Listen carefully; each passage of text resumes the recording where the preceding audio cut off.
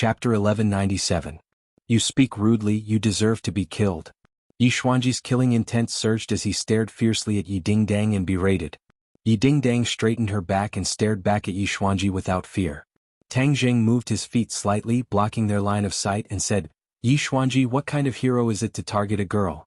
Why did the Ye family become like this? Yi Xuanji froze slightly, his expression fluctuating as he said, What does this have to do with you?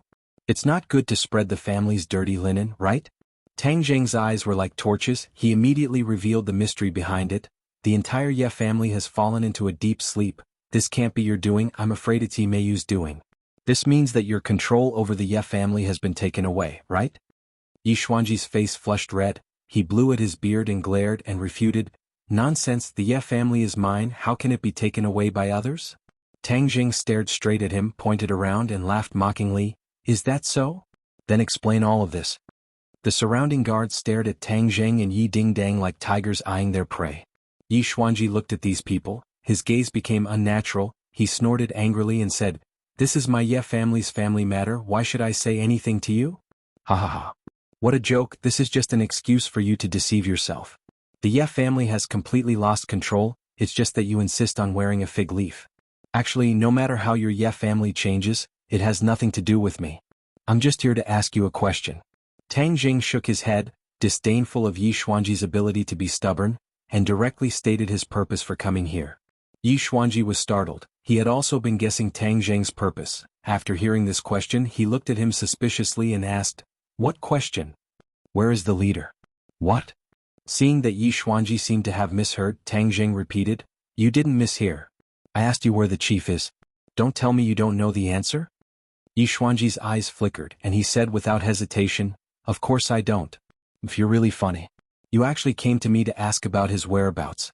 Shouldn't you ask the officials? You're really good at being stubborn. It's useless even if you deny it. Your reaction has already told me that you definitely know the answer. Tang Jing pressed on. Nonsense. I advise you to leave this place quickly. Otherwise I won't be polite anymore. Yi Xuanji knew very well that he was no match for Tang Jing. Although he was arrogant, he didn't dare to act rashly. What if I don't leave? Tang Jing crossed his arms and looked at Yi Xuanji lazily. Yi Xuanji couldn't sit still. With a whoosh, he flew down from the roof and looked at Tang Jing from afar. For a moment he couldn't find any words to refute. Yi Dingdang looked at this scene and her gaze finally fell on Tang Jing. Although he looked lazy and didn't care, the strong confidence he exuded was intoxicating. Yi Xuanji, you don't dare to speak? Then obediently tell me the answer. Tang Jing forced. Ping ping ping. Suddenly, a series of uniform footsteps sounded. Tang Jing's pupils shrank. He discovered that the guards and servants were on the move again.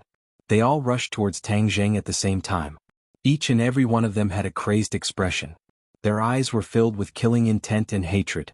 It was as if they wanted to skin Tang Jing alive. Stop. Before Tang Jing could react, Yi Xuanji roared and stopped a few people. However, these people acted as if they didn't see Yi Xuanji and directly rushed towards him. Tang Jing opened his eyes wide in surprise. This scene was out of his expectations. These guards and servants were all from the Ye family. How could they fight against Yi Xuanji? Isn't this a rebellion? Yi Xuanji's face was ashen. He stared hatefully at his subordinates who were rushing over. These people used to listen to him, but ever since they were hit by Yi Meiyu's heart dream traceless spell, they seemed to have changed into a different person. They didn't listen to his orders at all and were like puppets. This made Yi Xuanji very angry, but there was nothing he could do. Although he had repeatedly stated that the Ye family was still under his control, he knew very well what the truth was. The Ye family had indeed changed hands, and he had been completely taken over, becoming a commander without an army. His strength was not weak, but he could not compare to Yi Meiyu. The waves behind the Yangtze River pushed the waves before. He, the wave in front, was ruthlessly slapped on the beach and had to accept the scorching sun. One could imagine how it felt. Not only that, he didn't know what kind of flowery words Yi Meiyu used, but she actually bewitched Yi Ku. Yi Ku turned to Yi Meiyu, his younger sister, and disobeyed him. Yi Xuanji scratched his head and couldn't figure out why Yi Ku had changed so much. He wanted to pass down the Ye family's huge family business to him, but in the end he betrayed him, which was equivalent to betraying the Ye family. Yi Xuanji had a deep sense of defeat. This feeling was buried deep in his heart. He cultivated day and night, hoping that one day his cultivation would surpass Yi Meiyu's again. and then completely take back the Ye family's dominance. The Ye family was his and he had to take it back. Otherwise, if he died with grievances, how could he explain it to the Ye family's ancestors when he went to the underworld in the future? However, before he could do this, he was met with Tang Zheng's condemnation. He painstakingly tried to regain his dignity, but he did not succeed. Especially at this moment, the servants and guards ignored his existence and even attacked him. This was completely tearing off the last layer of cloth covering his shame, causing him to feel a strong sense of humiliation that penetrated deep into his bones. He couldn't help but lower his head. No one saw the sparkling tears in his eyes, which almost fell from the corner of his eyes. The servants and guards charged at him without any hesitation. Suddenly Yi Xuanji raised his head, his eyes flashing, and growled, "Stop!" The guards acted as if they didn't hear anything, their killing intent leaked out, and a fierce killing move greeted him. "Retreat!" Yi Xuanji roared once again, but no one retreated. There were no tears in Yi Xuanji's eyes, and his gaze became extremely complicated. It was as sharp as a blade and as hot as a scorching sun. Boom! Yi Xuanji pushed both of his hands outwards, and an invisible wave of air surged out. The shockwave was extremely terrifying, like a tsunami. How could the servants and guards be a match for him? In an instant they were sent flying backwards. They were scattered all over the ground like spare parts. One by one they fell to the ground and screamed miserably, but the way they looked at Yi Xuanji was even more furious, as if they were facing an enemy who killed their father. Looking at this scene, Yi Xuanji's heart ached. These were the people he had trained, but in the end they had become his enemies. This was a joke, a huge joke. Ha! Yi Xuanji laughed wildly, and a drop of tear actually flowed out from the corner of his eyes. Chapter 1198. Muddy old tears fell to the ground and splashed out like water. Yi Xuanji's heart was bleeding. The servants and guards fell to the ground one after another, in a mess.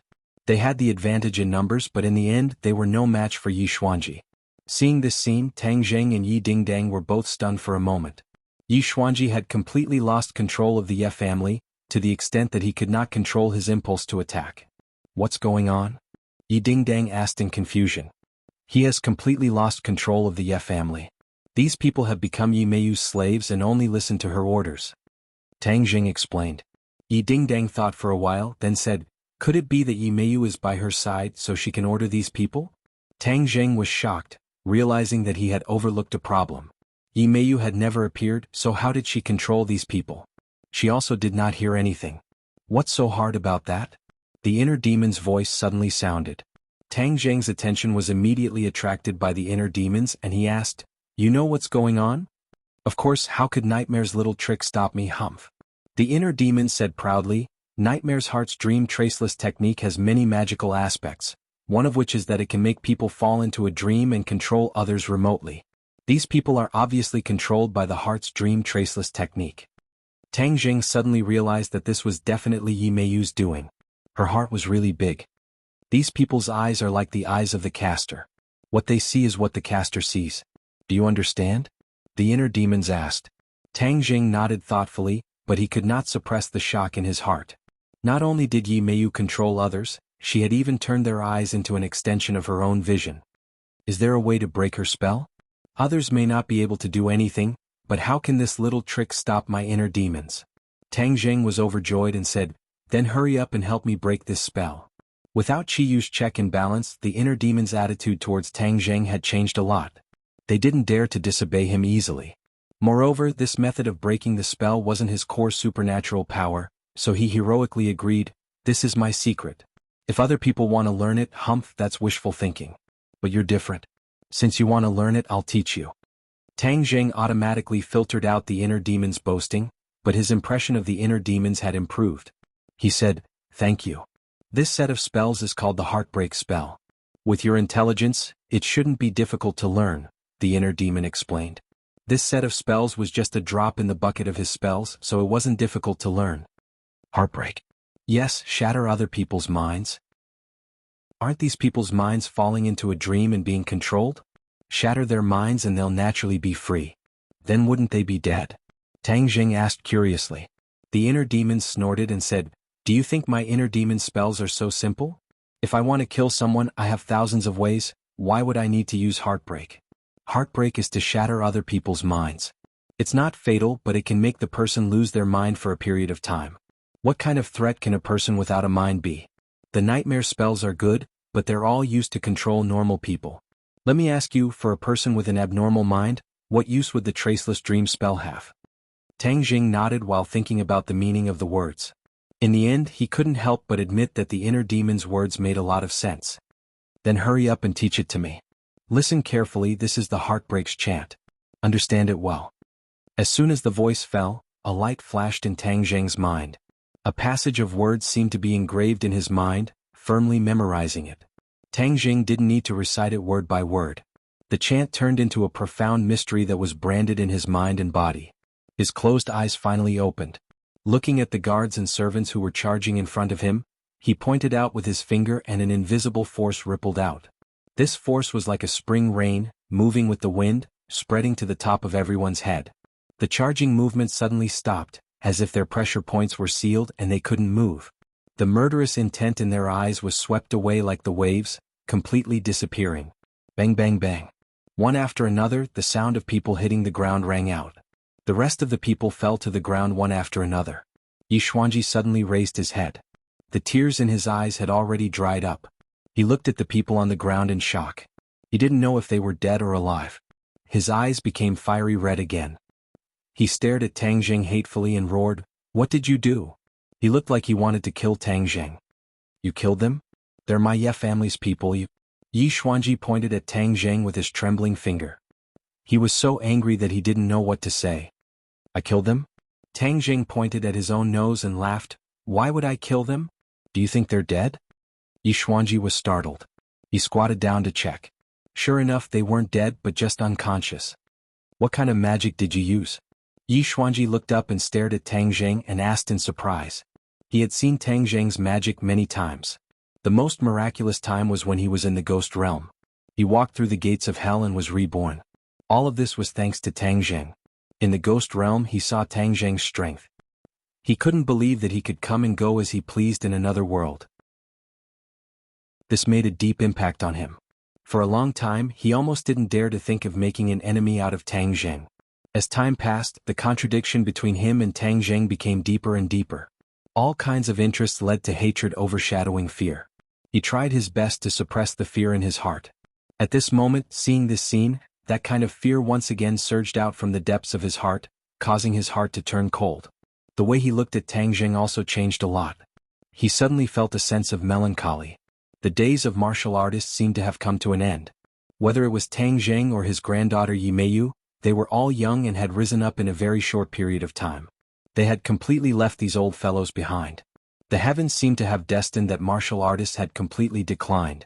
Tang Jing sneered but did not say the 3 words heartbreak technique.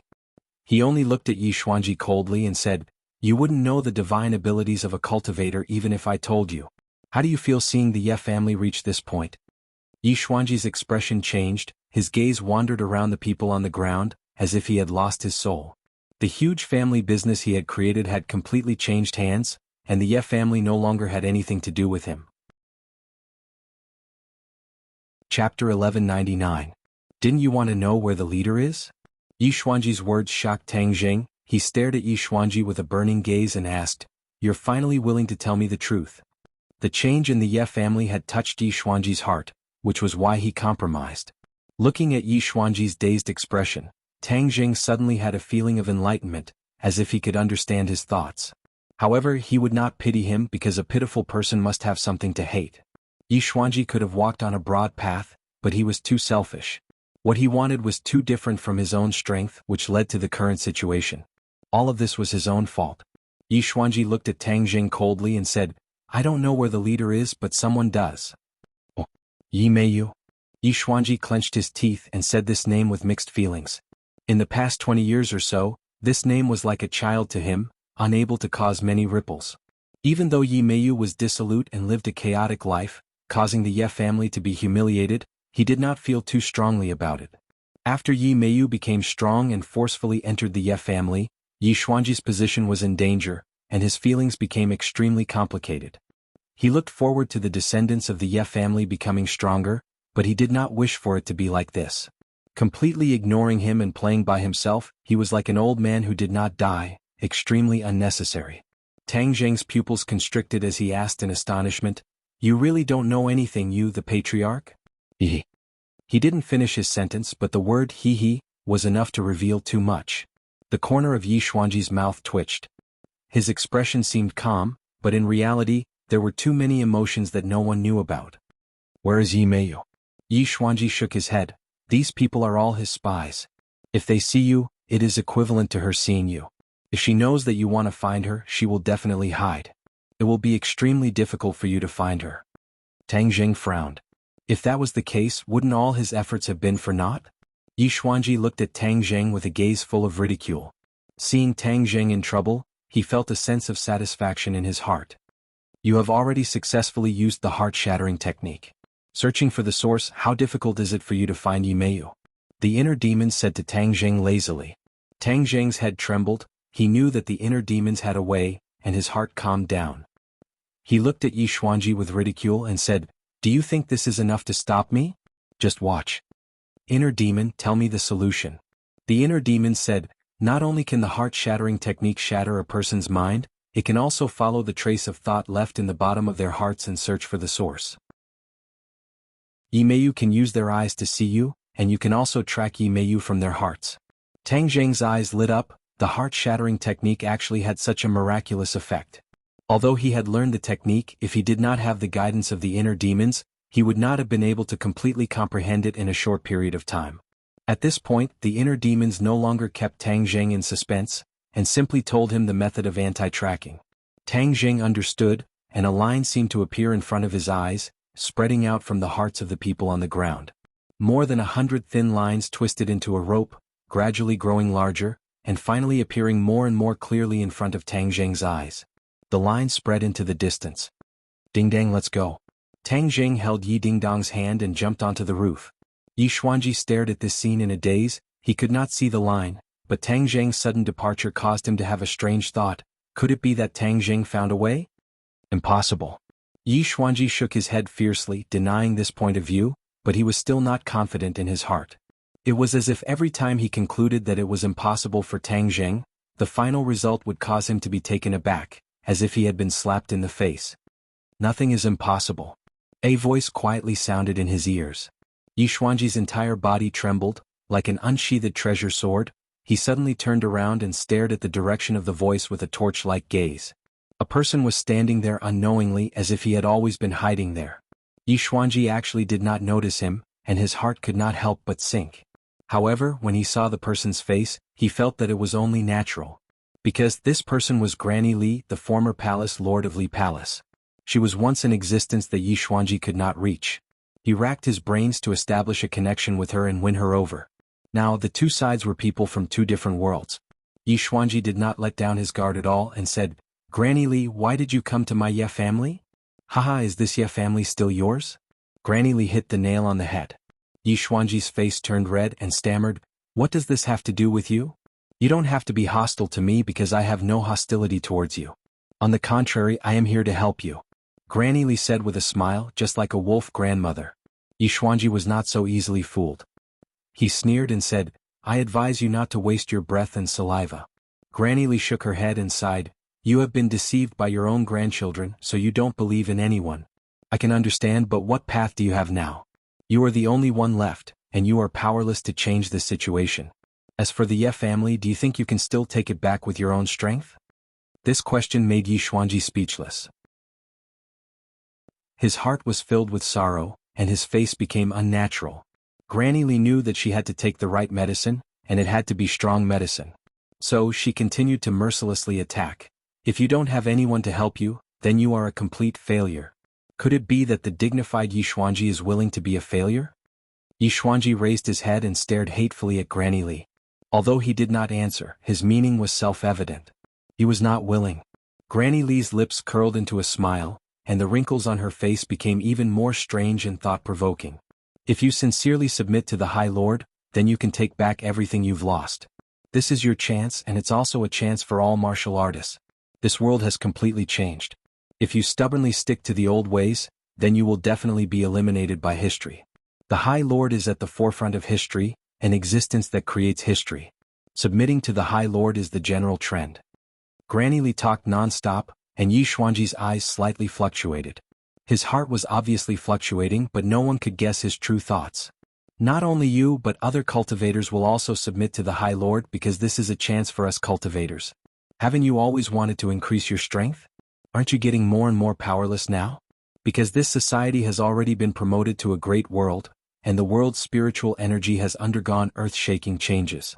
It is the most beneficial for cultivators to cultivate, and the space for cultivators to survive will be rapidly compressed. If you do not resist, then you will die without a doubt. Yi Xuanji looked at Granny Li in surprise. He did not expect her to say such words. This was completely out of his expectations. Resist? Cultivators are so powerful, how can you resist? I think you are just running out of tricks, just wishful thinking. Yi Xuanji snorted disdainfully. He did not think that Granny Li's words had any value. They were just words to confuse people. Granny Li's eyes widened, staring straight at Yi Xuanji. She regretfully shook her head and said, "You are really scared out of your wits. The High Lord is really wrong. Looking for you is even less valuable than looking for an ordinary person. Your fighting spirit has already disappeared, and in the future when you go to the underworld, you will not have the face to see your Ye family's ancestors." Hearing the words ancestors, Yi Xuanji's face became particularly ugly. His face twisted and his eyes emitted intense sparks. He hatefully glared at Granny Li and said, "Do you dare to say that again?" Granny Li looked at him with disdain and said, "Not to mention once, even if I say it 1,000 times, 10,000 times, why wouldn't I dare? In the future, you will not have the face to see your Ye family's ancestors. You are an unfilial descendant, and the Ye family will decline in your hands and even disappear from this world. I will kill you." Yi Xuanji went berserk. Like an angry lion, he leaped and attacked Granny Li. Granny Li raised her walking stick and quickly pointed it at Yi Xuanji. How could Yi Xuanji be Granny Li's opponent? He panicked and the situation immediately changed. After a few moves, Yi Xuanji was immediately held by the walking stick at his throat, unable to move. Yi Xuanji was ashamed and angry at the same time. He hatefully glared at Granny Li and said, "If you want to kill me, then do as you please. If I even frown, then I am not Yi Xuanji." Humph, you have some courage. That means you are not hopeless. Granny Li said, "Although I think you are useless, but since the High Lord wants me to take you, then I will spare your life for now." Granny Li said, "You are not afraid of death. Are you afraid to see the High Lord?" I, Yi Xuanji, have nothing to be afraid of." Yi Xuanji raised his head, incomparably proud. Granny Li looked at him expressionlessly and said, "Let's go." The two leaped and left the Ye family's courtyard house. Not long after, the two arrived at a secluded cliff. The mountain wind was biting cold, whistling through the air. A person stood proudly at the edge of the cliff. The mountain wind blew against his body. He was like a small boat in the middle of the waves. No matter how the wind and rain battered him, he remained firm and unwavering. Yi Xuanji's pupils constricted as he stared at the back of this proud and aloof figure. He seemed to be one with the environment, as if the cliff was him and he was the cliff. There was an indescribable and mysterious feeling. "High Lord."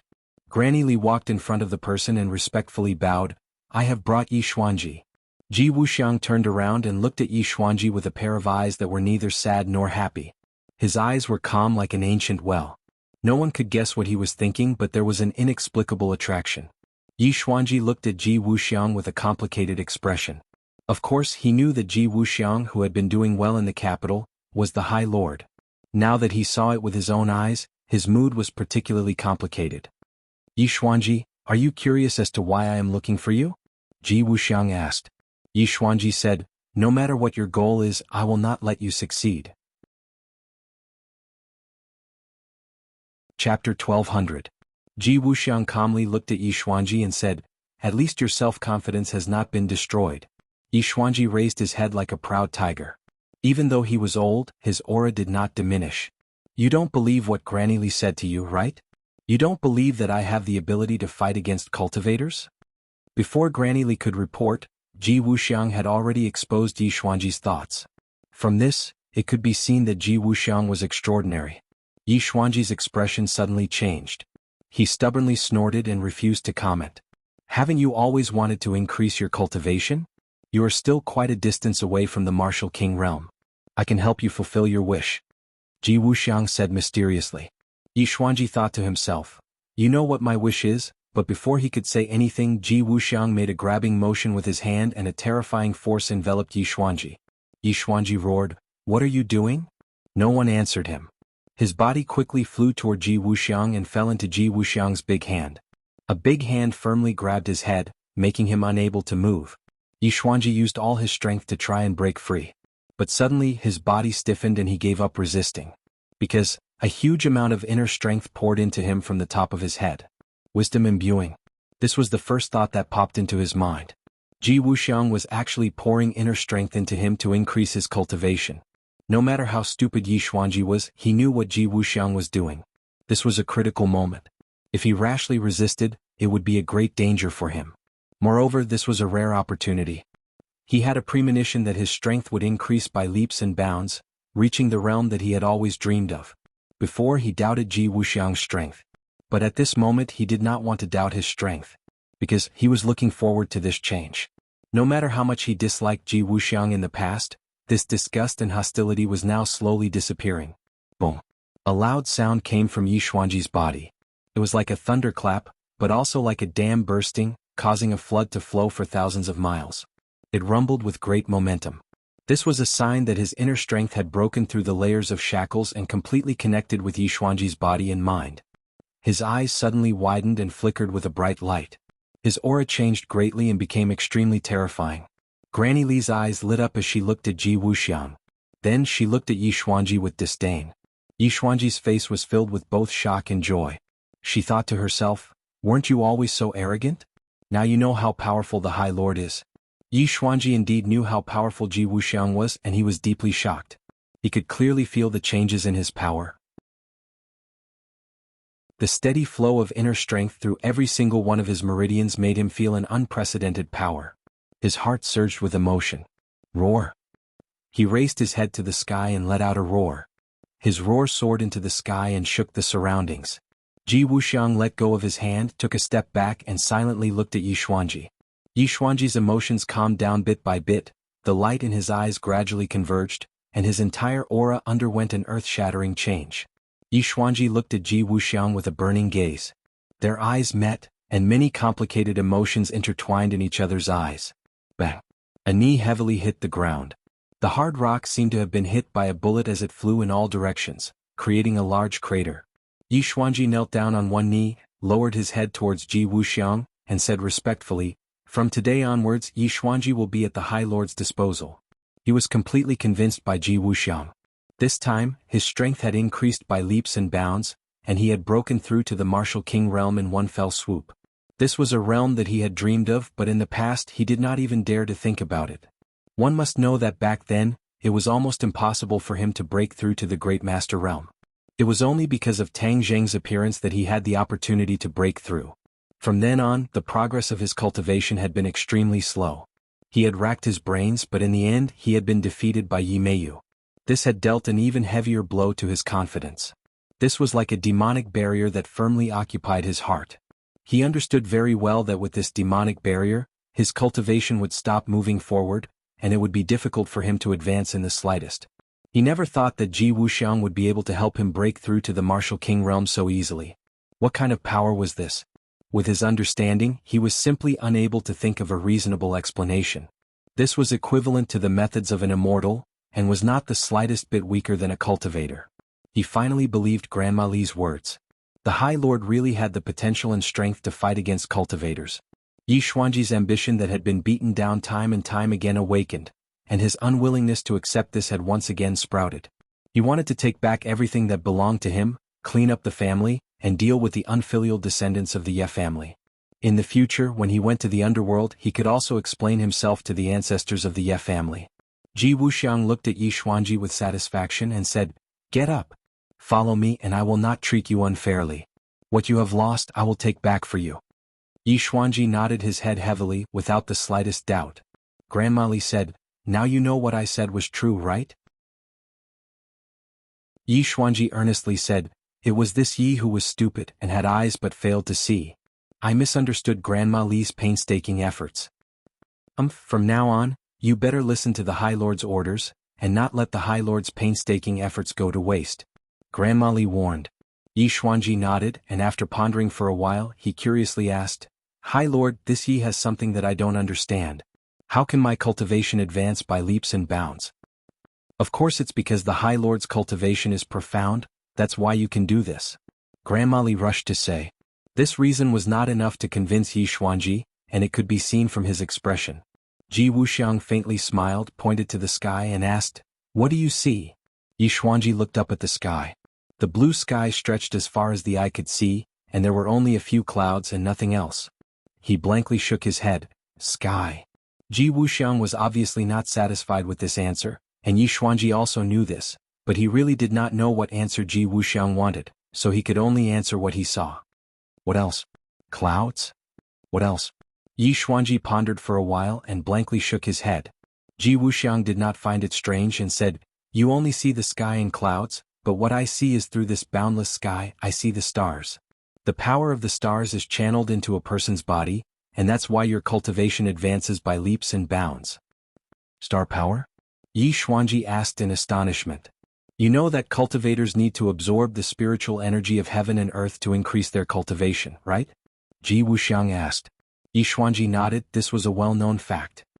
We cultivators often rely on cultivating our inner strength to increase our cultivation. One is external, one is internal, so it's not hard to understand why cultivators often suppress cultivators. Cultivators take in external things for their own use, and the speed at which they increase their cultivation is strange, so we cultivators must change this situation. If cultivators can take in external things, why can't we take in external things for our own use? Yi Xuanji was shocked. Could it be the power of the stars? Ji Wuxiang looked at Yi Xuanji with admiration and said, "The power of the stars is of a higher level than the spiritual energy of heaven and earth. When we cultivators absorb the power of the stars for our own use, our cultivation will increase by leaps and bounds." "Really?" Yi Xuanji opened his eyes wide. He felt that this was inconceivable. There was actually such a good thing in this world. "Of course it's true, just now was the best proof. I took in the power of the stars for you to use and enlightened you." Yi Xuanji sank into silence, carefully reflecting on what he just experienced. He also checked the inner strength in his body, and it was indeed much better than before. This feeling made him immersed in it, and he could not help but ask, "Then how can I maintain this situation and continue to absorb the power of the stars?" He knew that this was the key, as the power of the stars would have a crucial effect on his cultivation in the future. Ji Wuxiang looked at Yi Xuanji with praise, as a smart person really quickly grasped the key point. "Only I can take in the power of the stars, but I will find a way to let the cultivators by my side also enjoy this kind of treatment," Ji Wuxiang said. "So you're saying that I don't have a good method right now, and I can only rely on you to take in the power of the stars?" Ji Wuxiang nodded. In fact, he really did not find an effective method for the others, and for him to control the heavens' chess, taking in the power of the stars was very easy, as if it was just a thought. At this time, it was time to gather power and firmly gather it by his side. He also could not let these people freely absorb the power of the stars, and if they wanted to rely on the power of the stars to increase their cultivation, then they must follow by his side, and over time these people's loyalty and reverence towards him would greatly increase. At that time he was confident that he would have found a way for all the cultivators to freely absorb the power of the stars, and all the cultivators would be loyal to him, and that would be the time for him to truly make his move. With the power of the heavens' chess and the cultivators that were already strong, he was confident that he could fight against the cultivators, and fight for supremacy under the heavens. No matter who it was, they would not be his opponent. "Lord, the cultivators have the advantage in numbers, we might not be their opponent." Yi Xuanji already understood Ji Wuxiang's ambition, and reminded him worriedly. Ji Wuxiang said unconcernedly, "In this world, do you think there are more cultivators or more cultivators?" "There are more cultivators." Yi Xuanji gave the answer without hesitation. After all, the cultivators had been expelled for hundreds of years, and in these hundreds of years, it was the cultivators who occupied the dominant position. Although they were not as strong as the cultivators, the number of cultivators was huge, and their numbers were definitely in the majority. So, as long as we unite these cultivators and expel the cultivators again, it will not be a fantasy, a castle in the air.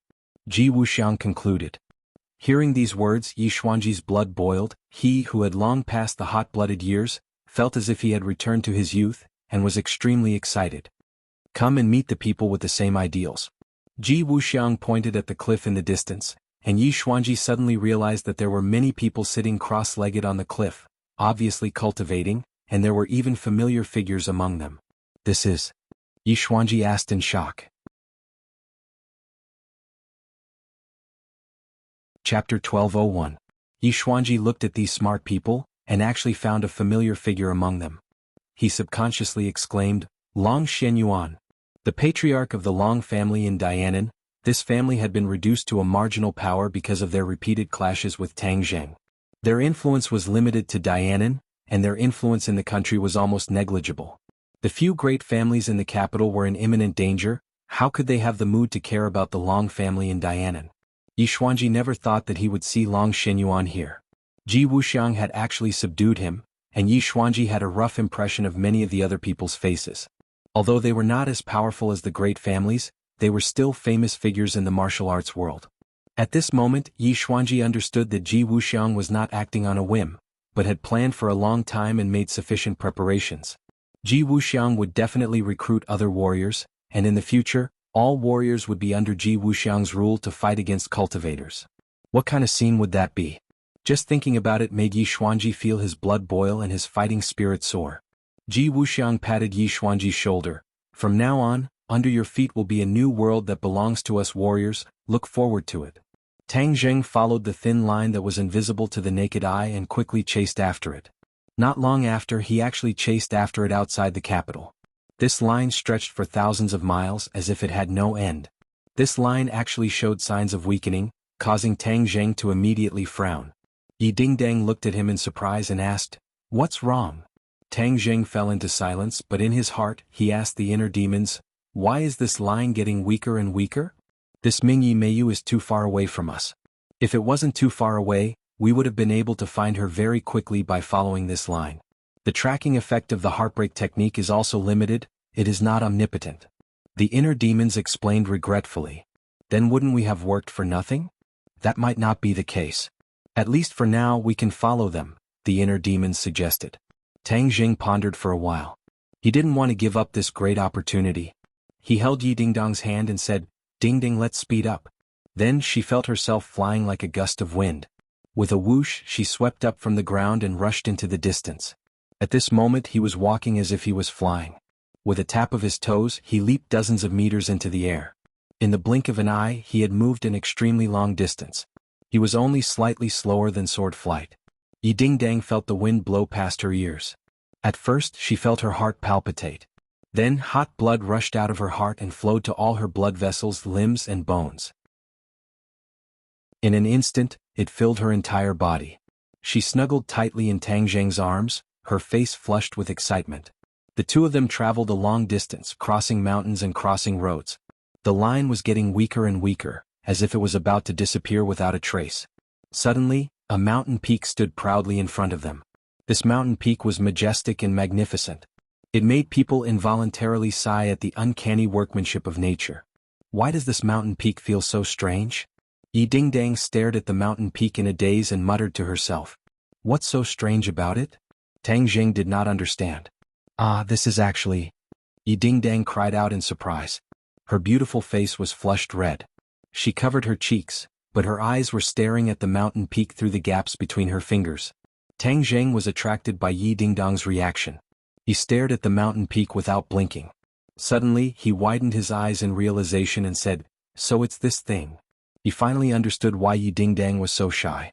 It was because this mountain peak was too similar to a man's little brother. It was just that it was covered by dense trees, so it was not so obvious. But if one looked closely for a few minutes, they would discover the mystery. This is nothing to be surprised about. There are many such mountains all over the country, and many of them were carved by the ancient people. This is a kind of life totem worship, which was quite popular in the ancient times. Tang Zheng had seen reports on this before, so he tirelessly explained. Yi Dingdang slowly moved her hands away and said, The ancient people were really too much. They actually worshipped that. Tang Zheng chuckled and said, We can't use the eyes of modern people to figure out the thoughts of the ancient people. That was something that happened naturally in the background of that era. There's nothing to be surprised about. Then this mountain peak is also man-made? Yi Dingdang suppressed her shyness and asked curiously. No. The inner demon's voice was the first to answer Tang Zheng.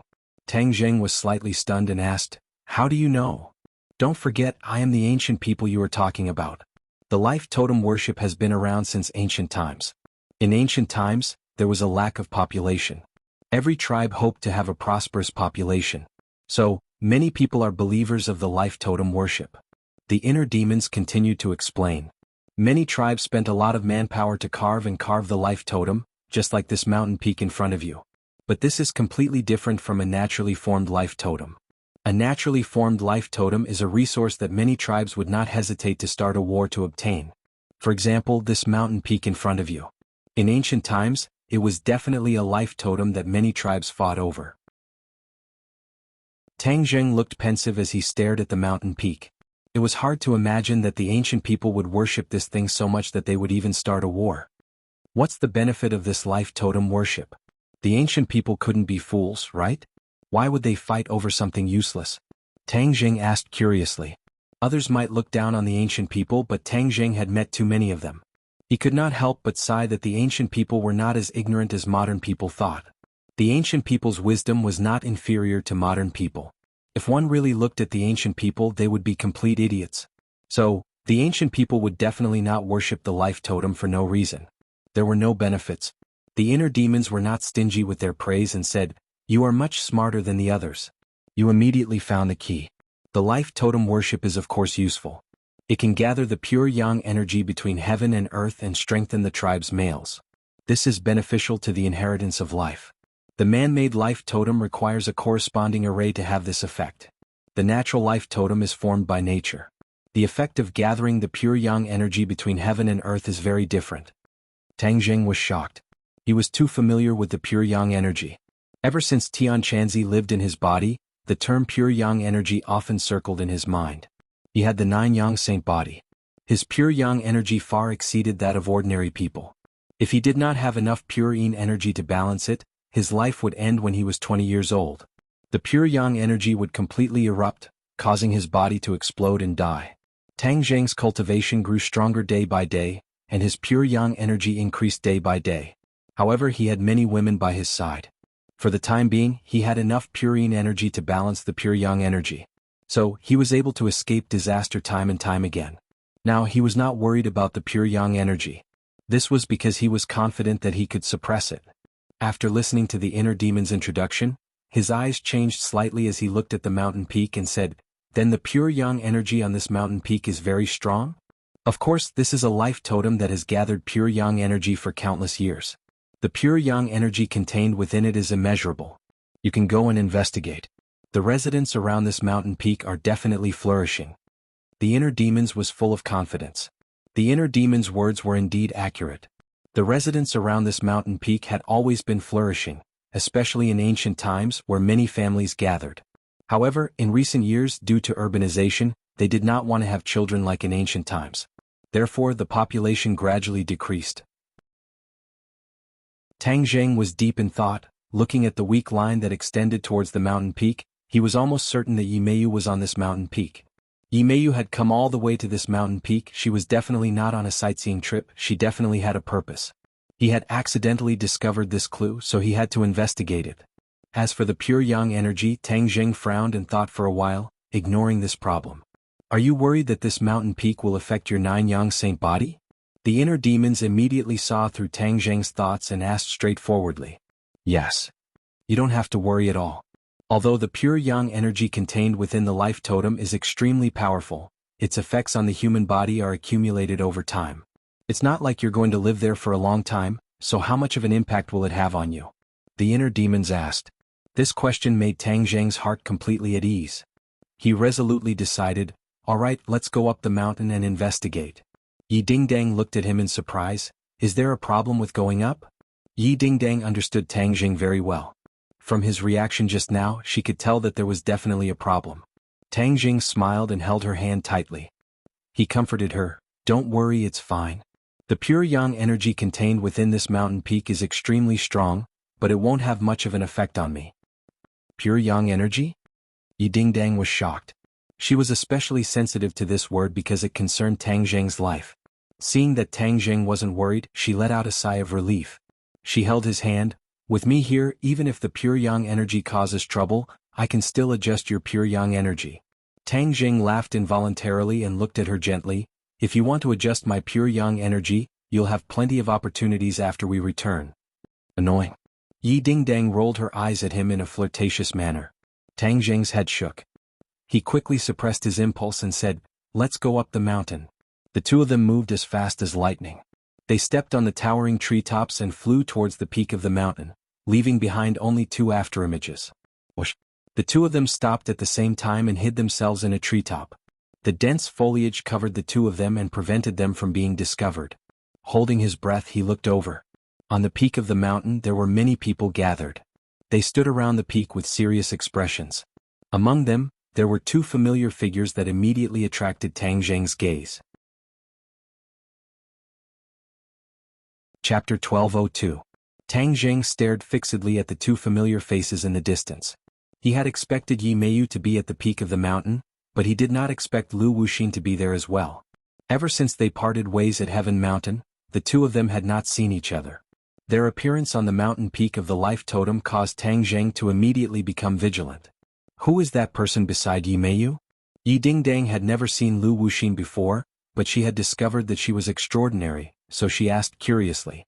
Lu Wuxin. Yi Dingdang was shocked. He is Lu Wuxin? She had heard a lot about the confrontation between Lu Wuxin and Tang Jing, so she knew that he was not a good person. She asked worriedly, "What are they doing here?" Tang Jing said thoughtfully, "This mountain is one of the ancient life totems, and Lu Wuxin is from the ancient era. He must have some unknown scheme." Is the life totem really that magical? Yi Dingdang was very curious after hearing Tang Jing's brief introduction. Tang Jing did not doubt the inner demon's words, so he nodded and said, "Perhaps it is even more magical than we imagined." With that, he shut his mouth and asked the inner demons in his heart, "Can you tell what they want to do?" The inner demons was silent for a moment, then said, "Who am I? How can these people hide their insignificant skills from my eyes?" After all, the inner demons were experts who fought with the Yellow Emperor and Qiyu, and the two of them were unable to do anything to him. His knowledge and insight were naturally unquestionable. Tang Jing was convinced and asked, "Since that's the case, then tell me what they are doing." "They are collecting pure yang energy." Collecting pure yang energy? Tang Jing was afraid of pure yang energy, but these people actually wanted to collect it. There must be something wrong with this, and the other party's scheme was definitely not simple. What's the use of this? Pure yang energy is a hidden danger to you, but it is a good thing for many people. Ordinary people say that men need masculine energy, and pure yang energy can increase a man's masculine energy. Tang Jing was stunned for a moment. Could it be that these people just wanted to be more masculine? That's impossible. He immediately denied this absurd guess and asked, "What else?" The inner demons pondered for a long time before asking, "Do you still remember the soul of the golden crow that you shot?" Tang Jing nodded. Of course he remembered. The soul of the golden crow nurtures a lot of pure yang energy. That's why the golden crow can transform into a sun and emit blazing heat. Your shooting sun arrow struck the soul of the golden crow, causing it to disintegrate. It's not easy for these scattered souls of the golden crow to gather again. It's very time-consuming. However, if a large amount of pure yang energy is injected into it, it can greatly shorten the time it takes for the soul of the golden crow to gather again. What's the secret behind this? Pure yang energy is like a magnet, and the soul of the golden crow is like an iron nail. Using pure yang energy to absorb the incomplete soul of the golden crow will result in twice the result with half the effort. Do you understand? Tang Jing suddenly realized that this metaphor was very vivid. The inner demons were quite up to date with the times. However, this news shocked him. The soul of the golden crow could actually gather again in a very short time. Didn't that mean that there would be another 10 suns illuminating sky? Wouldn't this world be in danger of being destroyed again? No, he definitely couldn't let them succeed. Tang Jing clenched his teeth and directly rejected this idea. His attitude was firm as he asked, "Inner demons, I know you have many ways. Do you have any way to destroy their plans?" Of course there is a way to destroy their plan to gather pure yang energy. However, there is one thing. In this world there is more than one life totem. You have to destroy as many of their actions as possible before you can effectively stop them. The inner demons analyzed logically. Tang Jing was overjoyed. Since there was a way, that was good. In this world there are a total of 8 naturally formed life totems, and our focus is on these 8. The other man-made life totems are not a concern because in the long river of history, the formations of these man-made life totems have often collapsed, and they have lost the ability to absorb pure yang energy over time. Do you know where these 8 life totems are? The inner demons laughed confidently. Ha, of course I know. How could this be hidden from me? Hearing that, Tang Jing heaved a sigh of relief. If he were to search around like a headless fly, it would be too troublesome. It would be more efficient to target and stop the enemy. These people's strength is extraordinary. Ding Dang, be careful later, don't get too far away from me. Yi Meiyu is no longer the same as before, you can only use your wits and not your strength. Tang Jing warned. Yi Ding Dang stared fixedly at Yi Meiyu. The two of them had a grudge for a long time. Back then, when Yi Ding Dang was still a high school student, the assassination attempt was led by Yi Ding Dang.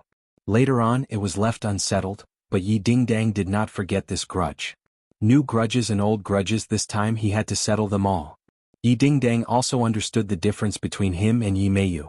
In the past, Yi Ding Dang was able to crush Yi Meiyu in all aspects, but now, because of the nightmare, Yi Meiyu's strength had increased greatly. She had already soared into the sky and reached the nascent soul stage, far surpassing Yi Ding Dang's cultivation of the 9th stage of the innate stage. The difference in strength between the two sides was like heaven and earth, but Yi Ding Dang was not afraid at all. The stronger the enemy, the stronger the fighting spirit in her heart. Seeing the gap between the two sides, Yi Ding Dang was not discouraged. Her cultivation speed was extremely fast, and she understood that this had a lot to do with Tang Jing. After the two of them were in harmony, her cultivation would improve. Especially after accumulating for a long time, this kind of improvement was especially obvious. Therefore, Yi Ding Dang's current cultivation had already surpassed her parents, Yi Tianlei and Feng Xinyang.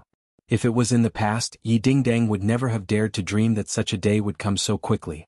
But when this day came, she did not cheer. Instead, she calmly accepted all of this. Yi Tianlei and Feng Xinyang were also very happy, and in private they praised their daughter a lot. The two of them agreed on a general strategy and quietly jumped down from the treetops, landing on the mountain peak. The bare mountain peak was not as lush as the vegetation at the foot of the mountain. When the two of them appeared, they immediately attracted the attention of many people. Among them was Yi Meiyu. She looked at Tang Jing in shock. She had used her heart's dream traceless spell to see Tang Jing causing a ruckus in the Ye family and ruining her plan.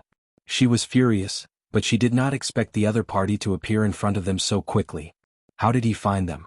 In addition, how did he break her heart's dream traceless spell? Yi Meiyu had a stomach full of questions. She glared at Tang Jing hatefully, gritted her teeth and said, Tang Jing, Yi Ding Dang, you guys sure have guts. You actually dared to deliver yourself to my doorstep. Do you not want to live anymore? Yi Meiyu, you colluded with outsiders and controlled so many innocent people in the Ye family, making them live like puppets. Your thoughts are too vicious. For the sake of those innocent people, we absolutely cannot let you succeed. Yi Ding Dang's question was powerful and moving. Yi Meiyu scoffed and laughed sinisterly in disdain. Haha, Yi Ding Dang, you're dreaming too much. Do you still want to be the so-called envoy of justice? You don't have the strength, so you're not worthy. Hearing Yi Meiyu's unbearable words, Tang Jing's face changed and he roared, Yi Meiyu, then see if I'm worthy or not. With that said, he rushed in front of Yi Meiyu. Yi Meiyu retreated in panic, and the other old subordinates of the Yellow Emperor all launched ferocious attacks at Tang Jing. All kinds of magic treasure flew in the air, dazzling and dazzling, revealing their killing intent. Yi Meiyu quickly stopped retreating. She had already retreated to the edge of the cliff and had nowhere to retreat to. Behind her was a cliff that was tens of thousands of feet high. Tang Jing snorted and took out the heaven-shocking bow and the shooting sun arrow. With a buzzing sound, the bowstring trembled and the shooting sun arrow seemed to have eyes. With a few puffs, the two enemies at the front fell to the ground and died. Tang Jing did not show any mercy. It was clean and tidy. The killing intent was shocking. Lu Wuxin held a crystal-clear jade bottle in her hand and saw Tang Jing's arrival, but she remained indifferent. She chanted and activated a spell, causing the jade bottle to shine brightly. Boom! With a loud sound in the sky, the jade bottle flew up and floated upside down above the mountain peak. As the light flickered, a huge amount of energy was sucked into the jade bottle from the mountain peak. Tang Jing subconsciously stopped in his tracks and raised his head to look at the jade bottle. He was extremely familiar with this energy. It was as if he was born with it because this energy was the pure yang force. This jade bottle was actually absorbing the powerful pure yang force contained within the life totem. The pure yang force in the mountain peak was completely mobilized, peeling off every blade of grass and tree on the mountain peak and flying towards the jade bottle. "Stop!" Tang Jing shouted. No one responded. Instead, it was Lu Wuxin who looked at him with disdain and said, "Tang Jing, you've ruined my plans time and time again. This time you don't have any other helpers. Even the heavens won't help you. I want to see who can save you." Lu Wuxin's cultivation recovered rapidly. Before, there was still a gap between her and Tang Jing, but now her strength was no weaker than Tang Jing's. That was why she ignored Tang Jing's attack and focused on activating her spell to absorb the pure yang force. Tang Jing did not comment. "Your plan has been completely exposed. You want to absorb the pure yang force? No way." Lu Wuxin's expression changed slightly and he asked, "You keep saying that you know my plan. What exactly is my plan?" This plan was the result of her discussion with Wuxia. Ever since Wuxia saw the scene under the Tree of Life, he had completely changed his plan. Originally, he wanted to gradually gather the soul of the Golden Crow and then revive the Yellow Emperor. However, the appearance of Azura and Chiyu gave Wuxia a great sense of pressure and urgency. Time waited for no one and he simply did not have the time to do it step by step. Chapter 1203. Only Lu Wuxin and Wuxia knew about this plan. The others, including Yi Meiyu, only knew a little about it and did not know the details. They only acted according to their orders. Tang Jing was not a roundworm in their stomach, so how could he know about this plan? Lu Wuxin thought that Tang Jing was deliberately exaggerating and wanted to trick her, so she took the initiative to say it out loud. Lu Wuxin looked at Tang Jing with disdain and asked repeatedly, "Why are you speechless? Didn't you say you knew about my plan? What exactly is my plan?" Looking at Lu Wuxin's ugly behavior, Tang Jing shook his head. Lu Wuxin was too arrogant and overconfident. She did not know that Tang Jing had a know-it-all inner demons hidden in his body and saw through their plan at a glance. "You want to absorb the pure yang energy contained in the life totem and then use it to gather the soul of the Golden Crow, so as to revive the Yellow Emperor." Tang Jing talked endlessly. Lu Wuxin's disdainful expression suddenly froze as he stared at Tang Jing in disbelief, as if he was wondering how Tang Jing could know so clearly. Hearing this, the others also looked at Lu Wuxin. These former subordinates of the Yellow Emperor did not know the details, but from Lu Wuxin's change of expression, they immediately understood that Tang Jing had guessed correctly. Tang Jing looked at Lu Wuxin with a faint smile and asked, "Do you want me to continue?" Lu Wuxin shouted hysterically, "Where did you learn all this from? Seems that I guessed correctly." Tang Jing said with a smile. Of course, he would not reveal his hidden trump card, the inner demons. This made Lu Wuxin unable to figure out. The way she looked at Tang Jing changed again and again, but in the end there were not many clues. No matter how you found out about my plan, what's the use? Can you stop it? This is an irresistible trend. Anyone who tries to stop us will die." Lu Wuxin's face revealed a fervent expression. "You are quite confident, but I want to tell you, I want to completely destroy your plan."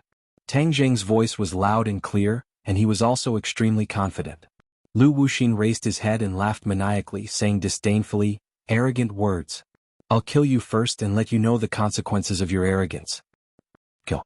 A sharp battle cry pierced through the sky like a sharp knife tearing through the air, trying to tear apart Tang Jing's body. Tang Jing's two fingers gently pinched the bowstring, and when his fingers loosened, the heaven-shocking bow that did not have any sun-shooting arrows shot out an invisible force, tearing the incoming sound wave into pieces. The others tried to besiege Tang Jing, but found that Tang Jing had already passed through them and arrived in front of Lu Wuxin. "Heartless Willow." Lu Wuxin let out a low roar. Her coarse hands trembled and the heartless willow glowed in green light. Willow branches grew crazily and swept towards Tang Jing. "Break!" Tang Jing roared, and the sun-shooting arrow flew out from the heaven-shocking bow, breaking the willow branch at its waist. However, before the willow branch could land on the ground, a new willow branch grew out, and instantly flew in front of Tang Jing. In the next second, it seemed like it was going to wrap him up like a big dumpling. "Ah!" Tang Jing exclaimed. The willow branches grew much faster than before, which made up for Lu Wuxin's shortcomings. No wonder she was so confident. It turned out that her power had increased greatly, and the attack of the heartless willow had also risen to a new level. What's the use of that? Tang Jing was not afraid at all. He had defeated Lu Wuxin several times before, and although Lu Wuxin's aura was even stronger this time, causing him to be unfathomable, he still had absolute confidence. Sun-shooting arrow split into 9 break. With a thought from Tang Jing after giving the order, The sun-shooting arrow quickly split into 9 sun-shooting arrows. This was the magical aspect of the sun-shooting arrow. Not only could it combine 9 arrows into one, it could also split into 9, with many different attacking methods. The 9 sun-shooting arrows circled in the air and shot down from 9 different directions. Puff puff puff, a series of piercing sounds rang out. Not only the willow branch, even the heartless willow had a small hole pierced through it. The green light emitted by the heartless willow instantly dissipated by a lot. This scene caused Lu Wuxin to fly into a rage, his eyeballs almost popped out of their sockets. He stared at Tang Jing hatefully and roared, "You dare to hurt my heartless willow!" Tang Jing snorted coldly, "Not only will I hurt your heartless willow, I will not even let your people off." Killing intent surged, causing people to feel deep veneration. The 9 sun-shooting arrows understood Tang Jing's intention and quickly shot towards Lu Wuxin.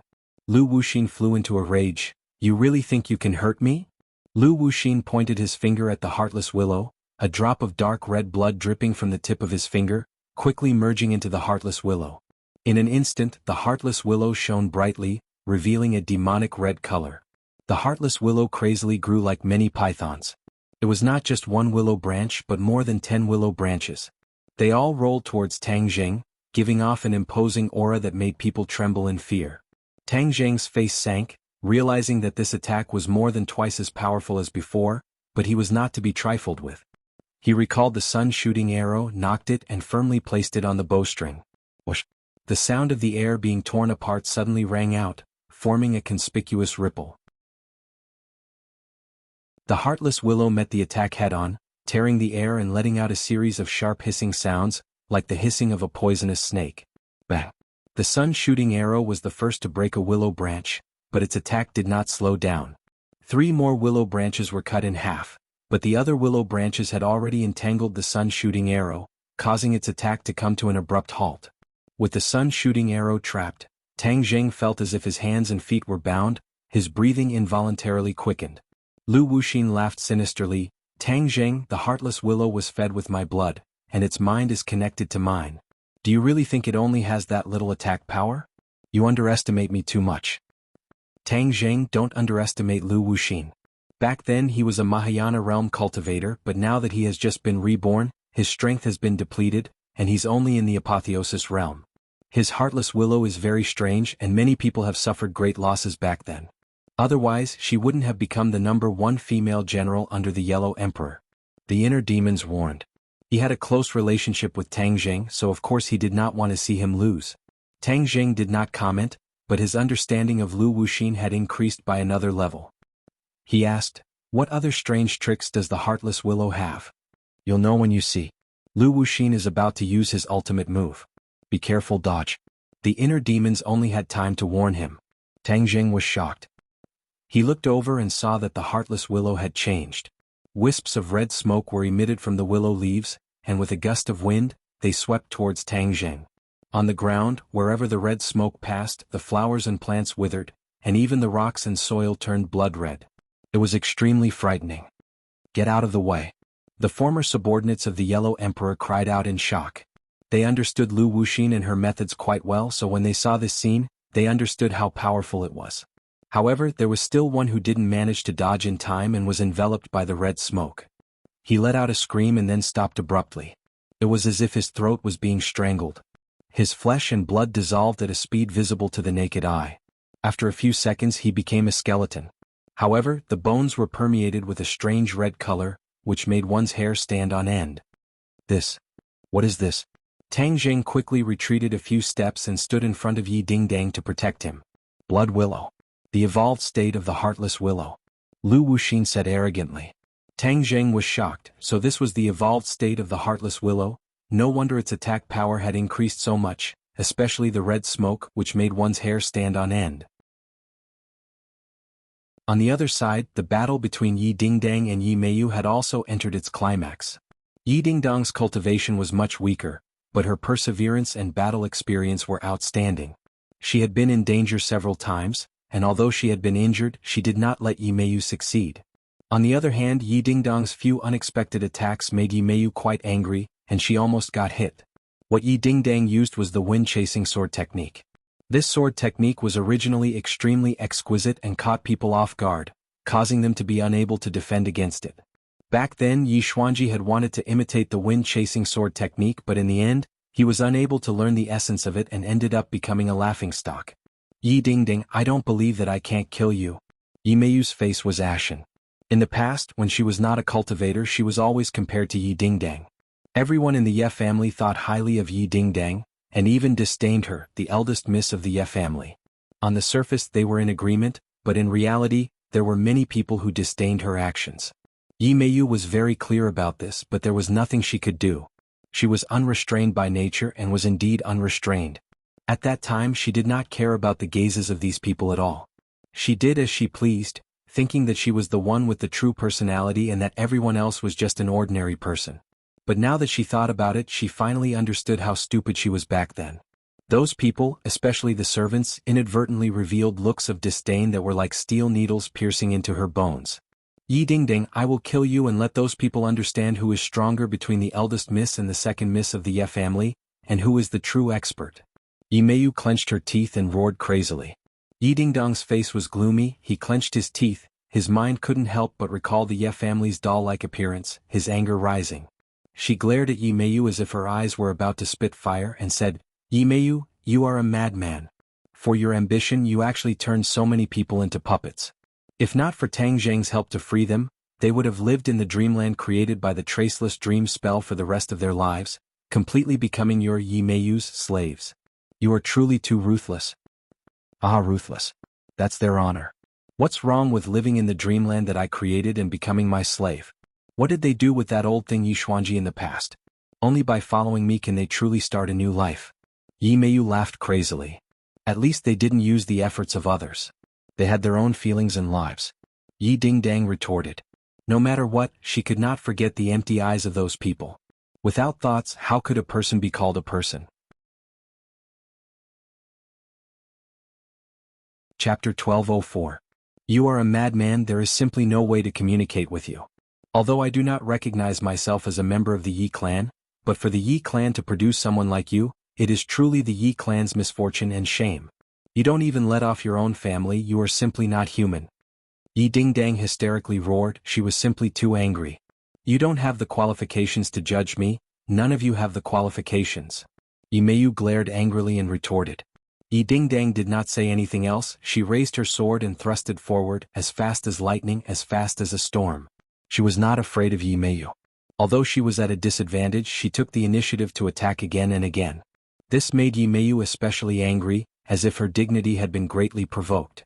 She was so powerful, but she still could not make Yi Dingdang feel the slightest bit of reverence. This was a huge failure. Yi Meiyu only had one thought in her mind, and that was to kill Yi Dingdang. Heart's dream. She growled and spread out her 10 fingers, causing an invisible force to spread out. Yi Dingdang felt the scene in front of her suddenly change, and she realized that she had arrived at a familiar place, the high school campus. Fang Shishir and Tang Zheng held hands as they strolled around the campus with a sweet and happy expression. They were truly a match made in heaven, causing countless students to stop and cast envious gazes and praises at them. This is a match made in heaven. That Yi Dingdang is a tomboy and she still wants to win the favor of Tang Zheng. She's just dreaming. An ear-piercing voice entered Yi Dingdang's ears, causing her to feel as if she had been struck by lightning. She suddenly staggered and almost fell to the ground. How could this be? Tang Zheng clearly said that he loves me. Yi Dingdang muttered to herself as if she was in a dream. She found it hard to believe what she was seeing, but she was already completely immersed in the dream, so she did not know that it was an illusion. Of course Yi Meiyu could see this scene. Looking at Yi Dingdang, who was dumbstruck as if she had been struck by lightning, she felt extremely carefree in her heart. Like a victorious general, she laughed sinisterly and said, Yi Dingdang, do you think I don't know what you are most afraid of losing? All the glory and wealth are not worth mentioning to you. Only this man is your life. Letting you know the face of a man is a fatal blow to you. Yi Dingdang was trapped in the dream and could not extricate herself. She could almost hear the sound of her heart breaking. Her face was pale and her lips were trembling. She wanted to rush up and question Tang Zheng, but in the end she did not have the courage. The ear-piercing words of the surrounding crowd were like sharp knives that stabbed into her heart, causing her heart to be riddled with holes. She could barely breathe as she clutched her chest, on the verge of collapse, as if she could fall to the ground at any moment. Suddenly, Tang Zheng and Fang Shishir seemed to have noticed her.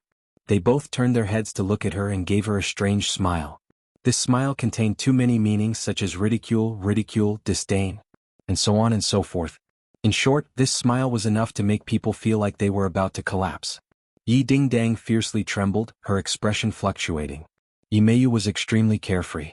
Ever since she was young, she had never felt so carefree. It was as if she had drunk a cup of iced red bayberry juice on a hot summer day. The feeling was indescribable. But suddenly Yi Meiyu's face froze. She looked at Yi Dingdang in disbelief, thinking, what is she doing?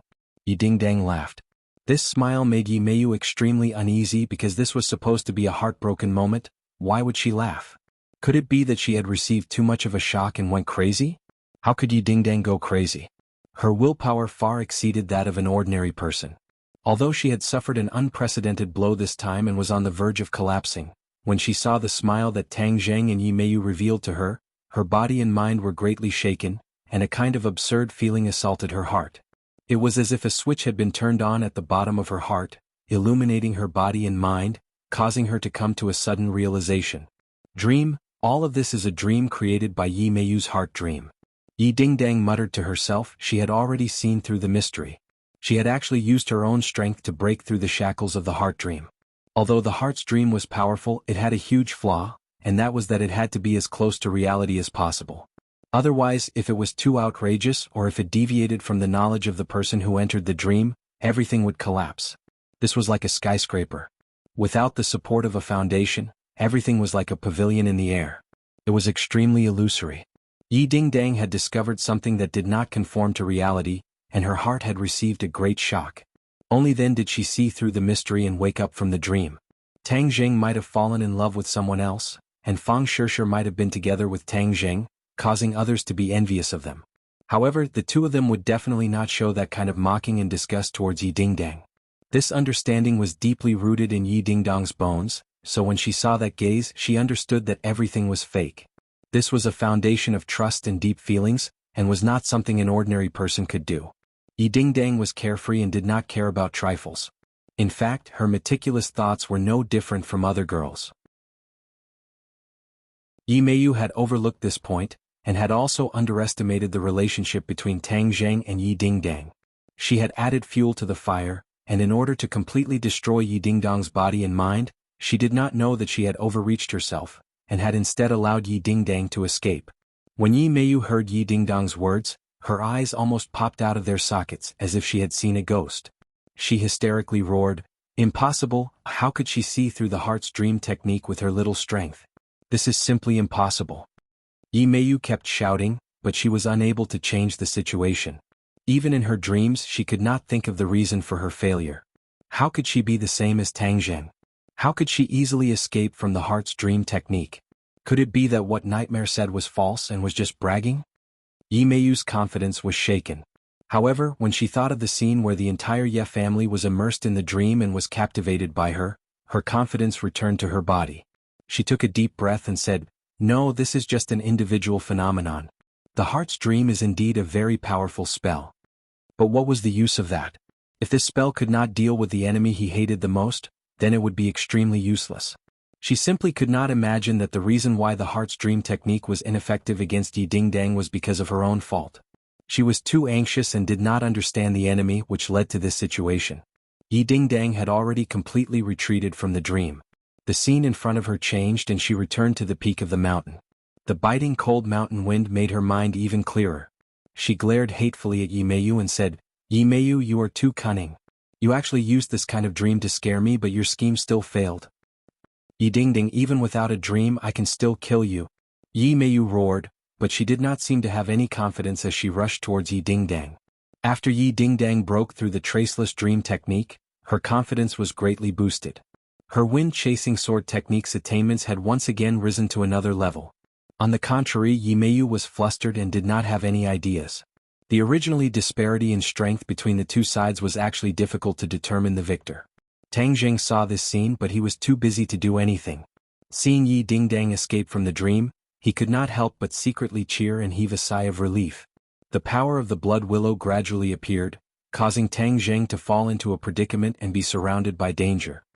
"Tang Zheng, don't make any unnecessary resistance. Your sun shooting arrow has already been trapped by my heartless willow, what else can you do? Any creature would not be able to survive in this red smoke and would turn into a pile of bones. You can be proud. Back then, who knows how many heroes and tyrants died under the blood willow. It is your honor to be able to receive the same treatment as them. Tang Zheng's expression changed slightly and said, "Fuck your honor. You said that no creature would be able to survive in this red smoke."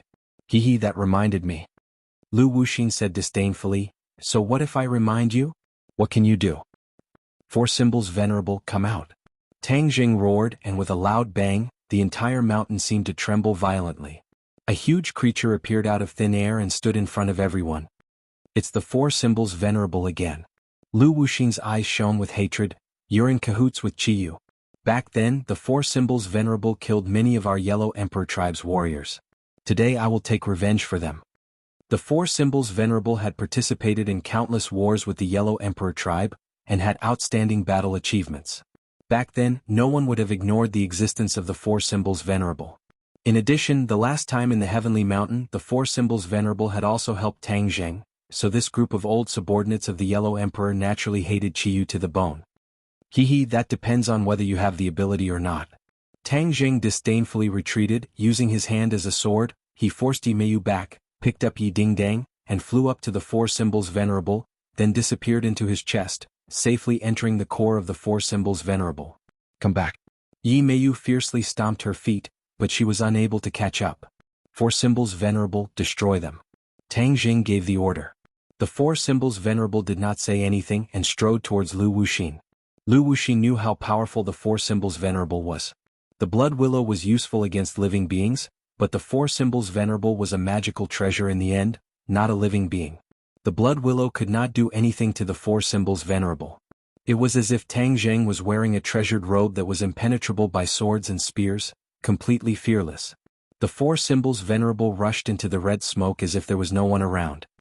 He grabbed a willow branch and with a fierce tug, it was forcefully pulled off from the heartless willow. A blood-like liquid flowed down from the heartless willow, spilling all over the ground and fusing with the rocks, which immediately turned blood red.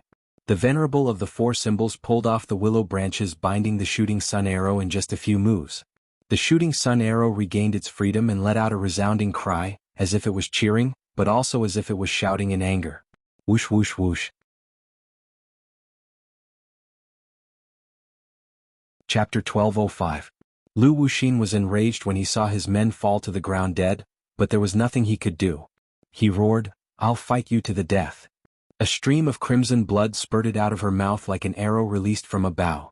With a whoosh, it flew to the top of the blood willow. Immediately, the blood willow emitted a bright red light and began to grow wildly as if it had a second spring. In the blink of an eye, it grew into a towering tree as tall as a canopy. The hanging willow branches were like devil's claws that could reap lives at any time. When the Yellow Emperor's former subordinates saw this, their eyes lit up and they cheered, "Tang Zheng, you forced her to do this. This time she used her heart blood to feed the heartless willow. Your time has come." The heart blood contained Lu Wuxin's entire life's worth of cultivation. It was not something ordinary blood could compare to. Tang Zheng did not have time to think. The bright red willow branches quickly entangled him like a group of demons. In an instant, the four symbols venerable was completely surrounded. Charge! Tang Zheng bellowed, controlling the four symbols venerable. It was like a moving mountain, fiercely charging towards the heartless willow. Whoosh! The four symbols venerable was immediately entangled by the heartless willow. Streaks of crimson light appeared on the four symbols venerable's body and flickered. A crimson mark actually appeared on the four symbols venerable's body. This enormous pressure caused Tang Zheng to feel extremely uncomfortable. He fiercely twisted his body and activated his martial arts. Only then was he able to resolve all of this. Four symbols venerable, attack. The four symbols venerable's eyes emitted a terrifying light. He fiercely pulled at the willow branches, which were immediately torn in two. They struggled on the ground like broken snake tails. Lu Wuxin hid behind, his face gradually turning pale. When the heartless willow used this move in the past, it was always successful, but now it was actually unable to do anything to Tang Zheng. That damned four symbols venerable, all of this was because of it. If not for this damned fellow, how could Tang Zheng have dodged the attack of the heartless willow? The evolved heartless willow was capable of attacking all living things, but the four symbols venerable was like an insulator, rendering Lu Wuxin's attacks completely ineffective. The attacks of the four symbols venerable were extremely ferocious. He was completely unafraid of the heartless willow and tore apart all the willow branches in a few moves. The clamoring voices of the Yellow Emperor's former subordinates immediately died down. It was as if someone had strangled their throats and made them mute.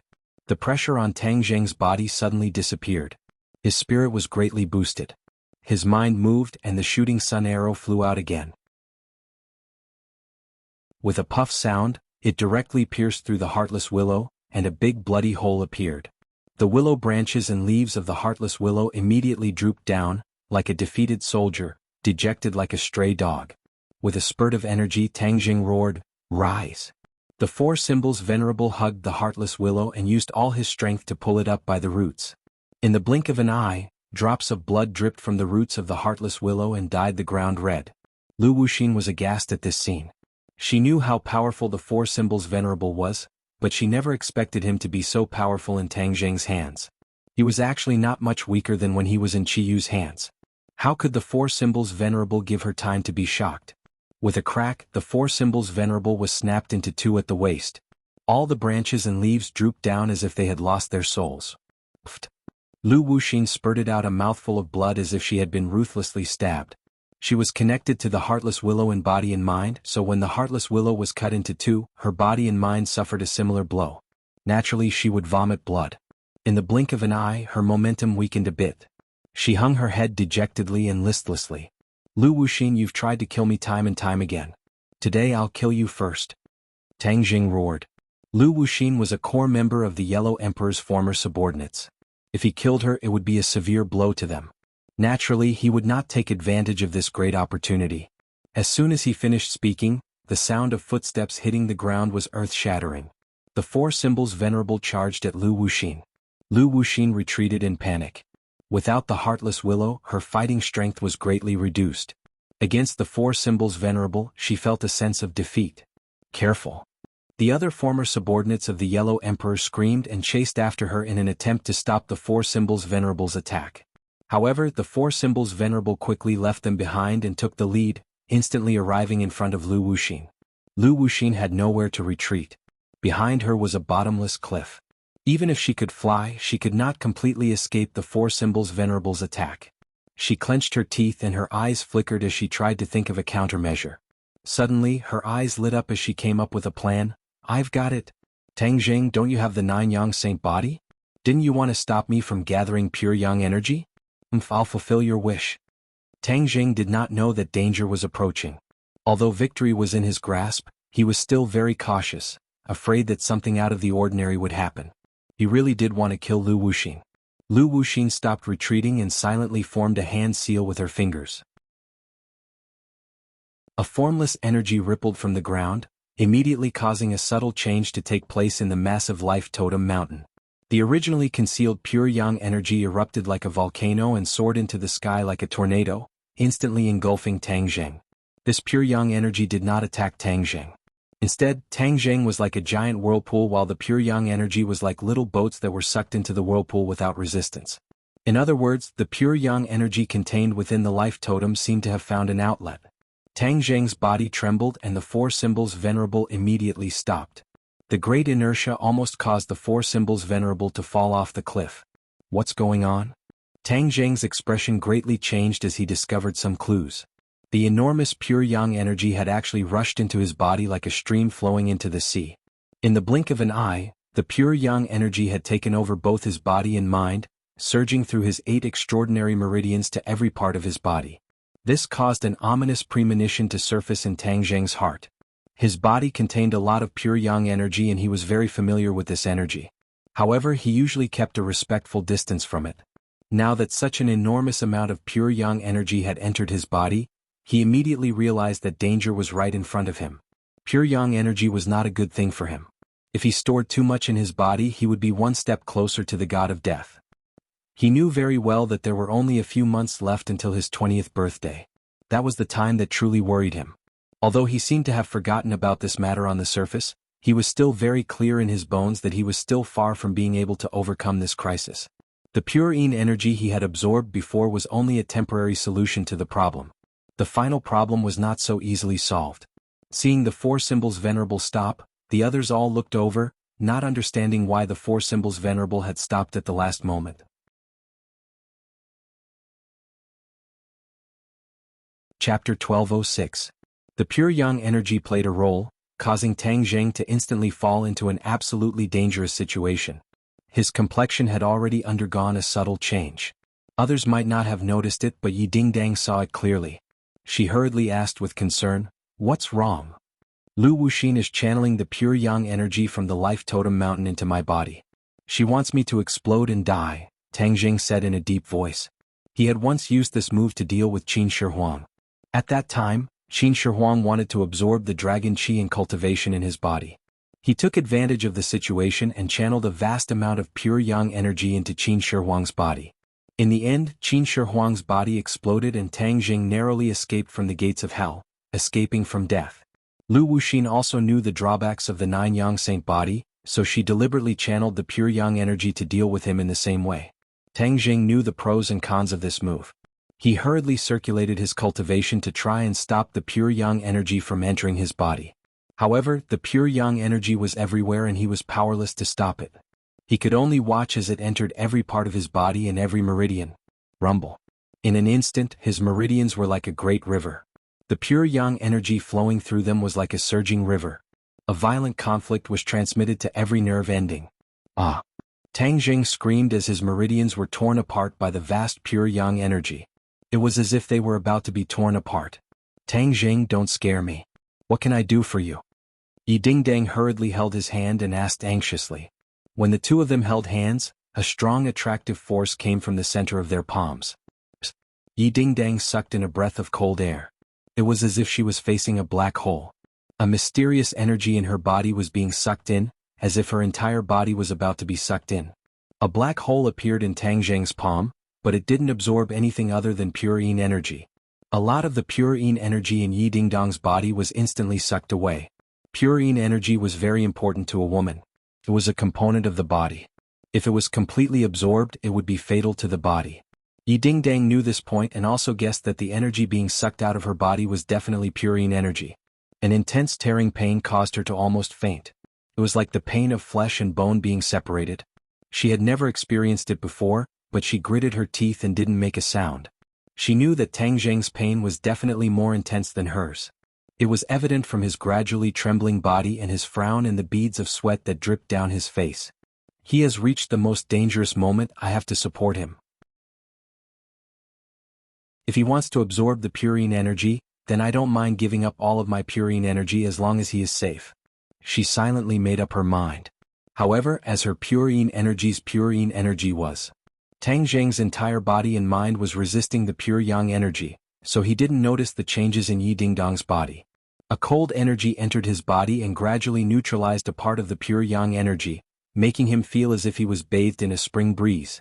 He took a deep breath and before he could be happy, he found that the cold energy was like a clay ox entering the sea.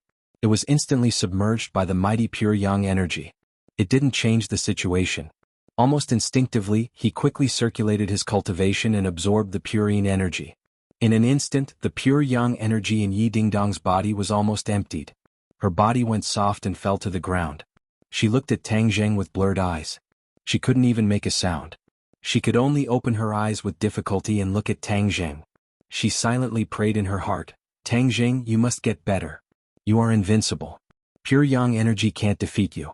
I believe in you, you can do it."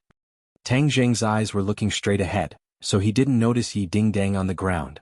The last bit of pure yin energy he absorbed finally had an effect, allowing Tang Zheng to avoid the danger of his body exploding.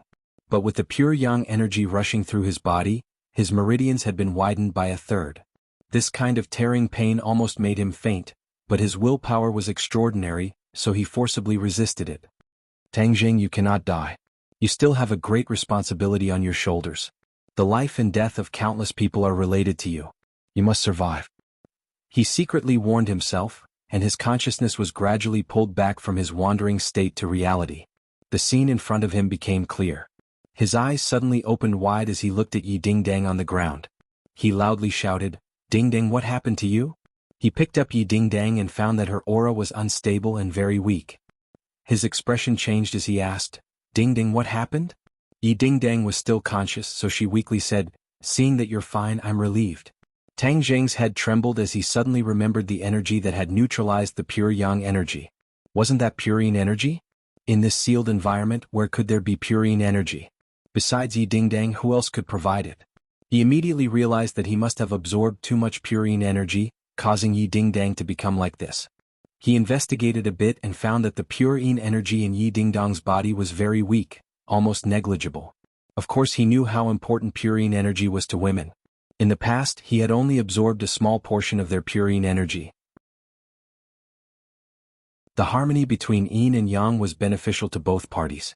This time he had drained the pond to catch all the fish. The severe consequences could be imagined.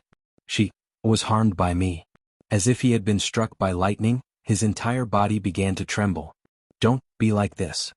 Seeing his remorseful appearance, Yi Dingdang mustered all the strength in her body, stuttering as she tried to persuade him with difficulty.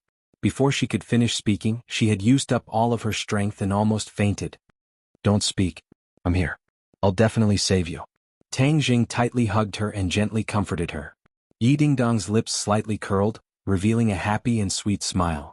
Lu Wuxin continuously activated the array, injecting pure yang energy into the four symbols venerable. When she saw the four symbols venerable stop, she knew that her plan had succeeded and could not help but reveal a happy expression. Haha, Tang Jing, you're dead for sure this time.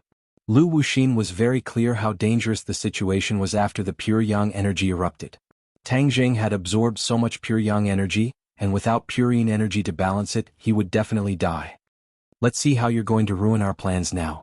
Although we've lost a life totem, we still have other life totems that can gather the soul of the Golden Crow and revive the Yellow Emperor. Coming back from the jaws of death allowed Lu Wuxin to slightly offset the frustration of losing the Heartless Willow. The other former subordinates of the Yellow Emperor cheered and shouted excitedly. Yimei's eyes flashed with a vicious light. She gritted her teeth and said word by word, "Tang Jing, you only have yourself to blame for going against me. You deserve to die." Bang! With a loud sound, the four symbols venerable took a step forward. This unforeseen event caused the others to feel as if they had been struck by lightning. They looked at the four symbols venerable in a daze as a voice echoed in their minds. What's going on? Didn't Lu Wuxin say that he's dead for sure? Why isn't he dead yet? Could it be that he's struggling on the verge of death? Yes, he must be struggling on the verge of death. An answer appeared in everyone's minds, but they were obviously not confident in their hearts. Bang! With another loud sound, the four symbols venerable took a step forward with his other leg and completely moved. Like a gust of wind, his legs swept towards the former subordinates of the Yellow Emperor, as if he was truly sweeping through an army. Crack, crack, crack. A series of bone-breaking sounds rose and fell, causing one to feel a toothache. The former subordinates of the Yellow Emperor were sent flying into the air, screaming miserably as they quickly fell to the ground, wailing non-stop. Seeing this scene, the surviving former subordinates of the Yellow Emperor kept quiet out of fear and subconsciously retreated. They originally thought that victory was in their hands, but they didn't expect that Tang Zheng would actually not die and launch a fierce attack. Lu Wuxin and Yimei were stunned at the same time. They stared at the four symbols venerable in disbelief and muttered to themselves, "Why is it like this? Why didn't the pure yang energy cause his body to explode?" The pure yang energy contained in the life totem is so powerful, yet he was still able to survive after it was injected into his body. Lu Wuxin could no longer find the words to describe Tang Zheng. He could only feel a stomach full of shock that was difficult to digest. "Senior, what should we do now?" Yimei asked anxiously. Lu Wuxin's expression was cold as he gritted his teeth. After a long while he said, "Retreat." Tang Zheng was hiding in the body of the four symbols venerable, so she did not know the specific situation. However, from his current situation she could tell that the plan to explode his body had failed. Tang Zheng would definitely counterattack and they might not be a match for Tang Zheng. There was no need to make unnecessary sacrifices. This time they clearly understood that Tang Zheng was far more powerful than they had expected. The enemies of the Yellow Emperor's old subordinates might not only be Qiyu. Perhaps Tang Zheng would rise up and become their true enemy. This was a very frustrating thing, but they had to admit this reality. Hearing the word retreat, Yimei felt an intense unwillingness in her heart, but there was nothing she could do. Even Lu Wuxin insisted on retreating, so what could she do? Did she have to fight to the death? That would only be a meaningless sacrifice. Since she had made her decision, she did not hesitate in the slightest. She turned around and rushed towards the foot of the mountain. The others did not react as quickly as she did. Their movements were a little slower, and what welcomed them was the thunderous attack of the four symbols venerable. The sound of bones and flesh breaking could be heard non-stop. One after another, people flew into the sky and fell down, dying one after another. The fighting strength of the four symbols venerable was clearly stronger than before, causing a chill to rise from the soles of Tang Zheng's feet. This meant that the pure yang energy did not reduce Tang Zheng's fighting strength by much, but instead made him stronger. This was too unbelievable, but looking at the scene in front of him, he had no choice but to admit that this was reality. She couldn't care less about the others. She quickly fled to the foot of the mountain. In this battle, not only did she lose the Heartless Willow, but her body also suffered quite a bit of damage. When she returned this time, she definitely needed to properly recuperate.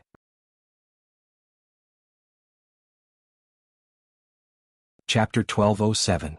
The four symbols venerables swept away all the old subordinates of the Yellow Emperor at the peak of the mountain, leaving only Lu Wuxin and Yi Meiyu, the two fish that escaped the net. However, they were unable to take advantage of the situation and chase after them, because Tang Zheng had also reached the critical moment of life and death. The pure yang energy contained within the life totem entered his body. Even though Yi Dingdang's pure yin energy helped him to temporarily avoid the danger of his body exploding, the danger still did not disappear. Bang! The four symbols venerables knelt on one knee and lowered their heads. The fierce and domineering aura around them had decreased by 70 to 80%. If Lu Wuxin saw this scene, he would definitely not have escaped so quickly and would have thought of a way to counterattack. The four symbols venerables were like a mask, causing Lu Wuxin to be unable to see through Tang Zheng's real situation and misjudge the situation. Off. Tang Zheng gasped for breath, his face pale. He also knelt on one knee, his posture exactly the same as the four symbols venerables. Yi Dingdang looked at him worriedly, but she could not say anything and was powerless to do anything. Tang Zheng's entire body trembled as if he was struggling on the verge of death. He was very clear on his own situation and knew that he could die at any moment. However, he was not willing to give up. He took a deep breath and used his hands to support himself on the ground and stood up. The four symbols venerables stood up at the same time as him. With a thought, Tang Zheng and Yi Dingdang retreated from the four symbols venerables' body. The four symbols venerables were kept into Sumru world. He stood on the mountain top, the biting cold mountain wind ruffling his clothes. Yi Dingdang lay on the side, her eyes open with difficulty as she stared at him without blinking. Dingdang, I will definitely protect you back and find a way to cure you. Tang Zheng vowed solemnly. Yi Dingdang blinked, not doubting his words at all, but she was more worried about his physical condition. Tang Zheng read her thoughts and the corner of his mouth opened, revealing a bitter smile. He lightly brushed the hair in front of her forehead and said, "Don't worry, I am an unkillable cockroach. I won't die so easily." He took out his phone and dialed the number of his home. After a few beeps, a clear but dignified voice rang out. "Empyrean Fairy, please send someone from home to pick me up. Something has happened here and I can't leave unharmed for the time being." Tang Zheng said concisely. The Empyrean maiden seemed to be very surprised. She asked, "What happened?" "You'll know when someone from my family comes. I'm here. The sooner you get here, the better." Tang Zheng told the Empyrean Fairy's location. With her and her family's intelligence, they would be able to accurately find him. Empyrean Fairy did not ask further, but her heart trembled. Tang Zheng had never asked for help so weakly before. He must have encountered something very serious, so there was no time to lose.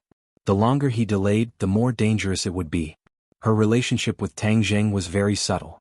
Under the same roof, they met each other day and night. They were no longer ordinary friends. However, after hearing this news, she did not have the time to tell anyone else. She impatiently left the capital and flew straight to her destination. The sky darkened and brightened. Tang Zheng and Yi Dingdang stayed on the peak of the mountain for an entire night. There were no traces of people and there were no wild beasts either.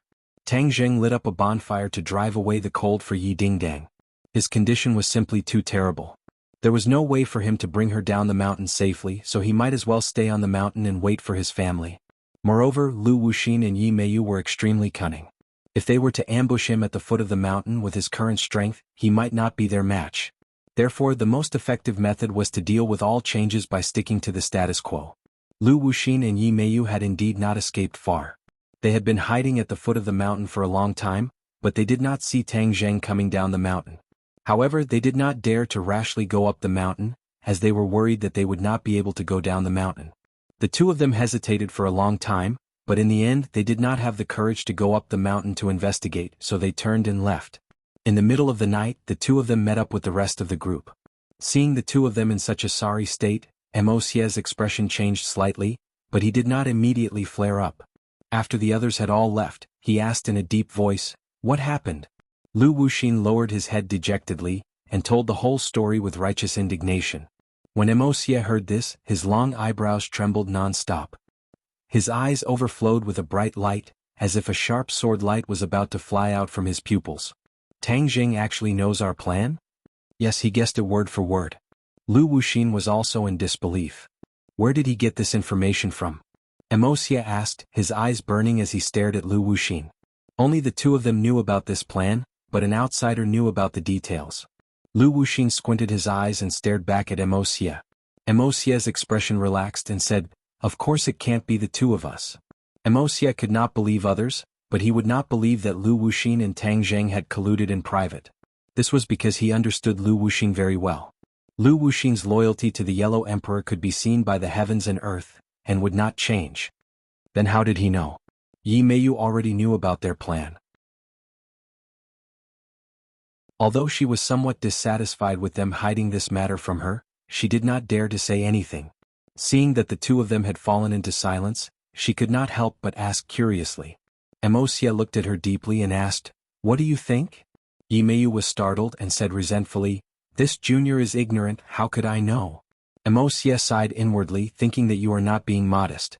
Back then, when Nightmare chose you as his disciple, I'm afraid it was not the best choice. Mosie was able to see through people, and most people would not be able to escape his fiery golden eyes. Although Yi Meiyu had been acting all this time, deliberately concealing her actions and true style, she still gave herself away and did not escape Mosie's eyes. Mosie gradually understood this successor of Nightmare Lord. She was indeed not a person with much intelligence and wisdom. Could even be said that she was sometimes stupid. She was narrow-minded and could not achieve great goals. However, Mosie did not point it out. He needed Yi Meiyu's strength. Back then, Nightmare Lord played a pivotal role under the Yellow Emperor, and Nightmare Lord's successor would naturally play a pivotal role in the future. After all, Lu Wuxin was not a stupid person like Yi Meiyu. He was experienced and knowledgeable, and after Mosie's words, his heart suddenly lit up and he said, "Could it be that he has an expert guiding him from behind?" Mosie looked at Lu Wuxin with admiration. As expected of an old friend, they had thought of the same thing. Lu Wuxin could see through Mosie's thoughts from his reaction, and it was actually the same as hers. She quickly asked, "Then which expert is guiding him from behind? Could it be that Empyrean fairy?" They knew very little about the Empyrean fairy, as the Empyrean fairy was a person who appeared long after they died. Mosie muttered to himself for a while, then shook his head bitterly, "I don't think so." "Doesn't look like?" Lu Wuxin looked at him in astonishment. Other than the Empyrean fairy, who else could it be? If it was Qiyu, he might be able to see through our plan, but Qiyu and Tang Zheng have already broken off, so it is impossible for him to be in cahoots. Then it must be someone else, but we have not seen any other experts appear in Tang Zheng's life. Lu Wuxin muttered to himself, constantly looking for flaws and key points. Mosie still couldn't see through the mystery and helplessly said, "There will be a day when the truth will surface. Since our plan has been exposed, there's no time to lose. We can't afford to slack off. Send everyone to collect the remaining pure yang energy in the life totem as quickly as possible. We can't afford to make any more mistakes this time." Mosie's orders were unquestionable, and Lu Wuxin had no objections. He nodded heavily and passed down the order. The Yellow Emperor's old subordinates immediately took action, setting out through the night and rushing to the remaining vitality totems. Lu Wuxin's injuries were not light, so he had no choice but to stay behind and recuperate while waiting for the good news. Mosie stood in the darkness, looking up at the stars in the sky. The starry sky had already returned to its appearance from hundreds of thousands of years ago. There was no fog and the sky was clear. He could clearly see the stars in the sky. Mosie couldn't help but think of the scene he had seen under the Tree of Life. That Colossus, the Azura, had made his heart palpitate. That big fellow and Tang Zheng were in cahoots. This time, Tang Zheng had not taken out that killing weapon, which meant he had not reached the end of his rope. That made it even harder for people to see through Tang Zheng. He was not like other celestials. Once they absorbed a large amount of pure yang energy, they would die on the spot, their bodies exploding. But Tang Zheng had broken this curse. This puzzled Wuxia, and he had no choice but to re-evaluate Tang Zheng. This minor character he had never paid attention to before had ruined his plans time and time again, and each time, his strength was more shocking than the last. This was karmic luck. Wuxia believed in karmic luck.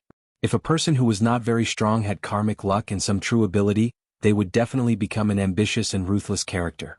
They might even become the ruler of a region. Back then, the Yellow Emperor's karmic luck was better than Qi Yu's. That was why he had won and Qi Yu had lost. Wuxia had no choice but to admit that even if Tang Zheng was not as strong as the Yellow Emperor, his karmic luck was not much worse. Could it be that in the ancient era Qi Yu was their enemy, and now that it was the new era they would have a new enemy? Tang Zheng? Wuxia had a huge question mark in his heart. Regardless of whether Tang Zheng was a new enemy or not, they could not treat him lightly. They had to treat him the same as Qi Yu. Furthermore, he decided to silently investigate the expert behind Tang Zheng. If he could find this expert, perhaps he would be able to accurately assess Tang Zheng's strength and not be caught off guard. Expert? I want to see how strong you are. All kinds of experts from the ancient era have been revived one by one. Perhaps the expert beside him is one of them. If I catch him, then I will definitely have a good chat with him.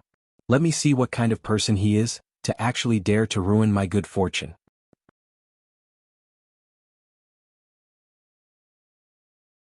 Chapter 1208. Early in the morning, the sky was turning white. A red sun peeked out from behind the clouds, revealing a shy face. A person covered in morning dew flew over from the horizon. In the blink of an eye, she stepped on the clouds and landed on the peak of the mountain. The mountain breeze blew her snow-white dress, making her look like a fairy who had descended to the mortal world. The Empyrean fairy's eyes were like torches as she scanned the mountain peak. Everything was reflected in her eyes. Even the crystal-clear dewdrops on the leaves did not escape her eyes. She immediately saw Tang Zheng standing proudly at the edge of the cliff like a statue. His body was tall and straight as if he could support the heavens. Yi Dingdang was leaning against his side. Her expression was dispirited and her eyes were blurred. She looked listless. The Empyrean fairy heaved a sigh of relief. As long as the two of them were still alive, the situation was not too bad. Tang Zheng. She called out subconsciously. Tang Zheng's stiff expression suddenly relaxed. He slowly turned around and looked straight at the Empyrean fairy. He felt relieved. A relaxed smile appeared on Tang Zheng's face. You are finally here. What's wrong? The Empyrean fairy asked impatiently. Tang Zheng opened his mouth trying to explain the reason, but when the words reached his mouth, he was unable to say them out loud as they were stuck in his throat, and a strong urge to vomit hit his heart. He spat out a mouthful of blood. Tang Zheng's face instantly turned pale. This was because he was trying his best to suppress the pure yang energy in his body, bitterly holding on, but when he saw the ninth heaven mystical maiden, his body and mind relaxed, and the pure yang energy went berserk, causing him to instantly vomit blood. The Empyrean fairy was shocked when she saw this. She shouted, "What's wrong with you?" With a slip of her feet, the ninth heaven mysterious maiden flew in front of Tang Zheng and hugged him, preventing him from falling to the ground. I absorbed the life totem's pure yang energy. My pure yang energy erupted, said Tang Zheng with difficulty. The life totem's pure yang energy? The Empyrean maiden was shocked. She lowered her head and looked at the mountain peak under her feet. She recalled the full view of the mountain peak that she had just seen from mid-air. Although she was a virgin, she was not an ignorant little girl. She knew clearly what the shape of the mountain peak was. She knew a bit about the life totem. However, in her era the life totem was no longer popular, so she did not pay much attention to it. Now that she heard Tang Zheng mention it, she suddenly realized that this mountain peak was an ancient life totem. It gathered the pure yang energy of heaven and earth. Tang Zheng was also a celestial with the 9 yang saint body. It was easy to imagine how dangerous it would be for him to absorb so much pure yang energy. She glanced at Yi Dingdang beside her and with a flash of inspiration, she immediately understood what was going on with her. This was the result of her absorbing too much of her purine energy. She did not sense any purine energy from Yi Dingdang's body. It could be seen that almost all of her purine energy had been absorbed. Tang Zheng collapsed in the Empyrean fairy's embrace. His face gradually turned from pale to red. His meridians appeared under his skin like little snakes swimming under his skin. That was pure yang energy swimming through his meridians. His meridians gradually swelled up. The Empyrean fairy felt like she was hugging a huge furnace. It was incomparably hot and dry, as if this furnace could explode at any moment. Tang Zheng's consciousness gradually became hazy. He felt like he was walking through a sea of flames. Each flame seemed to want to devour him. The heart-wrenching pain almost caused him to faint. He constantly sucked in cold air. Even the cool air was unable to cancel out the heat of the pure yang energy. The flames seemed like they wanted to burst out of his meridians and ignite his entire body. "Please, save him," a weak voice rang out. It was like a soft murmur, begging the Empyrean fairy. The Empyrean fairy glanced to the side and saw Yi Dingdang lying to the side. She was using all her strength to look at her with a pleading gaze. That voice had clearly come from her. She was already extremely weak. Saying those words had exhausted all her strength. Her own life was in danger, but she did not forget Tang Zheng. This sincere feeling moved the Empyrean fairy. Usually Yi Dingdang was a carefree person. She rarely showed such sincere and meticulous feelings and thoughts. This greatly exceeded the Empyrean fairy's expectations. "Don't worry. With me around he definitely won't die," the Empyrean fairy promised firmly. With her promise, Yi Dingdang felt as if a heavy burden had been lifted off her shoulders. She knew the Empyrean fairy's strength too well. She was a woman of her word. Tang Zheng's life was no longer in danger. However, Tang Zheng's pure yang energy had erupted. What could she do? The Empyrean fairy's expression turned serious. She stared straight at Tang Zheng. The expression in her eyes fluctuated. Since she had made a promise, she naturally had to save him at all costs. However, the eruption of pure yang energy was not an ordinary injury. The treatment method was completely different. She must have enough pure yin energy to achieve a balance between yin and yang. Only then can she suppress his pure yang energy and save his life. Yi Dingdang no longer has any pure yin energy. Then there's only me. She knew what this meant. She had a pure body. This purity had been preserved for thousands of years. Countless people wanted to taint it, but it was all wishful thinking. Among them, Qin Shi Huang was the most fanatical. Qin Shi Huang did not succeed until his death. She looked at Tang Zheng with shining eyes. His delicate and handsome face was 100 times better than Qin Shi Huang's. He was rather similar to the ideal husband in her childhood fantasy. However, she was the daughter of the Emperor of Heaven. Her status was noble. Even if Tang Zheng was outstanding in all aspects, she would not throw herself at him. However, the situation was different now. If she did not take the initiative, would she let Tang Zheng take the initiative? Of course not. He had already lost consciousness and was like a puppet. Everything had to be done by her. Thinking of this, her snow-white cheeks could not help but blush. She gritted her teeth and her hands unconsciously clenched into fists. Her palms were sweaty. She hugged Tang Zheng and moved her feet. With a whoosh, a cool breeze blew past. She and Tang Zheng had already disappeared. In the next second they jumped off the cliff. Yi Dingdang clearly saw this scene. She opened her mouth but did not shout. She knew that the Empyrean fairy was going to save Tang Zheng. However, she did not know how the Empyrean fairy was going to save him. In her impression, the Empyrean fairy's cultivation was so high that she definitely had countless methods to save him. She did not know. Facing Tang Zheng's situation, the Empyrean fairy only had one way to save him. The Empyrean fairy had the 9 yin saint body. It was a body that corresponded to the 9 yang saint body. It contained extremely strong yin energy and was also an excellent body for cultivation. However, it was also very easy to die prematurely. The Empyrean fairy was the daughter of the Emperor of Heaven. Her status was noble and she had avoided a premature death.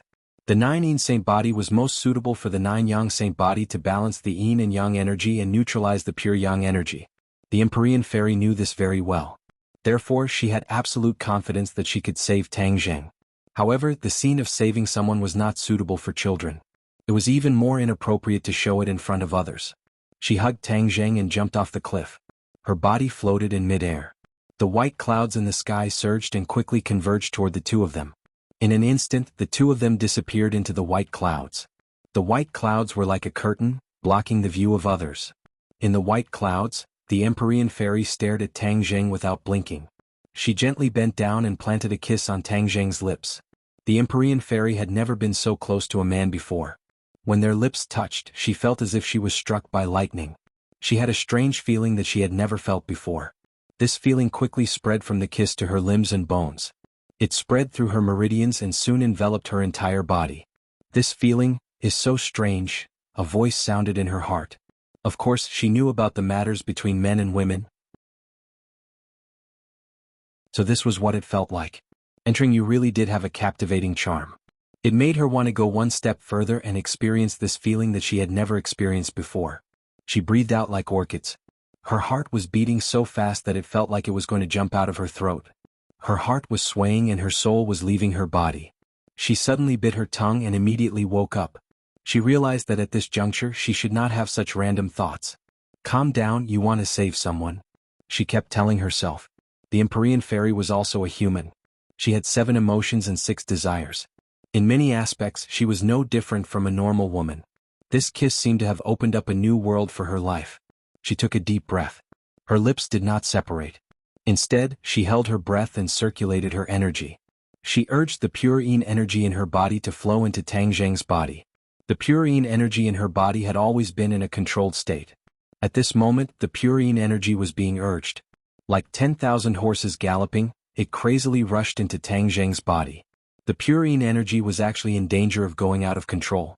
It seemed like it was going to break free from her control at any moment. She was shocked. This was something that she did not expect. All these years, the pure yin energy had always been under her control. There was no sign of it going out of control. But why was it that after she urged it, there were signs of it going out of control? She was smart. After a while, she thought of the key point. Her eyes fell on Tang Zheng's face. This was definitely because of Tang Zheng. The pure yang energy in his body was like a bomb that detonated her pure yin energy. That was why there were signs of it going out of control. In order to save him, I actually put myself in danger. Her face was serious, but she was helpless. This was already an arrow on the string. She could not stop. She could only continue forward. As for the rebellion of the pure yin energy, she could only think of a way to make up for it later. Of course, Tang Zheng did not know about all of this. He only felt a cool feeling coming from his mouth, as if a person who was about to be dehydrated immediately tasted the taste of water. His throat moved and he swallowed in large mouthfuls. The mighty pure yin energy was quickly transmitted from his throat to every meridian and cell. The restless pure yang energy suddenly froze. It quickly merged with the pure yin energy and gradually calmed down. Tang Zheng let out a comfortable groan. His hands subconsciously hugged the Empyrean fairy. Their skin was tightly pressed together. The pure yin energy entered Tang Zheng's pores from the Empyrean fairy's pores.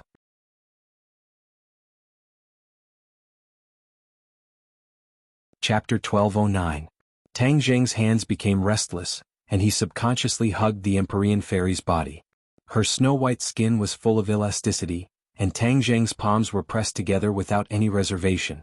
The Empyrean fairy's body trembled, and she couldn't help but tense up like a bowstring that was pulled into a full moon. Her pretty face was full of lust, and her pink face was full of anger, which perfectly explained her reaction. She stared at Tang Zheng without blinking, and a murderous aura flowed out from between her eyebrows, which made people shudder. Tang Zheng was in a daze and he didn't notice it at all.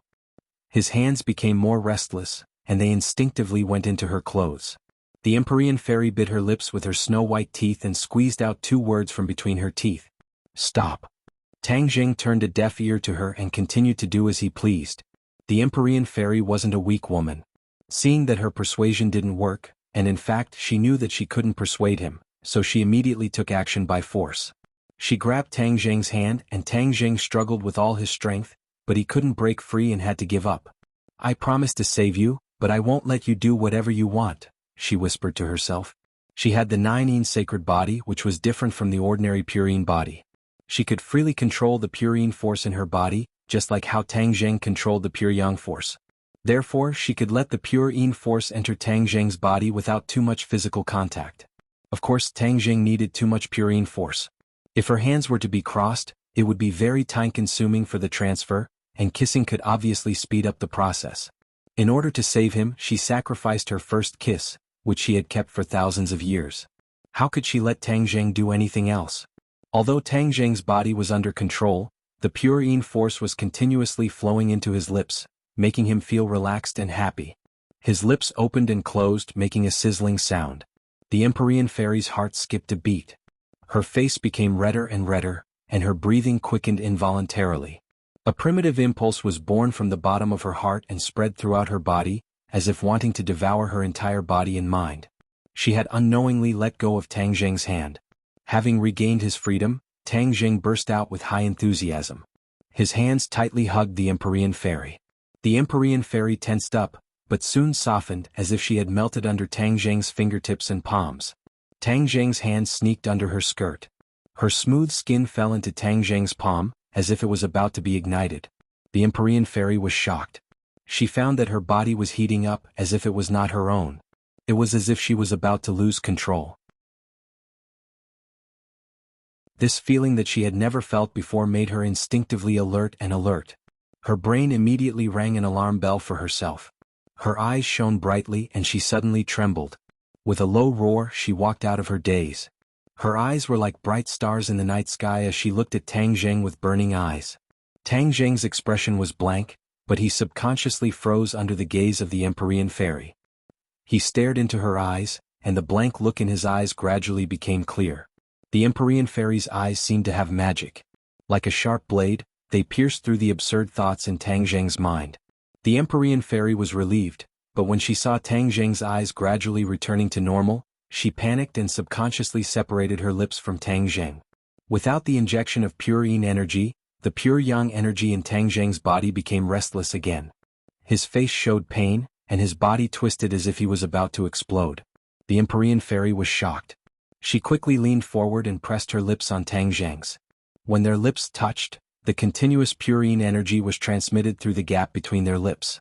Tang Zheng immediately calmed down and his restless emotions were instantly soothed. However, Tang Zheng's eyes became clear.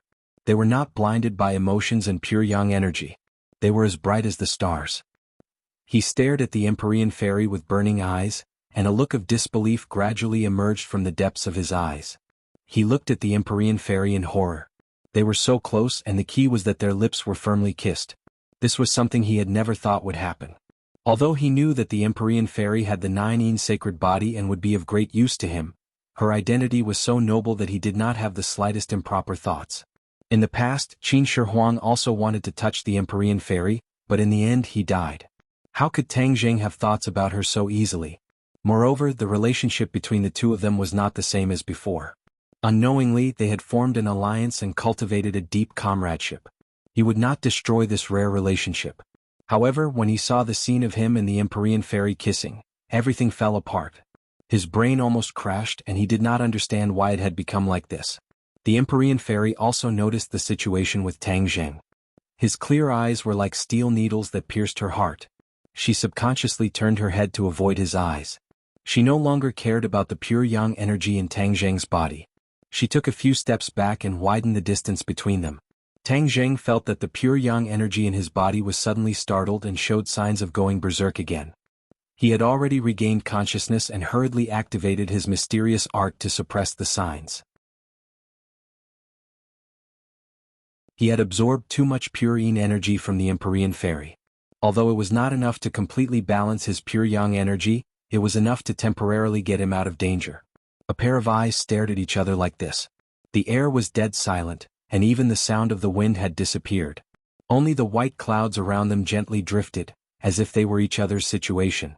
On the surface they seemed to be motionless, but in reality their hearts were in turmoil. No one knew how many waves had been stirred up. This. Tang Zheng's throat moved and he spat out a word with difficulty. The Empyrean fairy's face turned cold and she interrupted him. I was trying to save you. This is a temporary measure. Don't let your imagination run wild. She seemed to be afraid that Tang Zheng would say something absurd, so she spoke the truth first. She really did not have any improper thoughts about Tang Zheng, and it was all a temporary measure to save him. But after the two kissed, a strange thought appeared in her heart. She was actually immersed in it, unable to extricate herself. Could it be that she really enjoyed that kind of situation? No. This must be an illusion. She had cultivated for thousands of years, and had never wavered in the slightest. How could she be shaken just because of this? She absolutely would not allow it. Hearing this, Tang Zheng's thoughts were complicated. He seemed to be a little disappointed but also a little relieved. He could not tell if he was relieved by this answer, or if it was some other feeling. However, he immediately composed himself and calmly said, I understand. Thank you for saving my life. I am unable to repay you, but if you have any orders, I will not dare to disobey. Seeing his serious appearance without any other thoughts, the Empyrean fairy felt a sense of loss. It was incomparably complicated and indescribable.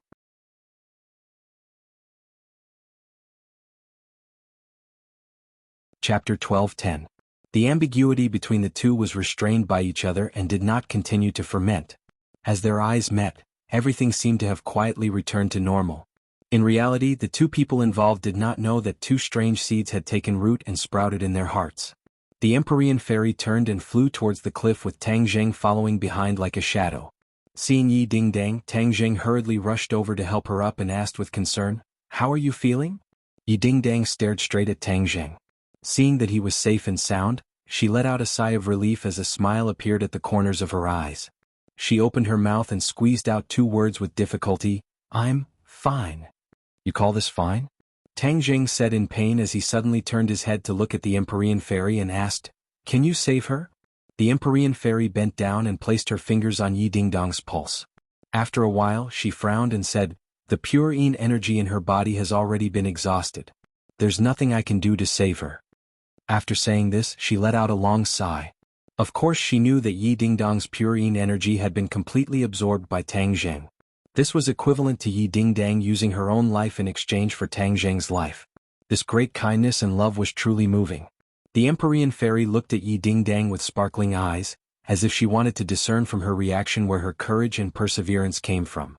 In the end, she did not find the answer she wanted. She saw that Yi Dingdang's eyes were filled with tenderness as she looked at Tang Zheng. Hearing this, Tang Zheng felt as if he had been struck by lightning. His body shook violently as he asked in a trembling voice, "How could it be like this? Is there really no way at all?" The Empyrean fairy looked at Yi Dingdang with pity and shook her head regretfully. "There really is no other way. Pure Yin energy is the foundation of a woman. Once the foundation is damaged, then the person will naturally be ruined." Tang Zheng felt as if the sky was about to collapse. He had originally vowed that he would cure Yi Dingdang, but he never expected that he would be unable to do so. This was equivalent to giving Yi Dingdang a death notice. No. He shook his head violently, unwilling to believe this cruel reality. There must be a way. His eyes burned as he stared at the Empyrean fairy. He unconsciously grabbed her hand and said excitedly, "You must have another way, right? Even if there is only a sliver of hope, no matter the price, I am willing to try." The Empyrean fairy's hands were caught. She struggled slightly before she managed to free herself from Tang Zheng's grasp. Her eyes twitched violently. She seemed to be moved by Tang Zheng's attitude. After hesitating for a moment, she gave a cruel answer. "I have no other way." Yi Dingdang looked at Tang Zheng's soulless and pained appearance and a tear fell from the corner of her eye.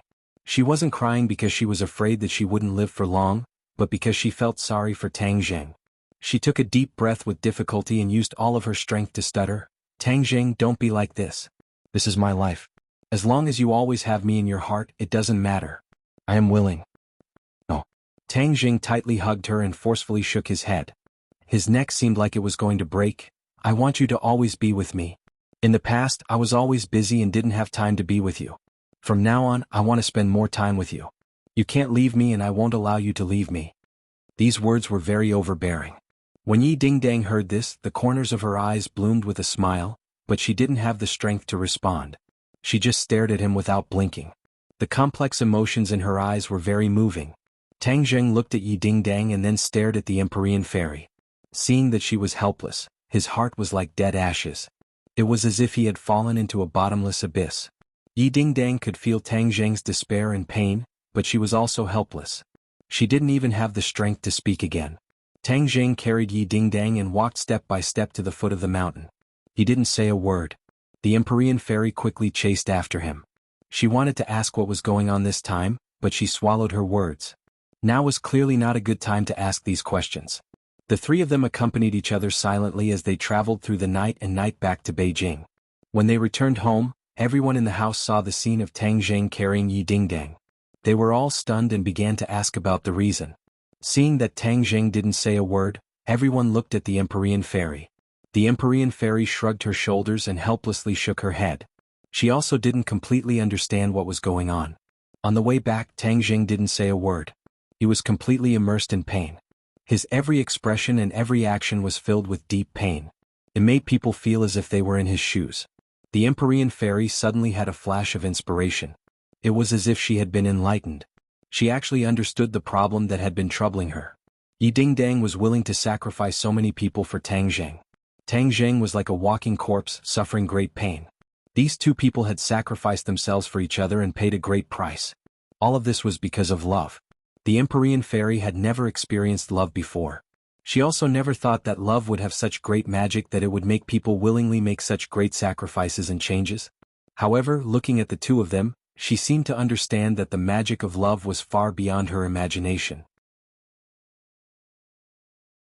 If I could also experience the magic of love, what kind of scene would that be? A strange thought suddenly appeared in her mind. It gave her a fright, but she quickly suppressed this thought. She had been chaste for over 1,000 years. How could she change so easily? Fang Shishir rushed over and firmly grabbed Yi Dingdang's hand. She loudly shouted, "Dingdang, what's wrong?" Yi Dingdang opened her eyes and looked at Fang Shishir. She lightly blinked her eyes and pretended to be relaxed as she revealed a playful expression. It was as if she wanted to comfort Fang Shishir. However, Fang Shishir saw her like this and felt as if a knife was being twisted in her heart. She and Yi Dingdang had unknowingly changed from rivals in love to sisters. Their hearts had long since walked together. They tightly hugged each other and accompanied each other.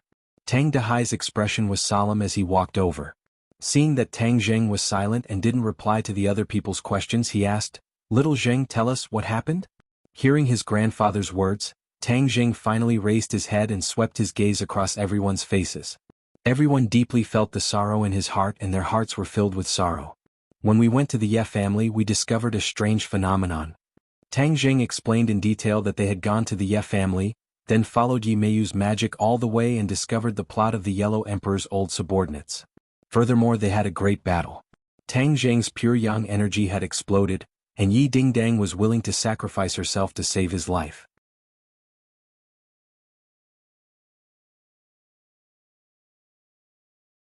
Chapter 12:11. Everyone stared fixedly at Yi Dingdang. Yi Dingdang's cheeks flushed red as she lowered her eyes in embarrassment. She thought to herself, "How can I be as good as he says?" But she couldn't say a single word. The other point also attracted everyone's attention, especially when Tian Chanzi heard that Yi Meiyu had controlled the Ye family. He was extremely surprised. That little girl has actually become so powerful. Tang Zheng nodded his head heavily. Yi Meiyu is no longer the same as before, and she has successfully escaped this time. If we meet her in the future, we must be careful, as Heart's Dream's traceless spell is not ordinary. If we are to be tricked by her, we will become her slave. Tian Chanzi coldly snorted, "She won't have that chance. I know a little about the life totem you're talking about. There are still so many life totems left, so it's impossible for us to defeat them one by one. Wouldn't they succeed?" Tian Chanzi said worriedly. However, Tang Zheng did not give up and said, "If you don't work hard, how do you know you won't succeed? Once they gather enough pure yang energy, the soul of the golden crow will reappear in the world. No one wants to see that happen." Tian Chanzi stared at Tang Zheng with a burning gaze, and finally nodded his head and said, "All right, I'll listen to you." After pausing for a moment, he said, "Then why are you fine after absorbing so much pure yang energy?" Tang Zheng's eyes flashed and he said without hesitation, "I won't die for the time being." The pure yang energy in his body had not been calmed down for the time being, but he knew that the pure yang energy had indeed increased. Even with the pure yin energy neutralizing it, the pure yang energy in his body had increased, and once it erupted again he could not predict what would happen. However, now was not the time to think so much. He had to think of a way to save people and stop the Yellow Emperor's former subordinates. "We don't have enough manpower. If we reveal this news to Chiyu, he will definitely be very interested." Empyrean Fairy had an idea and said thoughtfully. The others' eyes lit up, especially Tian Chanzi, who immediately agreed, "That's a good idea. When the sandpiper and the clam fight, the fisherman will benefit." Tang Zheng was not a person who was bound by formalities. Now that the situation on his side was not optimistic, it was a good idea to use Chiyu with a small plan. "All right, let's reveal the news to him." Tang Zheng agreed. Although Chiyu's whereabouts were mysterious, Tang Zheng believed that Chiyu would definitely leave an informant and keep an eye on him. Therefore, it was not difficult to reveal this information to Chiyu. Yi Dingdang became like this in order to save Tang Zheng. The old man's heart was heavy. She was a big girl, but in the end she became like this. It was easy to imagine the burden on the old man's shoulders. I know, grandfather. Tang Jing nodded his head with a heavy face. He immediately gave Yi Tianlei and Feng Xinyang a call. After saying a few simple words, he hung up the phone. Everyone in the room had worried expressions.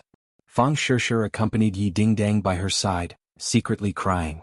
She was a strong girl, but seeing her best friend like this made her heart feel like it was being stabbed by a knife. It was more painful than what happened to her.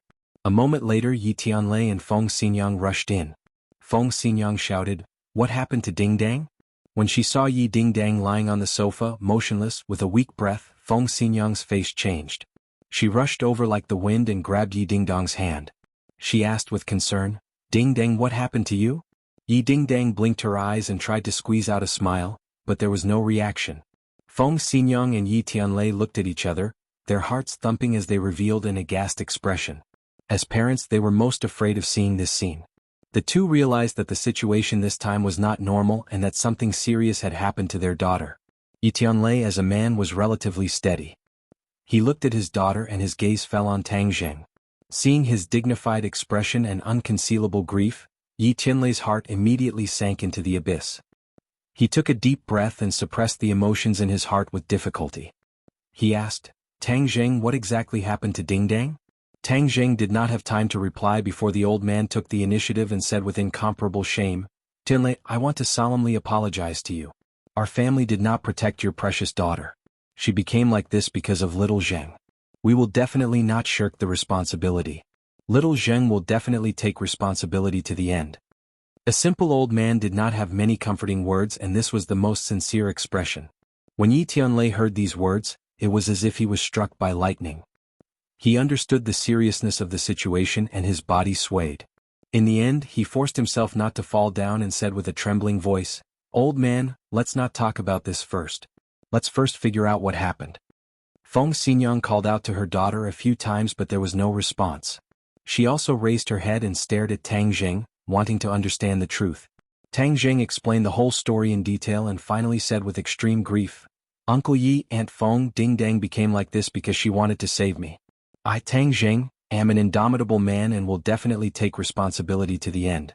No matter if it is a mountain of blades or a sea of flames, I will definitely save Dingdang." "Is there really no other way?" Feng Xinyang asked with a trembling voice. The usually carefree Feng Xinyang's face was heavy and there was a trace of fear on her face. This was the true feelings of a mother. No matter what her usual style was at this time, her maternal side was naturally exposed. Tang Jing shook his head. Even the Empyrean fairy did not have a way, what else could he do? However, he did not completely give up hope. If Yi Dingdang was really unfortunate enough to leave this world, then her soul would go to the ghost realm. For her, he was willing to enter the ghost realm once more and plead with Ksitigarbha Bodhisattva to let her be reborn. But there was no doubt that this was the most hopeless method. If she was reborn, perhaps she would not be in this body. Would that still be Yi Dingdang? The soul was, but the body was not. Therefore it would not be a complete Yi Dingdang. Unless there was no other choice, he would definitely not take this step. But was there any other way? Facing Feng Xinyang's question, Tang Jing's throat moved. He swallowed his saliva and blurted out, "No." Before he could finish the second half of his sentence, he was interrupted by a voice. "Don't jump to conclusions yet. I found a way." This voice was like a bolt of lightning that split open the clouds above his head. His heart tightened and his eyes lit up. He asked with anticipation, "Inner demons, you have a way?" Previously, the inner demons had been silent and the Empyrean fairy had vowed that there was no other way. Tang Jing had almost forgotten about the inner demons.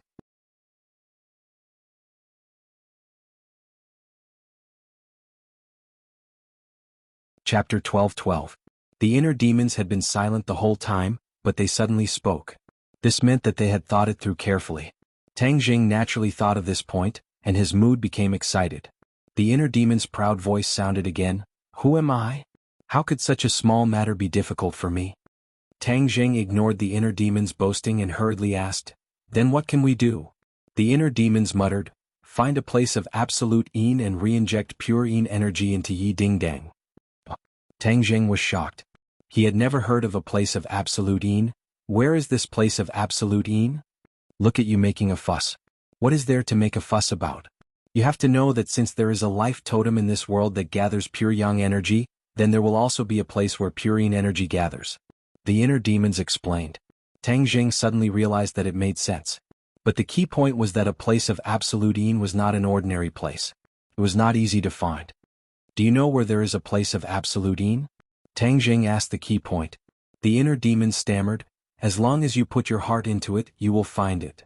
Tang Jing rolled his eyes. The inner demons did not know. Then the chances of finding a place of absolute yin were close to zero. Seeing his silent and uncertain expression, the other people's gazes were all attracted to him. Feng Xinyang was worried about her daughter's safety and asked, Tang Jing, is there really no other way?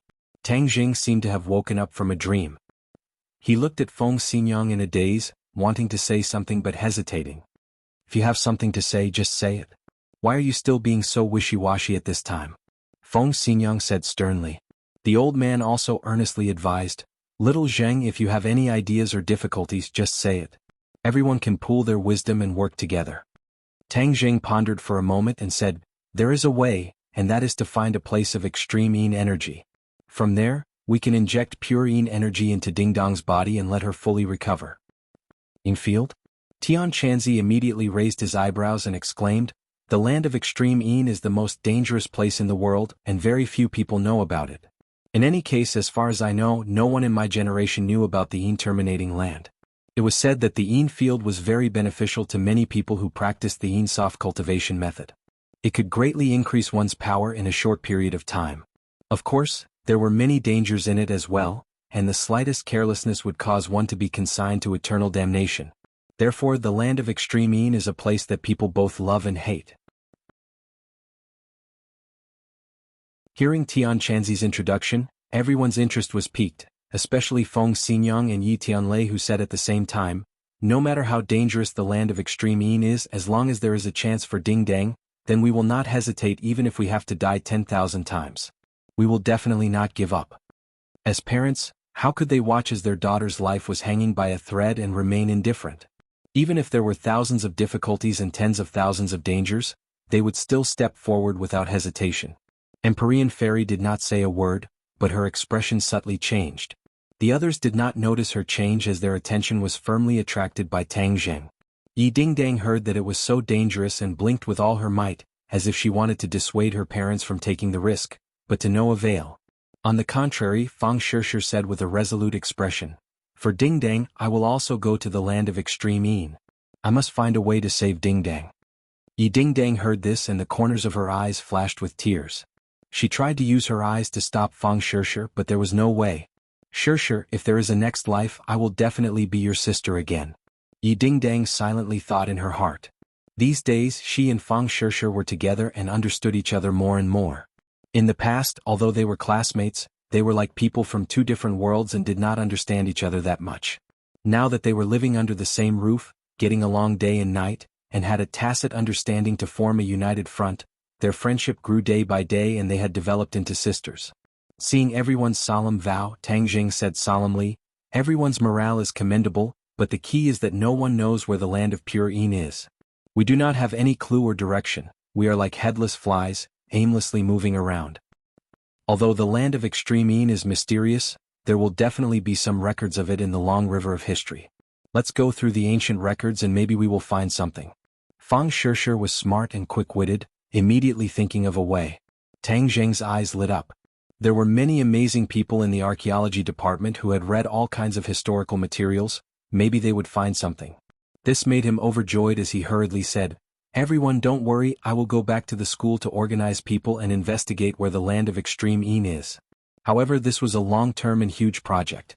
It was almost impossible to restore Yi Dingdang in a short period of time. This was a desperate situation, trying to treat a dead horse as a living horse. Wait. Suddenly, a pleasant voice exploded, but it was like rolling thunder that swept over. Empyrean Fairy stood up, her expression was strange as she looked at Tang Jing strangely.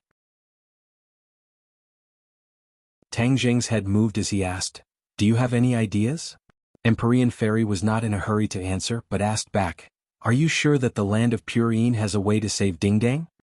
Hearing her question, Tang Jing said solemnly, I'm sure. The inner demons would not speak nonsense, they definitely had 100% certainty.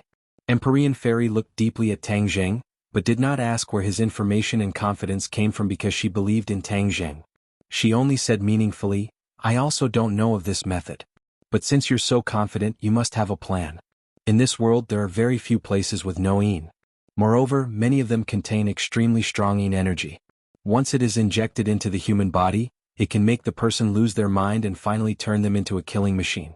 Only a pure place with no yin can save Ding Dang and eliminate those side effects. Empyrean Fairy said with certainty, which made everyone gasp in admiration.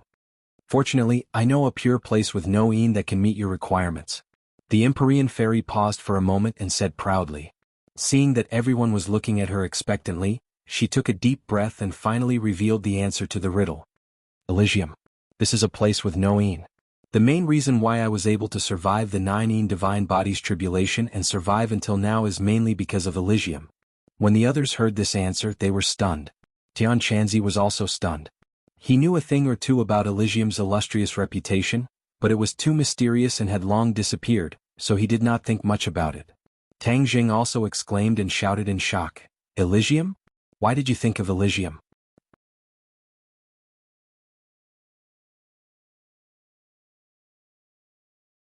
Chapter 12-13. The Gate of Heaven was a place of yin elimination and could save Yi Ding Dang.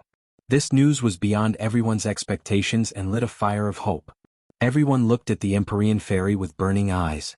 The Empyrean Fairy glanced at Yi Ding Dang and said calmly, The Gate of Heaven is my father's legacy.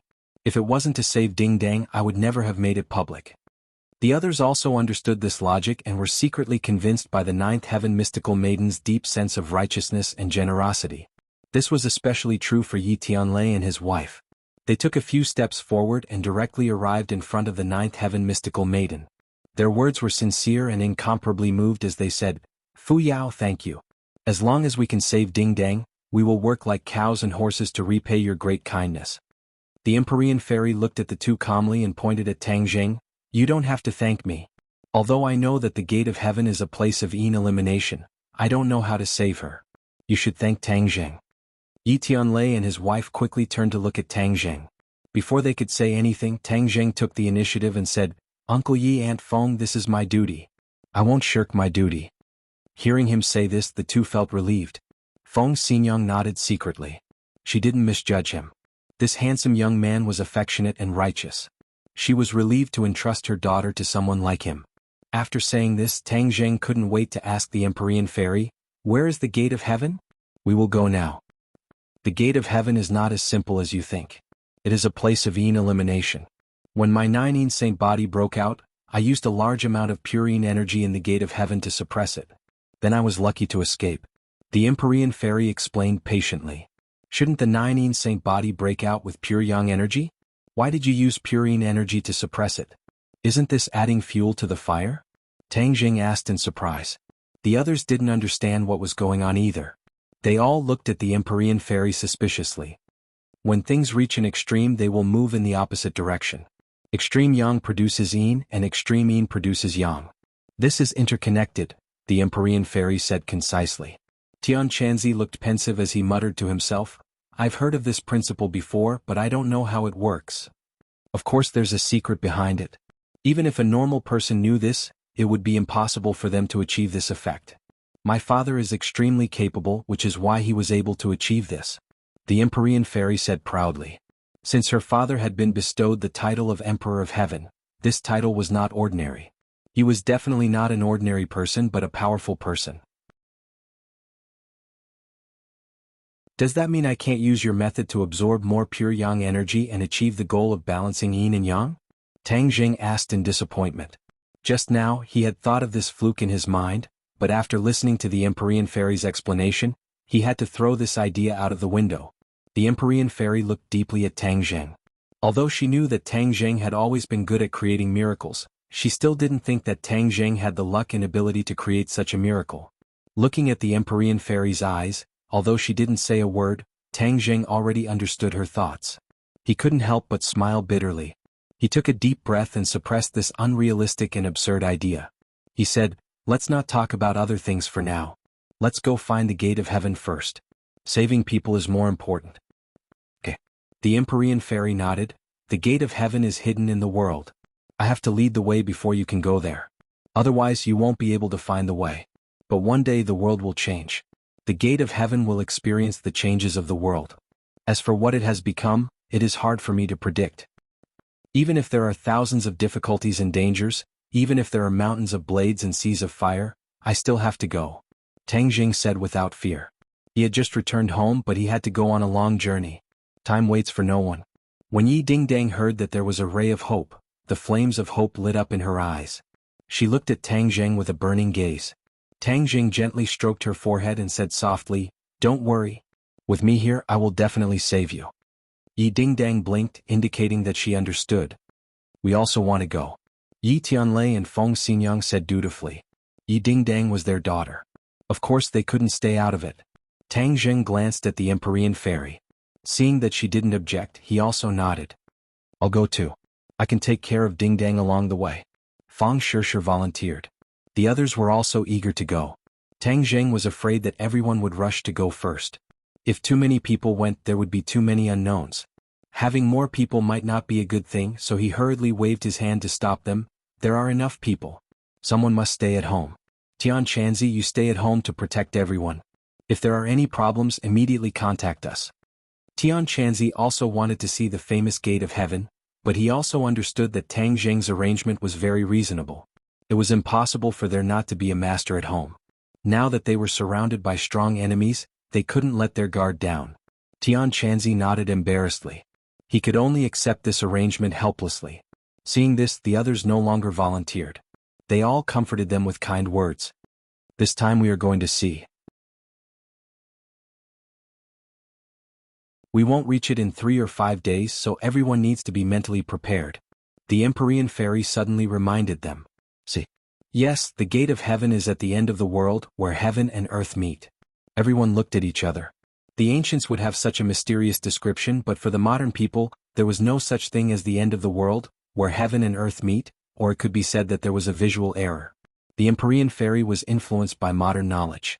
Obviously, she also understood that this sentence couldn't stand up to scrutiny. She added, "In short, it's very far. In ancient times, it would take several months to reach it." Tang Jing nodded secretly. The ancient people's technology was behind.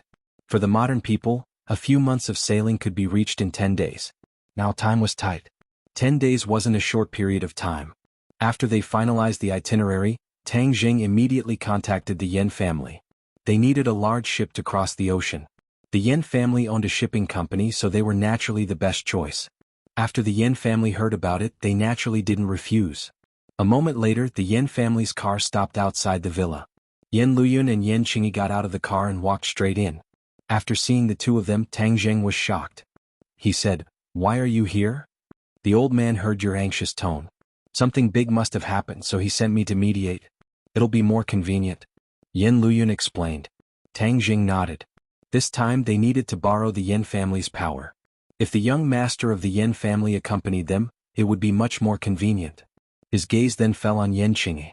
He couldn't see through this person who could see the future. Yen Qingyi saw through Tang Jing's doubts and said, "I saw a door slowly opening in front of you.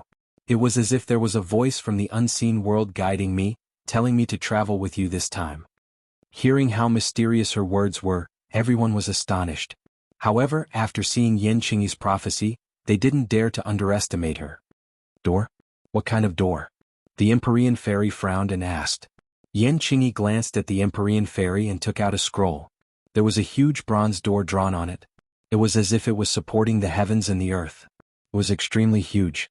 An invisible pressure made people feel very small. There were also complicated patterns carved on it that flickered with a mysterious light. The Empyrean fairy's gaze was firmly attracted by this painting. She suddenly raised her head and stared at Yen Qingyi with burning eyes and asked, "How do you know about this door?" "This is the image I saw. You are standing in front of this door as if you want to open it." Yen Qingyi said calmly. "You actually saw the Gate of Heaven." The Empyrean fairy couldn't hide her shock and muttered to herself. "So this is called the Gate of Heaven. What a special name. However, looking at its tall and mighty appearance, it really does look like a door to heaven." Yen Qingyi nodded and analyzed thoughtfully. Hearing the two words Gate of Heaven, Tang Jing and the others immediately stared at the painting, as if they wanted to firmly imprint its appearance in their minds. This was especially true for Tianqianzi. He couldn't go to the gate of heaven this time, so he especially wanted to see what it looked like. You said that there was a voice that seemed to be calling you. What was that voice? The Empyrean fairy frowned and asked in a deep voice. This was related to the gate of heaven. This was a relic left by her father, the Emperor of Heaven. Naturally, she would be extremely careful. Yan Qingyi shook her head in disappointment. That voice was too mysterious. I can't explain it clearly. It seemed to jump out from the depths of my mind, but also seemed to be transmitted to my ears from a very far place. Everyone looked at each other. It seemed that Yan Qingyi couldn't explain it clearly. Okay, then you can come with us. The Empyrean fairy thought for a while and agreed. Tang Jing naturally didn't have any objections. Yan Luyun saw Yi Dingdang lying unconscious on the sofa. He wanted to ask what had happened and what the purpose of this trip was, but Tang Jing had already said, time is of the essence. Let's talk while we walk. When everyone arrived at the port, Yan Luyun and Yan Qingyi already knew the ins and outs of the matter. When they heard that they were going to the gate of heaven, and that the gate of heaven was very mysterious, Yan Luyun looked very excited and his face turned red. Yan Luyun was the young master of a big family. Although he was usually very free, there were very few opportunities for adventure. This time he could actually go out to sea to explore the unknown and mysterious gate of heaven. How could he not be excited? The Empyrean fairy chose a direction, and the big ship set off towards the destination. In the cabin, Tang Zheng was guarding Yi Dingdang closely. Their eyes met, and invisible information was exchanged through their eyes. They were very tacit. The two of them didn't need to say a word. Just a simple look and subtle expression was enough to express too much. When Yi Tianlei and Feng Xinyang saw this scene, they tactfully left the room. They were relieved but also worried about their daughter's life. They stood on the deck and looked into the distance. The vast sea and the scenery were vast, but it couldn't dispel the worry in their hearts. The Empyrean fairy also stood at the bow of the ship with her hands behind her back. She was indifferent. Everywhere she looked, familiar and strange scenes entered her eyes.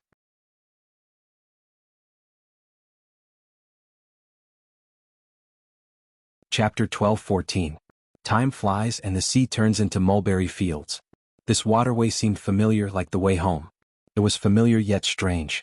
However, the blue sea and blue sky made the Empyrean fairy recall things from a long time ago. Thousands of years ago, she was a completely different person than she was now. She was in the prime of her life, the youngest daughter of the celestial emperor, the proud daughter of heaven. Her status was noble and she stood above millions of people. Countless people revered her.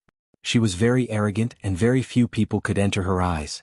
However, when she was 20 years old, the power of Purine exploded. She was on the verge of death and was afraid. She had never experienced fear before, but this time she truly experienced the taste of fear. It was the taste of death. Any courage in the face of death would collapse completely. It was not worth mentioning. She realized that she was afraid of death. She was as weak as those people she looked down on. She was even slightly weaker. In fact, the Emperor of Heaven had discovered her 9 insane body since she was born.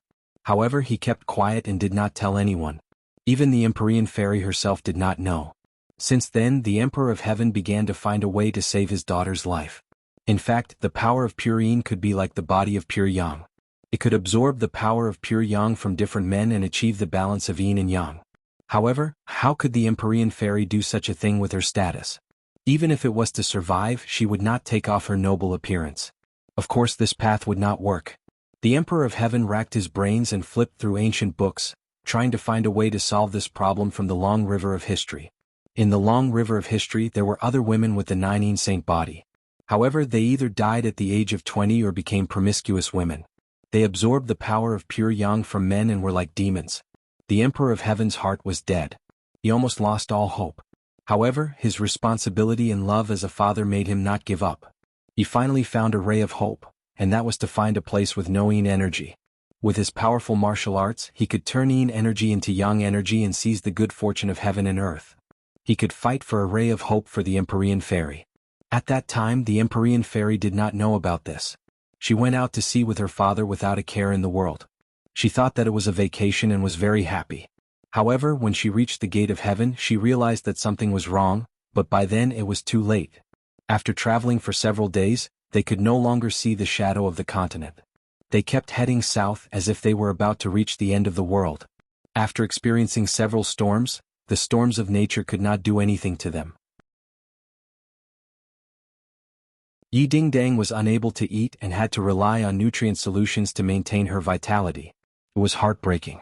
Yan Qingyi stayed in the cabin all day and did not leave. She had too many expectations for this trip, but also a lot of hesitation. In the past, when she used the divination technique, she had never felt like this, and she had never heard that strange voice calling her. All these signs indicated that this trip was unusual. Whether it was a blessing or a curse, she did not know. Her divination technique was derived from her understanding of the great Tao of heaven and earth. It was a divine ability that descended from the heavens. Not to mention others, even she did not fully understand the mysteries behind it. The scenery was enchanting, but Yi Tianlei and Feng Xingyang were not in the mood to appreciate it. Seeing their daughter become thinner day by day, their hearts seemed to bleed. However, seeing their daughter's encouraging eyes was the only way to make up for it. Their daughter's strength gave them courage and supported them to move forward. Suddenly the ship stopped and floated on the sea. Everyone walked out of the cabin and came to the deck looking at each other. What's wrong? I don't know. Could it be that the ship broke down? In the cabin, Tang Zheng stared straight at the Empyrean ferry. She frowned deeply and looked at the endless sea through the glass, not saying a word. The others also came to the cabin and started asking questions. We lost our way. Tang Zheng explained. With such advanced technology, how could we lose our way? The others found it hard to believe. Only she knows the specific direction of the divine gate, but after all, it's been thousands of years. The sea now is quite different from 1,000 years ago. So we lost our way. Tang Zheng was helpless. He also did not expect to encounter such a problem. The Empyrean fairy had always been very confident. There was no need to doubt her strength. Who would have thought that she would actually lose her way? Everyone looked at the Empyrean fairy. Seeing that she was silent, they did not dare to ask and could only look into the distance helplessly. It was indeed difficult to determine the direction in the vast sea with no reference point and thousands of years apart. The Empyrean fairy was silent for a moment. Then she turned around and stared at everyone. I also don't know the direction. She had always been proud, but she could not even find the direction. She was truly ashamed. Tang Zheng's face darkened. The thing he was most worried about had happened. Now they were like a blind person. There were so many directions, but where should they go? But he did not complain. He suppressed the chaotic thoughts in his heart and said encouragingly, "You're the only one who has been to the divine gate. Choose a direction based on your feelings." The others could not hide their disappointment and looked at her in unison. The Empyrean fairy did not argue. She directly closed her eyes and activated her mysterious technique, as if she wanted to feel that familiar aura. After a long time, she suddenly opened her eyes and pointed in a direction. Then let's go this way. This was the direction she pointed out based on her intuition. Whether it was correct or not, she did not know. She could only wait and see if the goddess of luck would descend upon them. That direction. Tang Zheng was treating a dead horse as a living horse, so he immediately agreed with Nine Heavens' profound maiden's words. The ship set sail again. With a whistle, it sailed into the distance. A few days later, a gust of wind blew over from somewhere. Yan Luyun, who was standing at the bow of the boat, subconsciously hugged his arms tightly. This journey had allowed the young master of the Yan family to experience a lot of elegance. He was extremely excited. He wished he could grow wings and fly to the divine gate as soon as possible. Why does the weather change so quickly? It was unbearably hot just a moment ago. Why does it feel like we're in a world of ice and snow now? It's so cold. Yan Luyun muttered. It's so cold. Fang Shishir just happened to walk onto the deck. She could not help but tighten her clothes. These two were not ordinary people. Usually it was difficult for them to feel cold or hot. But today's weather caused their reactions to be so strong. It was really strange. The two looked at each other and immediately realized that something was wrong. The sky is still sunny. Why is it so cold? Yan Luyun asked curiously. Fang Shishir also nodded. She leaned on the side of the ship and stretched her head out to look. She found that the sea was still blue and there was nothing strange. Whoa! A long cry came from the distance. The two of them stood up in shock. They looked up and saw a large ship sailing in the distance. Strange, how come we didn't see this ship before? Yan Luyun had been on the deck the whole time. He just looked in this direction. In this vast sea, there was no end in sight. It was impossible for a large ship to come close before they found it. Yan Luyun rubbed his eyes. He wondered if he was not paying attention and was negligent. Fang Shishir stared at the large ship and suddenly exclaimed, look at that ship. Why does it look like an ancient ship? Yan Luyun was shocked. he muttered in his heart. How could there be an ancient ship sailing on the sea in this modern society? This kind of thankless and incomparably dangerous thing. No idiot would do it, right? He took a closer look and found that the approaching ship was in the shape of an ancient ship. It was completely made of solid wood. There were flags fluttering on the tall mast, and there seemed to be shadows flashing on the lookout platform on the mast. Yan Luyun smacked his lips and sighed, "It really is an ancient ship." Fang Shishir had already noticed that something was strange. She turned around and rushed into the cabin. After a while, the others came to the deck and stared at the large ship. The two ships were only 100 meters apart. They could even see the vicissitudes of history of the large ship, especially the cannons on both sides of the large ship. They were definitely ancient objects. Everyone looked at each other. Shouldn't this kind of antique be displayed in a museum? Why did it come to the sea to sail? This ship is strange. Empyrean Fairy stared at the large ship and concluded, "Everyone be careful. Act according to the situation." Tang Jing reminded, "There must be a reason for this abnormality." Everyone's nerves could not help but tense up. Woo! There was another high-pitched cry. Everyone finally recognized that it was the sound of a bugle horn. It was like the bugle horn blown in an ancient battlefield. The atmosphere instantly became gloomy. There was a chill in the air. Whoosh! A cold light flew out from the large ship. Ching!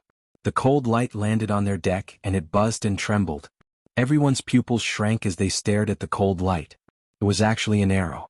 The cold light flashed and flickered with a cold aura that made people tremble. "This thing is strange," Yan Luyun said in amazement. "Be careful." Tang Jing glanced at the big ship from the corner of his eyes, and suddenly discovered that dozens of cold lights soared into the sky, shooting towards the bow of their ship, so he shouted loudly. Everyone was already on high alert. Hearing Tang Jing's warning, they all reacted. The light of their weapons flashed and the sound of clanking rang out. These cold lights were actually arrows. Although it was not 10,000 arrows, their attack power was not to be underestimated. It could be seen from the bow of the ship. Enemy attack. Tang Jing roared and soared into the air, rushing towards the big ship. The two ships were only a few dozen meters apart, and under Tang Jing's feet, it was as if he was walking on flat ground. He flew to the top of the big ship and looked down. Immediately, his eyes became round and almost popped out of their sockets. He shouted in disbelief, "Quickly come and see. The ship is too strange." Empyrean Fairy also flew up.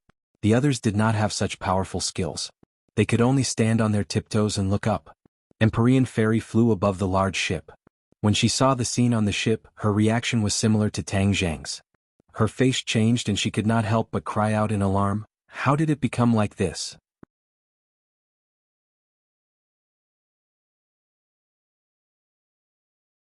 Chapter 12:15. This ancient ship was covered in green algae and moss. The deck was slippery as if it were covered in a layer of mucus. Dozens of people in ragged clothes were standing on it. They looked up with empty eyes and stared at Tang Jing and the Empyrean Fairy in the air. The Empyrean Fairy and Tang Jing were shocked when they saw their eyes. There was nothing in their eye sockets. Their eyeballs had long since disappeared, leaving only empty eye sockets. Additionally, their heads and many other parts of their bodies revealed eerie white bones. Rotten flesh hung from many of them. Even from dozens of meters away, the sea breeze seemed to carry a fishy smell. It turned out that the ragged clothes were hiding such bodies. The two glanced at each other. Tang Jing smacked his lips and said, "What are these?" "These are already dead, but for some reason they can still move freely," the Empyrean Fairy said thoughtfully. Tang Jing immediately recalled the scene in the 100,000 Mountains. The eerie white bones crawled out of their graves and moved freely. Their attack power could not be underestimated and was a great threat. These dead things like the white bones seemed to be controlled by some kind of power. "This place is strange, so we must be careful," the Empyrean Fairy warned. "I'll go on the ship and see what's going on." Tang Jing was about to dive down after saying this, but before he could do anything, a series of whooshes rang out and shot toward Tang Jing and the Empyrean Fairy. The enemy had taken the initiative to attack. Tang Jing snorted. "A bunch of dead things dare to provoke us? I'll let you see what a real arrow is." Buzz. The bowstring vibrated as the sunshot arrow flew out. Whoosh, whoosh, whoosh. One arrow turned into 9 and shot down at lightning speed. Clang, clang. The enemy's arrows could not withstand a single blow and collapsed under the sunshot arrows. The shooting sun arrows instantly reached the deck and turned into streaks of cold light, shuttling between the enemies. The sound of bones being pierced rang out one after another. As long as someone was struck by the arrows, they would quickly fall to the ground and turn into pieces of bone. When the other enemies saw this, they scattered in all directions. But how could they escape the shooting sun arrows? In the blink of an eye they were caught up. With a few thuds they also fell to the ground in disorder. With the threat removed, Tang Jing landed on the deck. He looked around and felt that the atmosphere was lifeless. A gust of cold wind blew, making him shudder. Tang Jing had pure yang energy, so he was not afraid at all.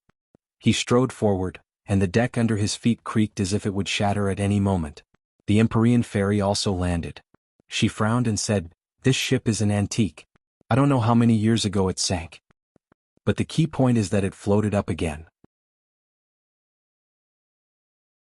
There must be some kind of power controlling all of this," Tang Jing said with certainty. The Empyrean fairy also nodded, but she could not see any clues. The ship had already stopped. It was silent and there was no sign of life. Suddenly, a scream came from the distance. Tang Jing was frightened and quickly looked over. He found that the scream came from his ship. He cursed inwardly, afraid that there was a problem. "Return to the ship," he shouted. With a tap of his feet, he flew back to his ship. The Empyrean fairy followed him like a shadow. The two of them landed on the deck and saw a group of crew members standing on the deck, trembling as they looked in the direction of the ancient ship. "What's wrong?" Tang Jing quickly asked. "This is the Sea of Death." A crew member was frightened and uneasy as he stammered. "Sea of Death." The others showed a doubtful expression. They were not familiar with this name. The Sea of Death is a legend that has been passed down among sailors. It is said that there is a mysterious sea above the vast sea. Once a ship enters this sea, it will lose its direction and eventually become lost in the Sea of Death. Both the ship and the people will continue to sail in the Sea of Death. There is no end and no way out. The crew member said intermittently. This ship is obviously a ship that has been lost in the Sea of Death since ancient times. It has been unable to find a way out and has been sailing in this sea over and over again.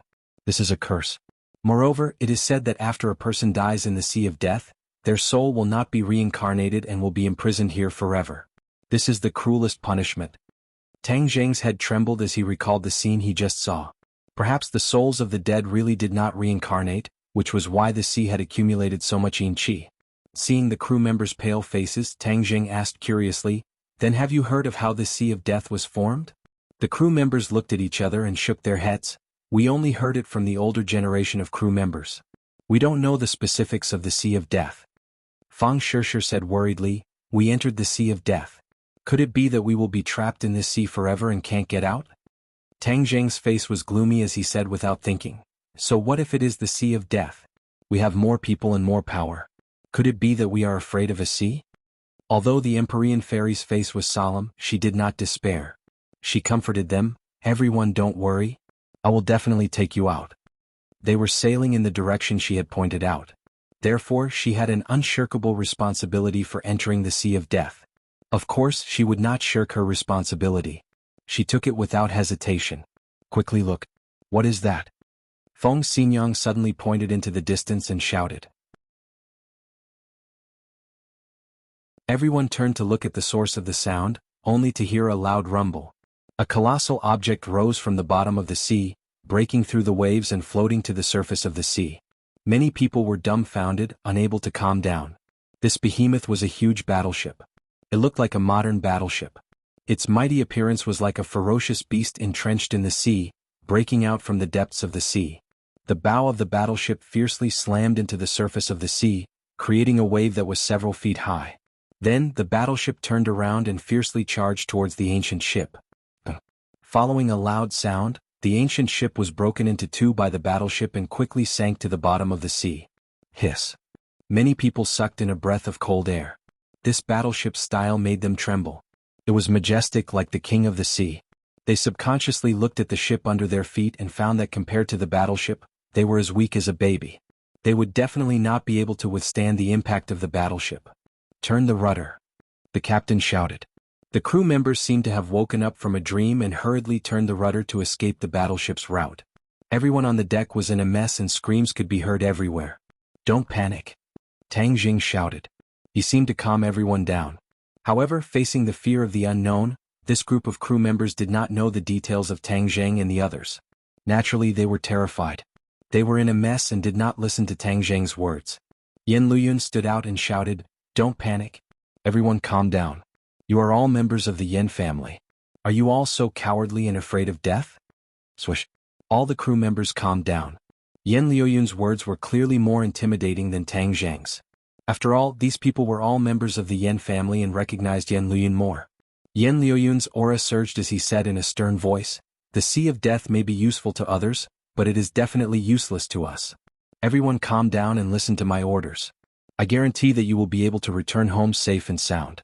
I Yan Luyun will always be with you." Seeing that even the young master of the Yan family was with them, they were mostly insignificant people. What was there to be afraid of? Thinking to this point, the fear in the hearts of the crew members gradually dissipated.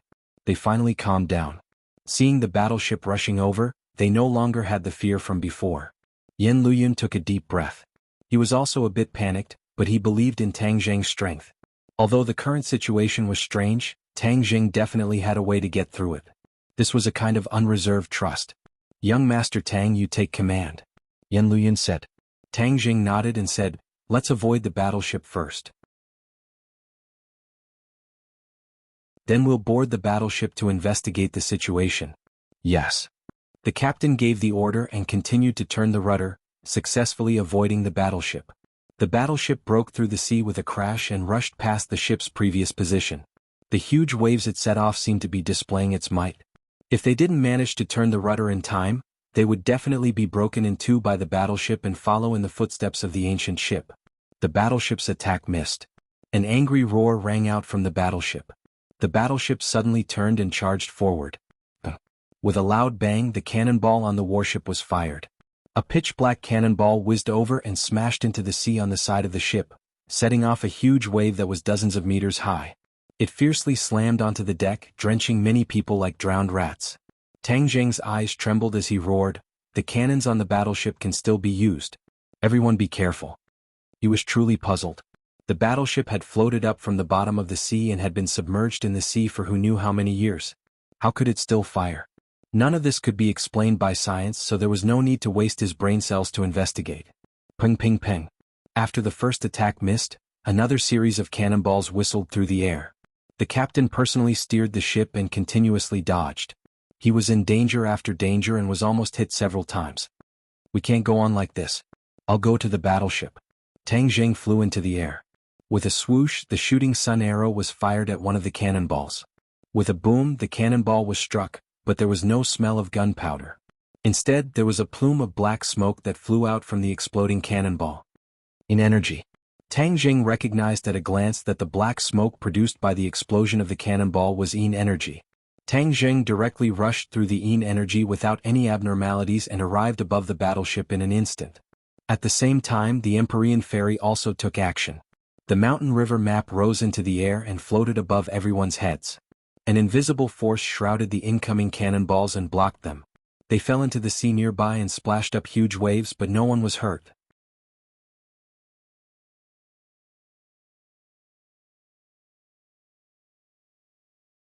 Chapter 12:16. Tang Zheng floated in the air, looking down at the battleship below. It was clear as day. There were hundreds of soldiers standing on the battleship. They were wearing tattered military uniforms, and it was impossible to tell which country they were from. They were the same as the people on the ancient ship from before. All of them had turned into rotten flesh and bones. They were gloomy and their empty eye sockets were all staring at Tang Zheng. One of them, who looked like an officer, let out a mournful roar. The commander's blade in his hand pointed at Tang Zheng, as if he was giving an order.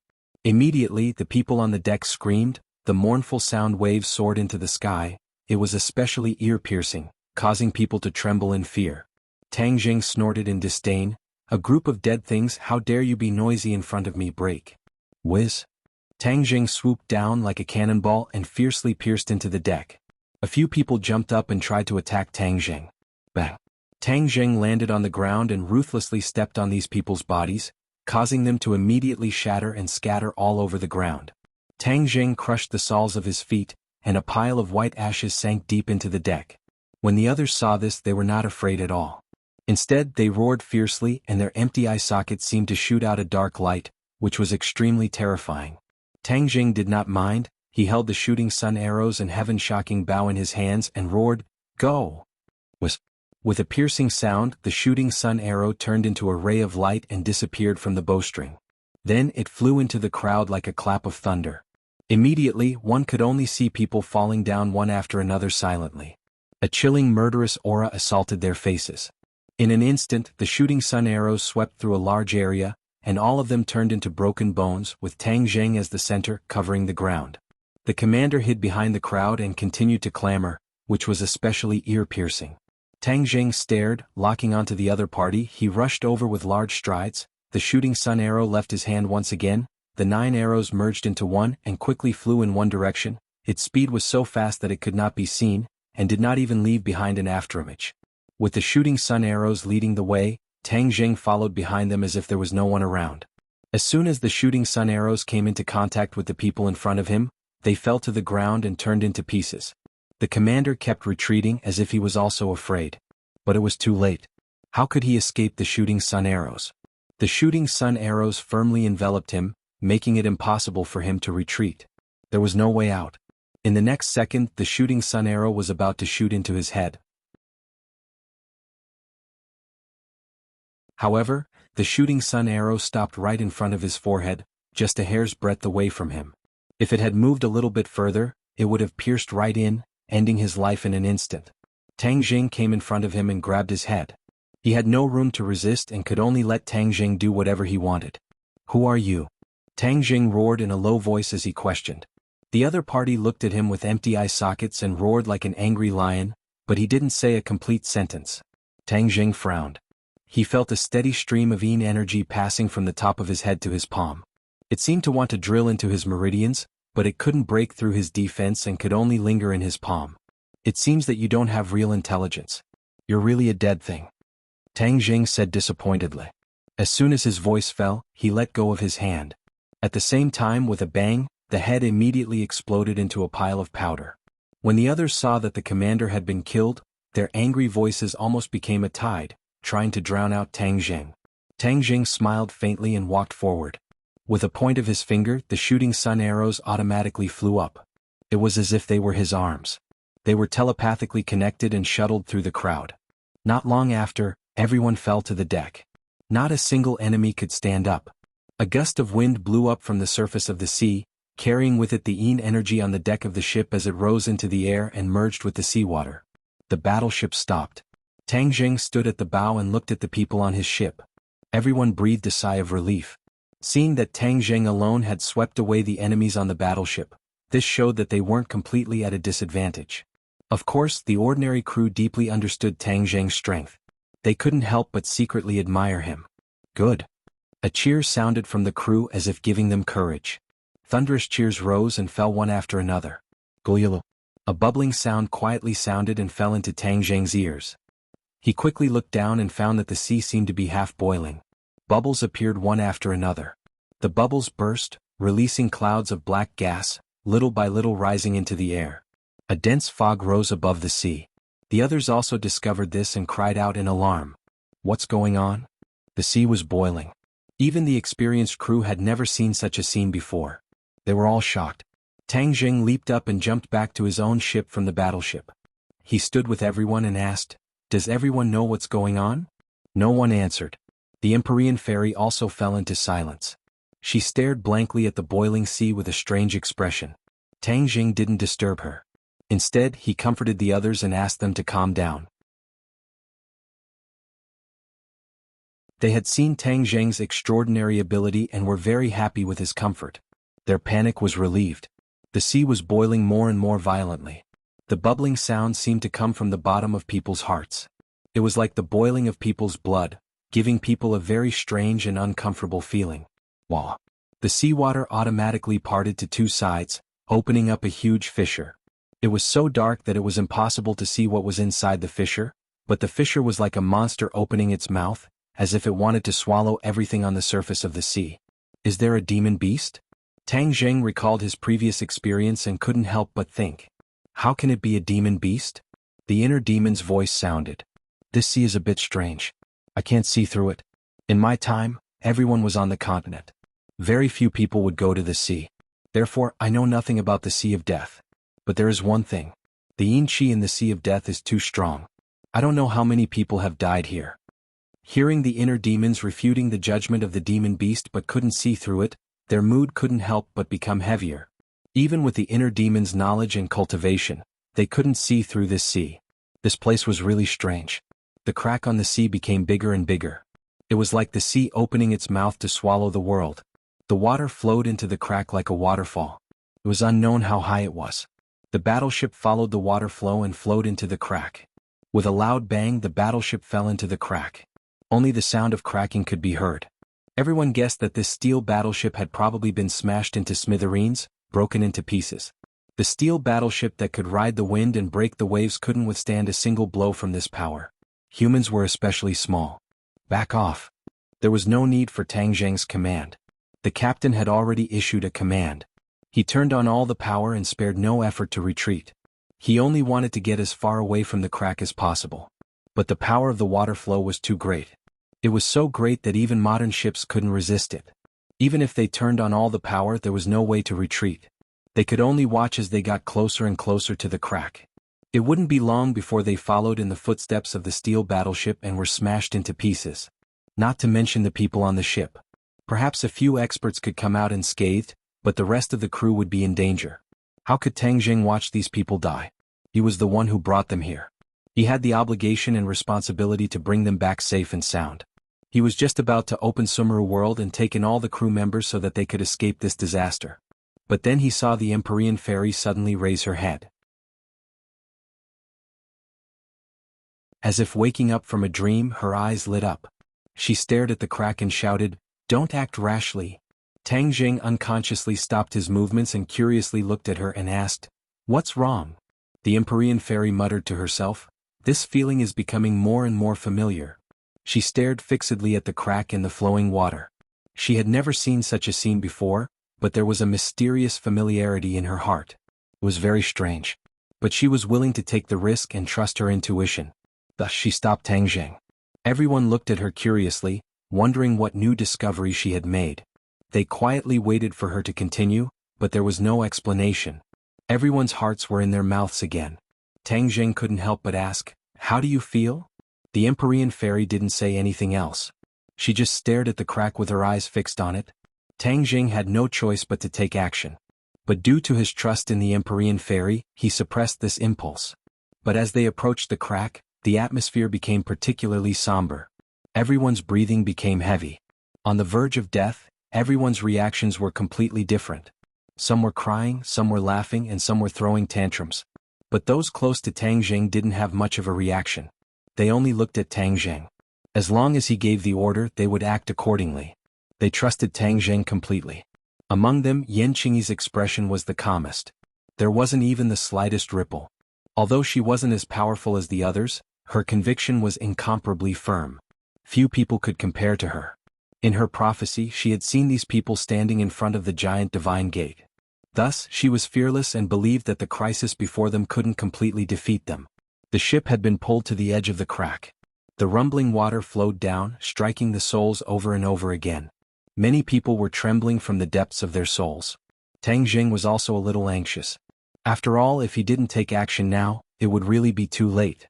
But the Empyrean Fairy's determined look made him not dare to act rashly. He was deeply afraid of disrupting her plan. But she was so mysterious and didn't explain clearly. It was hard to guess what was true and what was false. This feeling was really uncomfortable. "Okay, then I choose to believe you. I hope you won't disappoint me," Tang Zheng said. He simply gave up on counterattacking and stared at the Empyrean Fairy. The Empyrean Fairy looked at the crack in the water, her eyes brightening.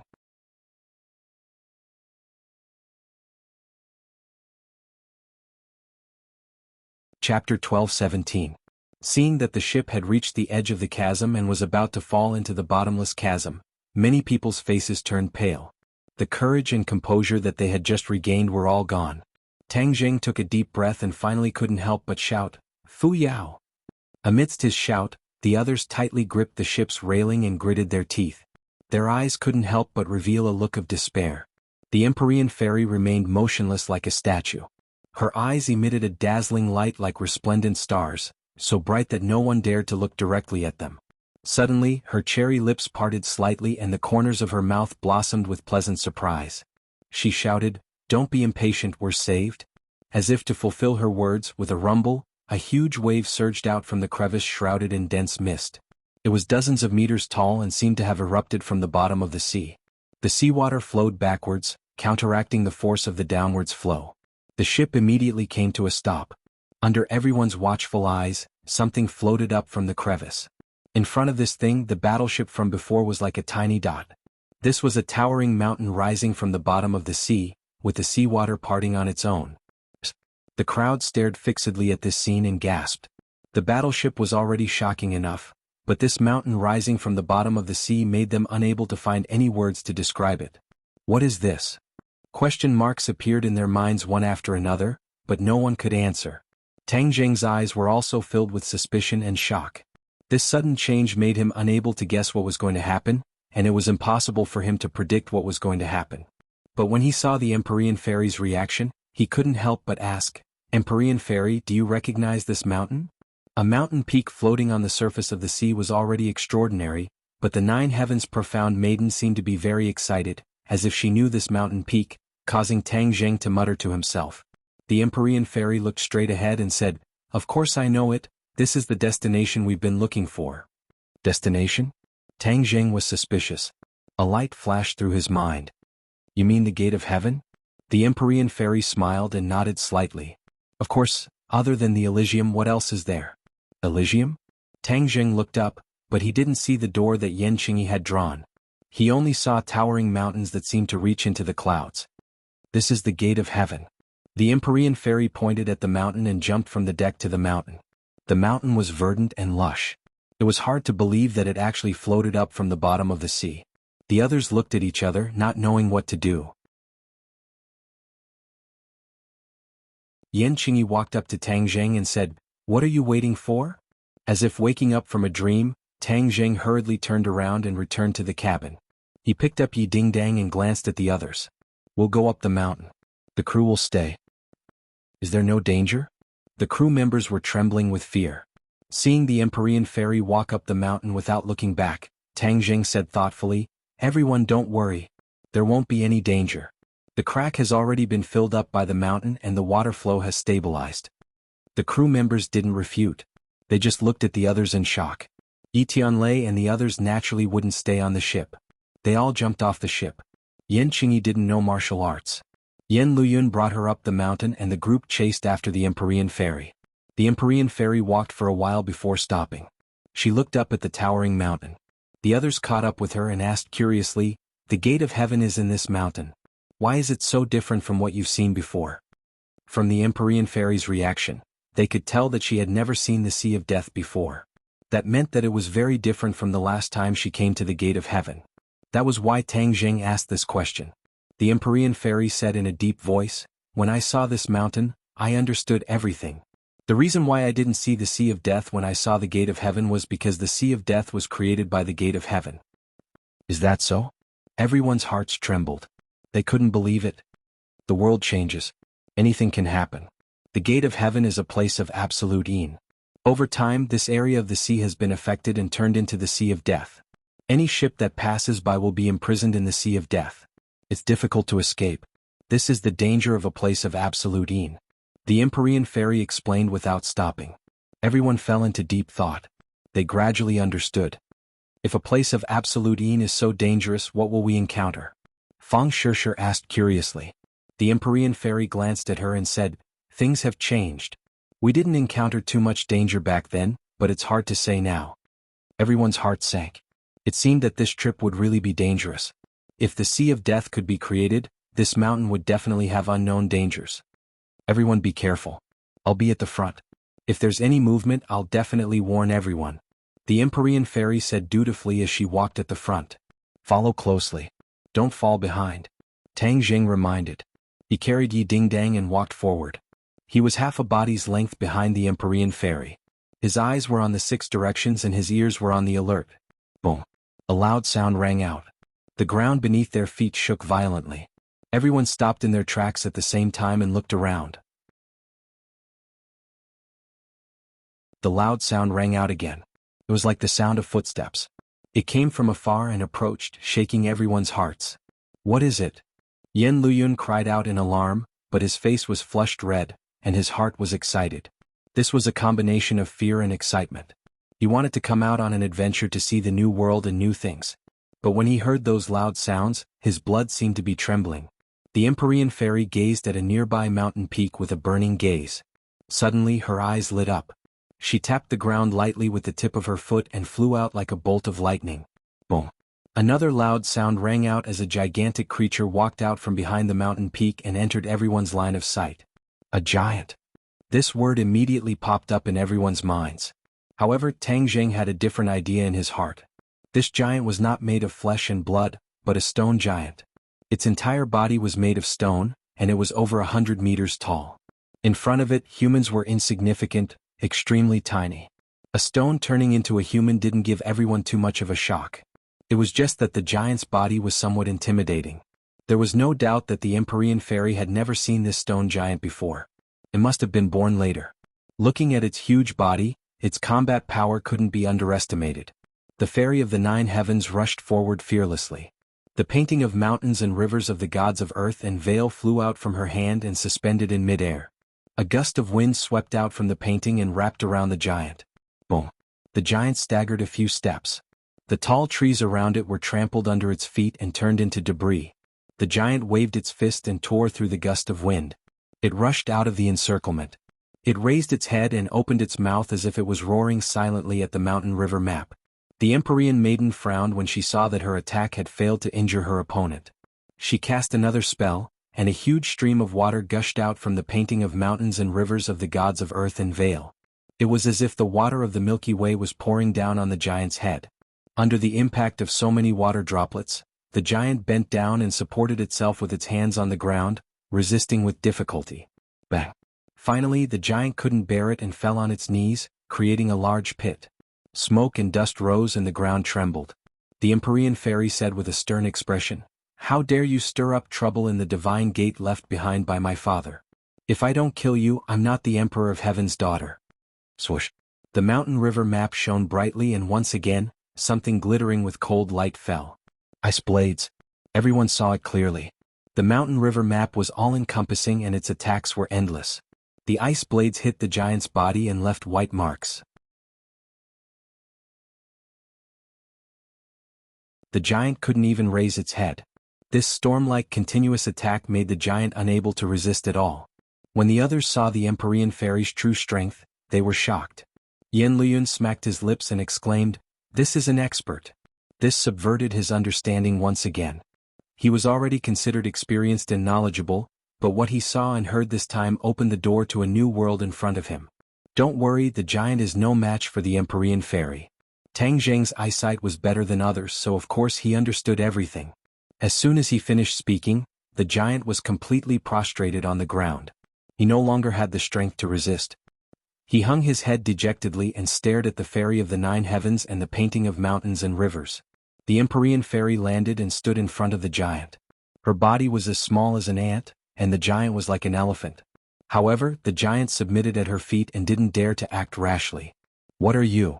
the Empyrean fairy asked with an ashen face. The giant opened its mouth but no sound came out. "So it's just a useless thing." The Empyrean fairy shook her head and said regretfully. The others also caught up and looked at the giant at close range. One could imagine the shock in their hearts. "What do we do now?" Tang Jing asked. The Empyrean fairy looked behind the mountain peak and said, "There must be more dangerous things behind. Just be careful. As for this thing..." The Empyrean fairy pondered for a moment, then rushed out with a swoosh and hit the giant's chest with her fist. The thin fist was insignificant compared to the giant's body, but the power that burst out of the fist was enough to split mountains. There was a loud bang, and from the center of the giant's heart, cracks quickly spread in all directions, covering the giant's entire body in an instant. Kacha! The giant shattered, turning into giant rocks that scattered all over the ground. It no longer had the awe-inspiring aura it had before. The Empyrean fairy clapped her hands and walked through the rubble, heading deeper into the mountain. The others looked at each other, then came to and followed her. The air was filled with an austere aura, as if there was an invisible pressure pressing down on everyone's hearts. Even their breathing became heavy. Looking at the unfathomable mountain and the endless dense forest, no one had any confidence in their hearts. They didn't know what was waiting for them.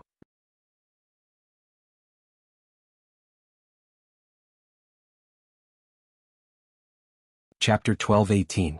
After walking for some distance, both sides were quiet. Other than the sound of their footsteps, there was no other sound. It was a dead silence that made one's hair stand on end. They went around the towering mountain peak and came to the depths of the mountain. The Empyrean maiden stopped in her tracks, and so did the others.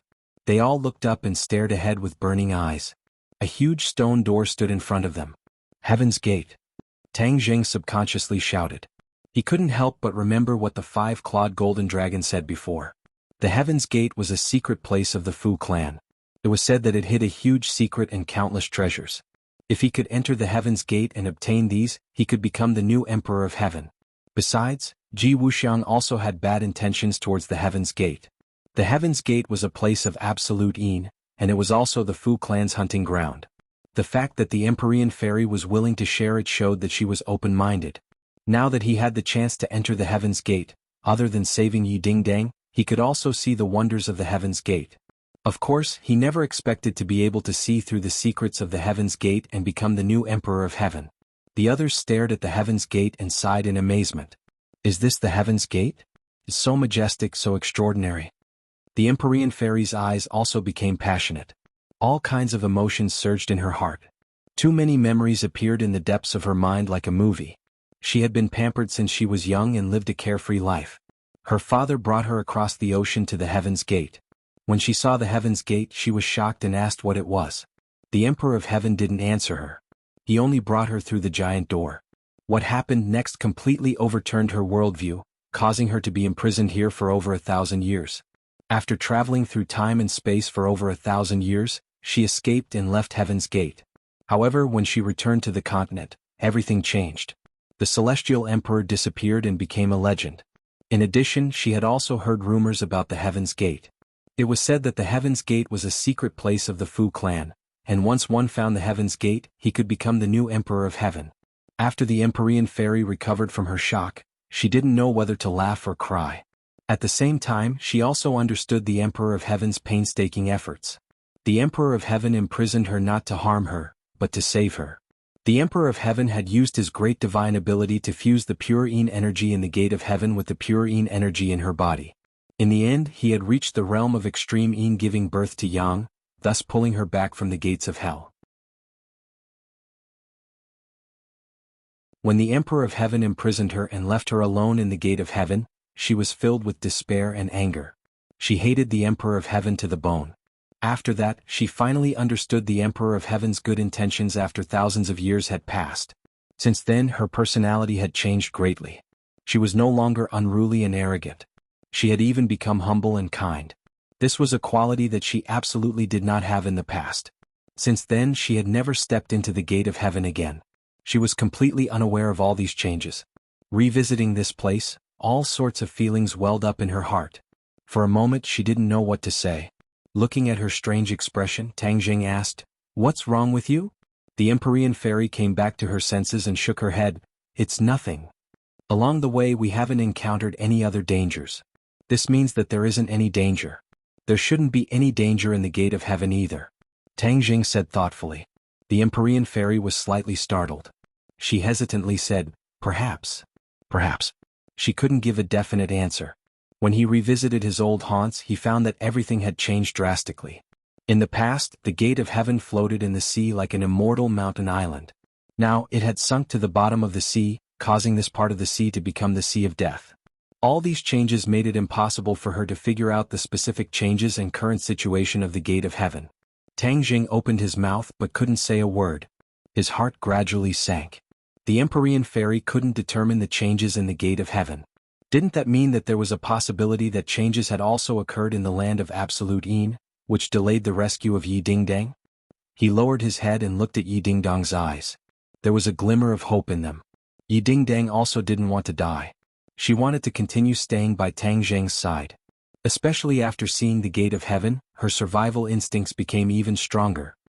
"Dingdang, I will definitely cure you so that you can always stay by my side."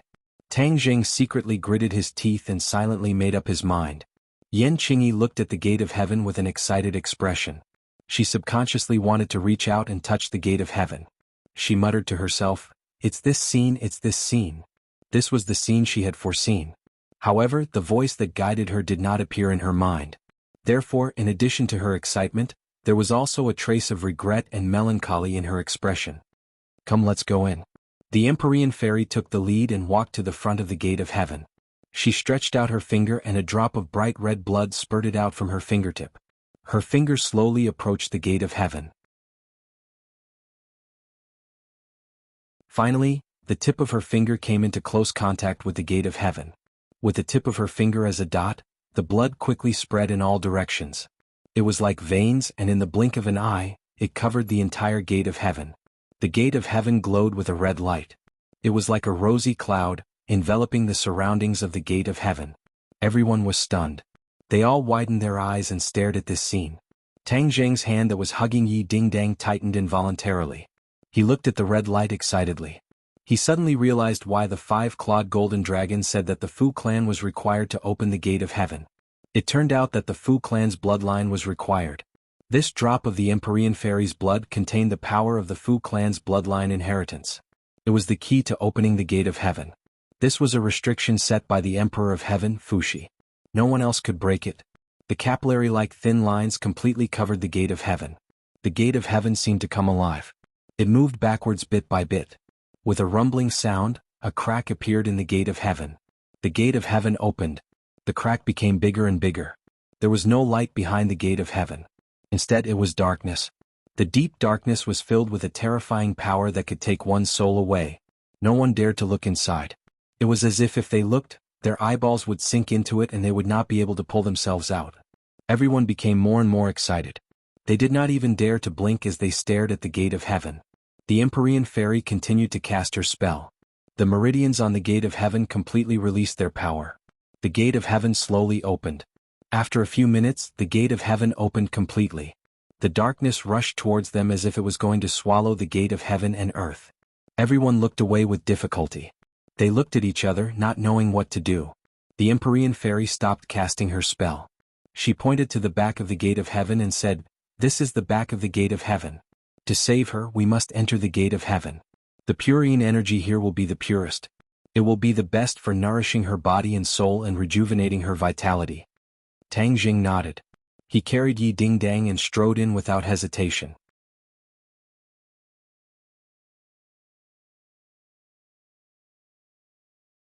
Chapter 12:19. The darkness behind the divine gate was so dark that they could not even see their own fingers, but it was not a problem for them. The Empyrean fairy pointed her finger at the void, and a ball of primordial fire rose from her fingertip and floated in mid-air, illuminating the surroundings. Everyone widened their eyes and turned their heads to look, only to find that the divine gate was unfathomably huge, and the fire could not illuminate the entire area. The divine gate has always been this huge, no need to make a fuss. The Empyrean fairy understood their thoughts and explained. Everyone nodded and put away their thoughts, and followed the Empyrean fairy into the depths of the divine gate. The darkness gave them a lot of psychological pressure, and some of them could not help but breathe heavily. The thumping of their footsteps in the spacious divine gate was particularly ear-piercing, adding to the invisible pressure. "How far is it?" Tang Jing asked. The Empyrean fairy did not turn her head and said, "Although the divine gate is a place of absolute yin, but in terms of absorbing pure yin energy to save people, the divine bed is the core of the divine gate. The pure yin energy on it is rich enough so it can save twice the effort and increase the success rate." Divine bed? Tang Jing raised his voice in surprise. Yes, the divine bed is the core of the divine gate, and it gathers all the pure yin energy in the divine gate. The Empyrean fairy added. Back then she had to absorb pure yin energy to save herself, and this time she had to lie on the divine bed for hundreds and thousands of years. She had a deep understanding of the magical properties of the divine bed. Suddenly, a golden light flashed on Tang Jing's arm, and the five-clawed golden dragon's voice rang out. "It is said that the divine gate contains many treasures of the Fu clan, and once you obtain these items, you may become the new Emperor of Heaven, is that right?" Tang Jing was shocked by the five-clawed golden dragon's sudden question, but he forcibly suppressed his curiosity. After all, he was here to save people. The five-clawed golden dragon was different. The dragon clan had a strong interest in treasures, and now that he had come to the Divine Gate, he knew about the rumors of the Divine Gate, so he asked without hesitation. The five-clawed golden dragon was fearless. He didn't care if the Empyrean fairy turned hostile. As expected, the Empyrean fairy stopped in her tracks and turned around. She stared at Tang Jing's arm that was shining with a golden light and said with an unkind expression, "You're still thinking about the Elysium?" The five-clawed golden dragon did not deny it either. He said with a dignified face, "The Gate of Heaven is a legendary treasure land. I can peek into its mysteries. Of course, I won't miss such a good opportunity." Although these words were tactful, the meaning was very clear. He was really tempted. Of course, unless the treasure was extremely extraordinary, it would not really make a move. "Five-clawed golden dragon, don't be rude," Tang Jing scolded with an unkind expression. The five-clawed golden dragon was afraid of Tang Jing and did not dare to make a sound. The Empyrean fairy sneered and said meaningfully, "Five-clawed golden dragon, I'm afraid I'll have to disappoint you. Although there are rumors outside that there are treasures hidden in the Gate of Heaven, I want to tell you the truth. The Gate of Heaven is only a place with no energy. There are definitely no treasures like you said." When the Empyrean fairy woke up, she ran through almost every corner of the Gate of Heaven. If there were treasures, she would have found them long ago. How could anyone else have a chance to find them? As for the rumors outside, she did not know where they came from. In her opinion, they were all nonsense and extremely absurd. However, she was too lazy to explain. These people had coveted the Gate of Heaven for a long time and could not find it. Why waste her saliva to explain? Tang Jing's curiosity was aroused. He stared at the Empyrean fairy with a burning gaze, as if he wanted to distinguish the truth of her words. However, after looking for a long time, he could not see the reason. The five-clawed golden dragon's voice sounded in his mind. He snorted and said, "She's lying. She's deceiving everyone. Don't be fooled by her." Tang Jing did not express his opinion. The inner demon suddenly said, "This Gate of Heaven is indeed a good place. The purine energy is dense and is definitely stronger than the previous mountain with the life totem." Tang Jing suddenly had an idea and said, "Since the purine energy is so strong, then can't I also absorb the purine energy here and neutralize the pure yang energy?" Previously, Tang Jing's heart was tied to Yi Dingdang. When he heard about the miraculous Gate of Heaven, he did not think that he could absorb the purine energy. Now that success was in sight, he suddenly had this idea. "Hee, you're finally enlightened." The inner demons praised. Tang Jing was overjoyed. "Why didn't you remind me before? Last time I absorbed so much pure yang energy that my body almost exploded. With such a great opportunity to save my life, you actually didn't give me any advice." He was quite depressed. He had worried for nothing for so long. "You really think too simply. Is a place of extreme that easy to find? If it wasn't for the Empyrean fairy, where would we find a place of extreme?" The inner demons retorted. Tang Jing was suddenly startled. He realized that he had been too impatient and had wrongly blamed the inner demons. Moreover, absorbing purine energy in a place of extreme is not that simple. Do you think it's as easy as absorbing purine energy from other women? The inner demon's question caused Tang Jing to fall into deep thought. Could it be that he had thought too simply? The inner demon seemed to have seen through his thoughts and added, "You really are thinking too simply. How can absorbing purine energy be that easy? You must rely on a medium." "Medium? What is it?" Tang Jing's curiosity was completely aroused. The purine energy in this place of extreme was born from the creation of heaven and earth. If a person wanted to absorb the purine energy here, they must draw upon the yin and yang energy of heaven and earth to succeed. Draw upon the yin and yang energy? Tang Jing was startled. Ding Dang wants to absorb the pure yin energy in the Gate of Heaven. Does she also need to draw upon the yin and yang energy? Of course. If not, how could she succeed? Then how can I draw upon the yin and yang energy? The inner demons kept him in suspense and said mysteriously, "Heaven's secrets cannot be revealed. When the time is right, I will naturally tell you." Tang Jing rolled his eyes and thought that they were deliberately mystifying things. However, the inner demons deliberately kept him in suspense, so he didn't continue to ask. In short, the inner demons would tell him away. They wouldn't really let him come here for nothing. The Empyrean fairy saw that the five-clawed golden dragon was no longer talking, so she didn't say anything else. Just as she was about to turn around, she heard a gust of wind coming from the depths of the Gate of Heaven. She was startled and shouted, "Be careful." The others also noticed this and were on high alert. Tang Jing raised the holy shield to protect Yi Dingdang in his arms, Yi Tianlei and Feng Xinyang protected Fang Shishir, and Yen Luyun protected Yen Qingyi. All of them stared at the darkness in front of them with burning eyes. Whoosh! A strong gust of wind blew as if something huge was flying towards them. Go! The Empyrean fairy pointed her finger at the void, and the true fire quickly flew out. It turned into a streak of fire and collided with the incoming enemy. Roar! A sharp roar rang out, and the true fire illuminated a huge silhouette. It was a demonic beast with huge wings and it looked like a bat. In this dark and gloomy environment, there were definitely no lack of creatures like bats. After being nourished by the purine energy for a long time, it had become like this. Tang Zheng's guess was not wrong. This was indeed an evolved bat demonic beast. Bats were social animals and there was definitely more than one of them. Tang Zheng suddenly realized this and reminded them loudly, "This is a bat demonic beast and I'm afraid there is more than one. Everyone be careful." He did not know the specific dangers of the bat demonic beast, so he could only remind them loudly. Bats were afraid of fire, but this bat demonic beast was not afraid of the true fire. It actually rushed towards the true fire.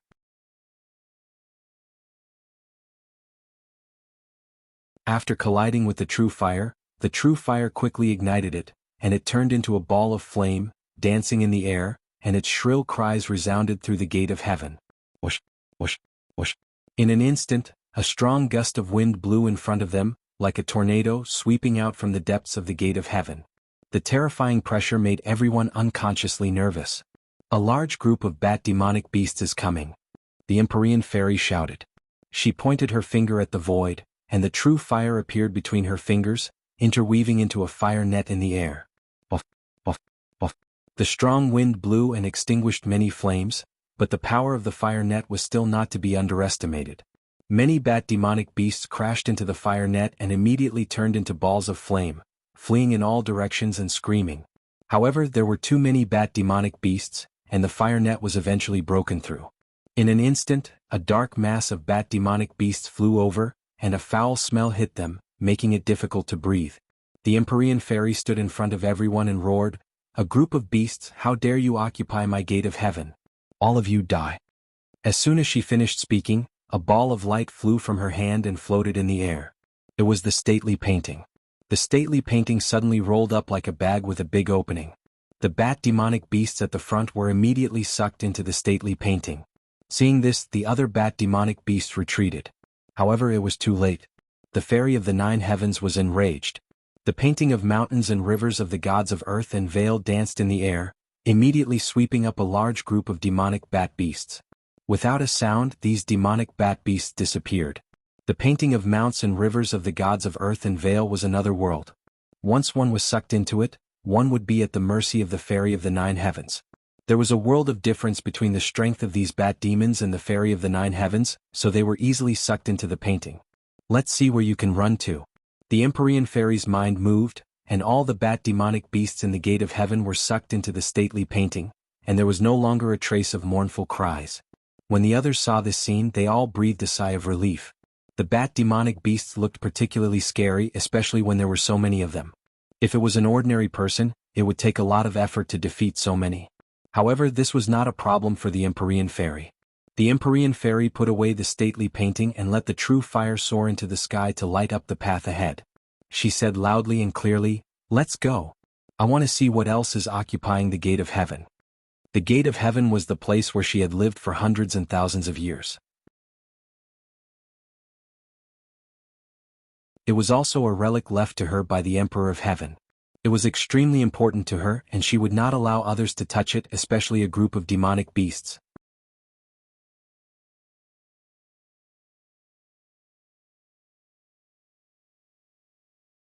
Chapter 12:20. The sudden burst of light attracted everyone's attention. Under everyone's watchful eyes, they discovered that the light came from the pearls embedded in the dome. The soft light completely cooled this part of the world, leaving nothing to hide. Ah! Fang Shishir's pupils shrank as she instinctively cried out in alarm.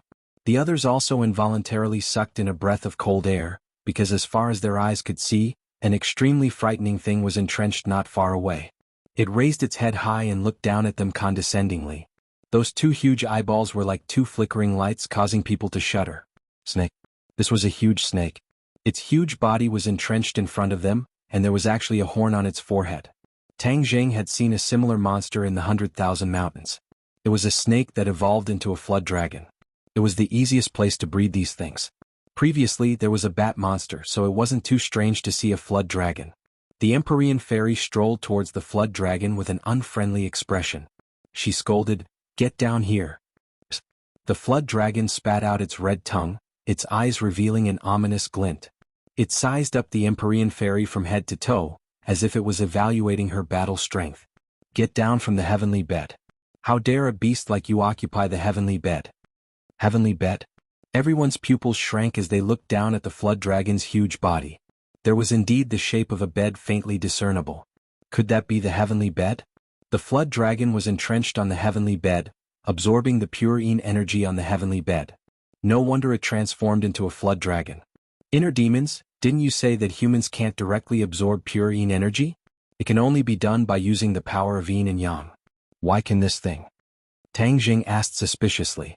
The inner demons clicked his tongue and said, "Humans are the spirit of all things, but they also have their limits. All things in the world have their own characteristics and advantages. Other creatures naturally have advantages that humans don't have. Do you understand?" Tang Jing seemed to understand but didn't. This is what it means for all living things to be equal.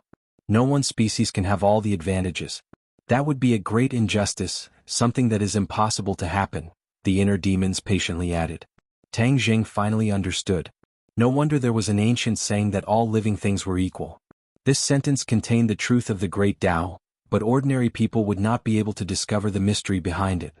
This flood dragon stayed in Heaven's Gate for a long time. Over time, it absorbed the purine energy and gained sentience. Then, it cultivated bit by bit until it finally reached its current level. Unfortunately, its good days have come to an end. The inner demons said.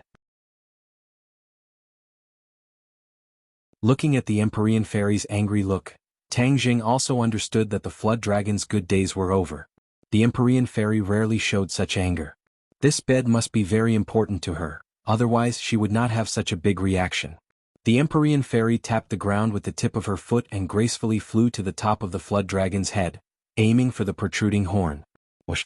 A puff of green smoke came out of the flood dragon's mouth and flew directly towards the Empyrean fairy. It obviously realized the danger and fought back with all its might. Insignificant skill. The fairy of the 9 heavens didn't care. A gust of wind flew out from the painting of mountains and rivers and immediately wrapped around the green smoke. There was no doubt that the green smoke was highly toxic and couldn't come into contact with it. The green smoke was blown away and the Empyrean fairy's kick landed on the flood dragon's head. Bang! The horn on the flood dragon's head flashed with a faint light and collided with the kick. The huge force sent the flood dragon flying off the bed and landing heavily on the ground far away before it stopped. Brr. The flood dragon roared angrily and swept its huge tail towards the Empyrean fairy's head. The Empyrean fairy landed on the bed and looked down at the sweeping tail. She frowned and growled, "Go away." Of course the flood dragon would not go away by itself. Its huge tail continued to sweep down like rolling thunder with terrifying power. The fairy of the 9 heavens stood firmly on the celestial bed. With a thought, a rock as big as a mountain fell from the painting of mountains and rivers. Bang! The rock hit the flood dragon's huge tail and crushed it under the huge rock. The flood dragon kept struggling, trying to get out from under the huge rock. The fairy of the 9 heavens lightly tapped the ground and flew to the boulder. Immediately, blood flowed out from the cracks of the boulder as if she was struck by a tremendous force. The flood dragon had no way to get out. It kept shaking its body but to no avail. "How dare you occupy the gate of heaven with such little ability? You don't know what's good for you. I'll kill you first." The Empyrean fairy's words made the flood dragon feel real fear. It had gained intelligence and knew who was stronger and who was weaker. Through this fight, it knew that it was far from being a match for this person. It would be better to beg for mercy. The Empyrean fairy looked indifferent and did not care at all. A cold light appeared in her hand and she aimed at the flood dragon's vital point. Suddenly, a golden light rose from Tang Jing's arm and flew directly above the flood dragon. The Empyrean fairy stopped attacking subconsciously and looked at the golden light in surprise. She asked, "What are you doing?" "You're going to kill it anyway. It's a pity. Why don't you give it to me?" The 5-clawed golden dragon's voice flew out from the golden light. In the golden light, the five-clawed golden dragon's eyes were shining. He stared at the flood dragon and thought to himself, God is really helping me. I've been imprisoned under the imperial city for hundreds of years and my cultivation has deteriorated too much. Now that I have this flood dragon, it can help me improve my cultivation and skills. The flood dragon and the dragon could not be compared. The dragon was a higher existence and was the direction that the flood dragon strived for. However, they had many things in common. Therefore, the five-clawed golden dragon could use the flood dragon to improve its strength. What do you want it to do? The Empyrean fairy asked suspiciously. Tang Jing also looked at the five-clawed golden dragon curiously. He did not know what it was trying to do. The inner demons praised, this five-clawed golden dragon is a good opportunity. I can't believe it can have such a harvest in the gate of heaven. Obviously, the inner demons saw through the five-clawed golden dragon's intention. Tang Jing was just about to ask the inner demons when the five-clawed golden dragon swooped down toward the flood dragon with a flash of light. The five-clawed golden dragon's voice sounded, let's wait and see. The golden light wrapped around the flood dragon and made it tremble violently. Compared to the Empyrean fairy, the five-clawed golden dragon's draconic aura made the flood dragon tremble and fear from its soul. This was an instinctive fear. It had a deeper understanding of the draconic aura. This was something it had always been pursuing and it knew how powerful it was. Ow ow ow. A series of mournful screams did not change anything. The golden light turned into a huge dragon's head. The dragon opened its mouth and bit down on the flood dragon's head. The others could clearly see that the dragon's mouth was gradually swallowing the flood dragon. The flood dragon struggled even more violently. It was making its final struggle, but it still could not change anything. The outcome was already decided. The flood dragon disappeared into the dragon's mouth. Roar. The dragon's mouth let out a deafening dragon's roar that resounded through the gate of heaven. It made people's eardrums buzz and made many people feel frightened. Yan Luyun and Yan Qingyi opened their eyes wide at the same time and stared at this scene. This was completely beyond their understanding. Even though Yan Qingyi was always calm, her heart was surging with stormy waves. The dragon's head disappeared and turned into a mass of golden light. The golden light kept rolling like the clouds in the sky. It seemed to be brewing something. The Empyrean fairy turned her head to look at Tang Jing and asked, "What's going on?" Tang Jing only understood half of what was going on and could not explain the specific situation. He shook his head in confusion and said, "I don't know." The Empyrean fairy showed a disappointed expression. However, like the others, she still stared at the mass of changing golden light. She realized that all these changes were not simple. In a flash, the golden light changed again and gradually turned into a small golden dragon. It was shining and majestic. Its dragon's eyes emitted a golden light and it emitted a daunting draconic aura. Tang Jing's pupils shrank as he stared at the dragon's claw. The Empyrean fairy looked at him and also stared at the dragon's claw. Why is there an extra dragon claw? The Empyrean fairy muttered to herself. Tang Jing cultivated the dragon god technique, so he knew what this meant. The five-clawed golden dragon's strength and cultivation had increased. It had even grown a sixth dragon claw. From now on, it was no longer a five-clawed golden dragon but a six-clawed golden dragon. This flood dragon was actually so useful. No wonder it could not help but rush out. This was indeed a rare opportunity, like the inner demons had said. The six-clawed golden dragon's eyes were full of smiles. This was something it had dreamed of and now it had become a reality. It shook its head and wagged its tail, flying in a circle in the air. It was overjoyed and flew in front of Tang Jing. Its dragon eyes stared straight at Tang Jing. Tang Jing reached out and touched the dragon's head. The others saw this scene and sucked in a breath of cold air. This was more shocking than pulling a tooth out of a tiger's mouth. The key point was that the six-clawed golden dragon did not show any signs of impatience. It was as docile as a kitten and did not have the domineering aura that dragons should have. Although the six-clawed golden dragon's strength had increased, its soul brand was still there. Therefore, even if it was domineering, it still had to restrain itself. It did not dare to have a temper. "Congratulations," Tang Jing said from the bottom of his heart. The six-clawed golden dragon looked into his eyes and nodded, "Thank you." After saying this, it nodded towards the Empyrean fairy as a sign of gratitude. After all, if it was not for the Empyrean fairy bringing them to the gate of heaven, it would not have had this opportunity. The Empyrean fairy did not look sideways. She did not take this gratitude to heart. Yan Luyun smacked his lips. He wanted to ask if he could touch it, but seeing the six-clawed golden dragon's arrogant appearance, he swallowed the words back down. The six-clawed golden dragon looked around and swept its gaze across everyone. Other than Fang Shirsher and the Empyrean fairy, everyone else felt a tremor from the depths of their souls. Let's go back. Tang Jing did not want to let everyone feel too much pressure and said to the six-clawed golden dragon. The six-clawed golden dragon blinked its eyes as if it was wronged. It wanted to say that it had just increased its strength and that it should show off for a while.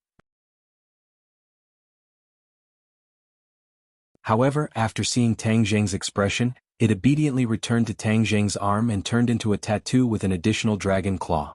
You're tuning in to the Han Li's Wuxia Adventures YouTube channel. We're so grateful for your support, and don't forget to subscribe to join us on this incredible journey through captivating stories. Your generosity through donations truly makes a world of difference, as it's the primary source of revenue that allows me to expand and enhance this channel for you. Thank you from the bottom of my heart for being a part of this adventure.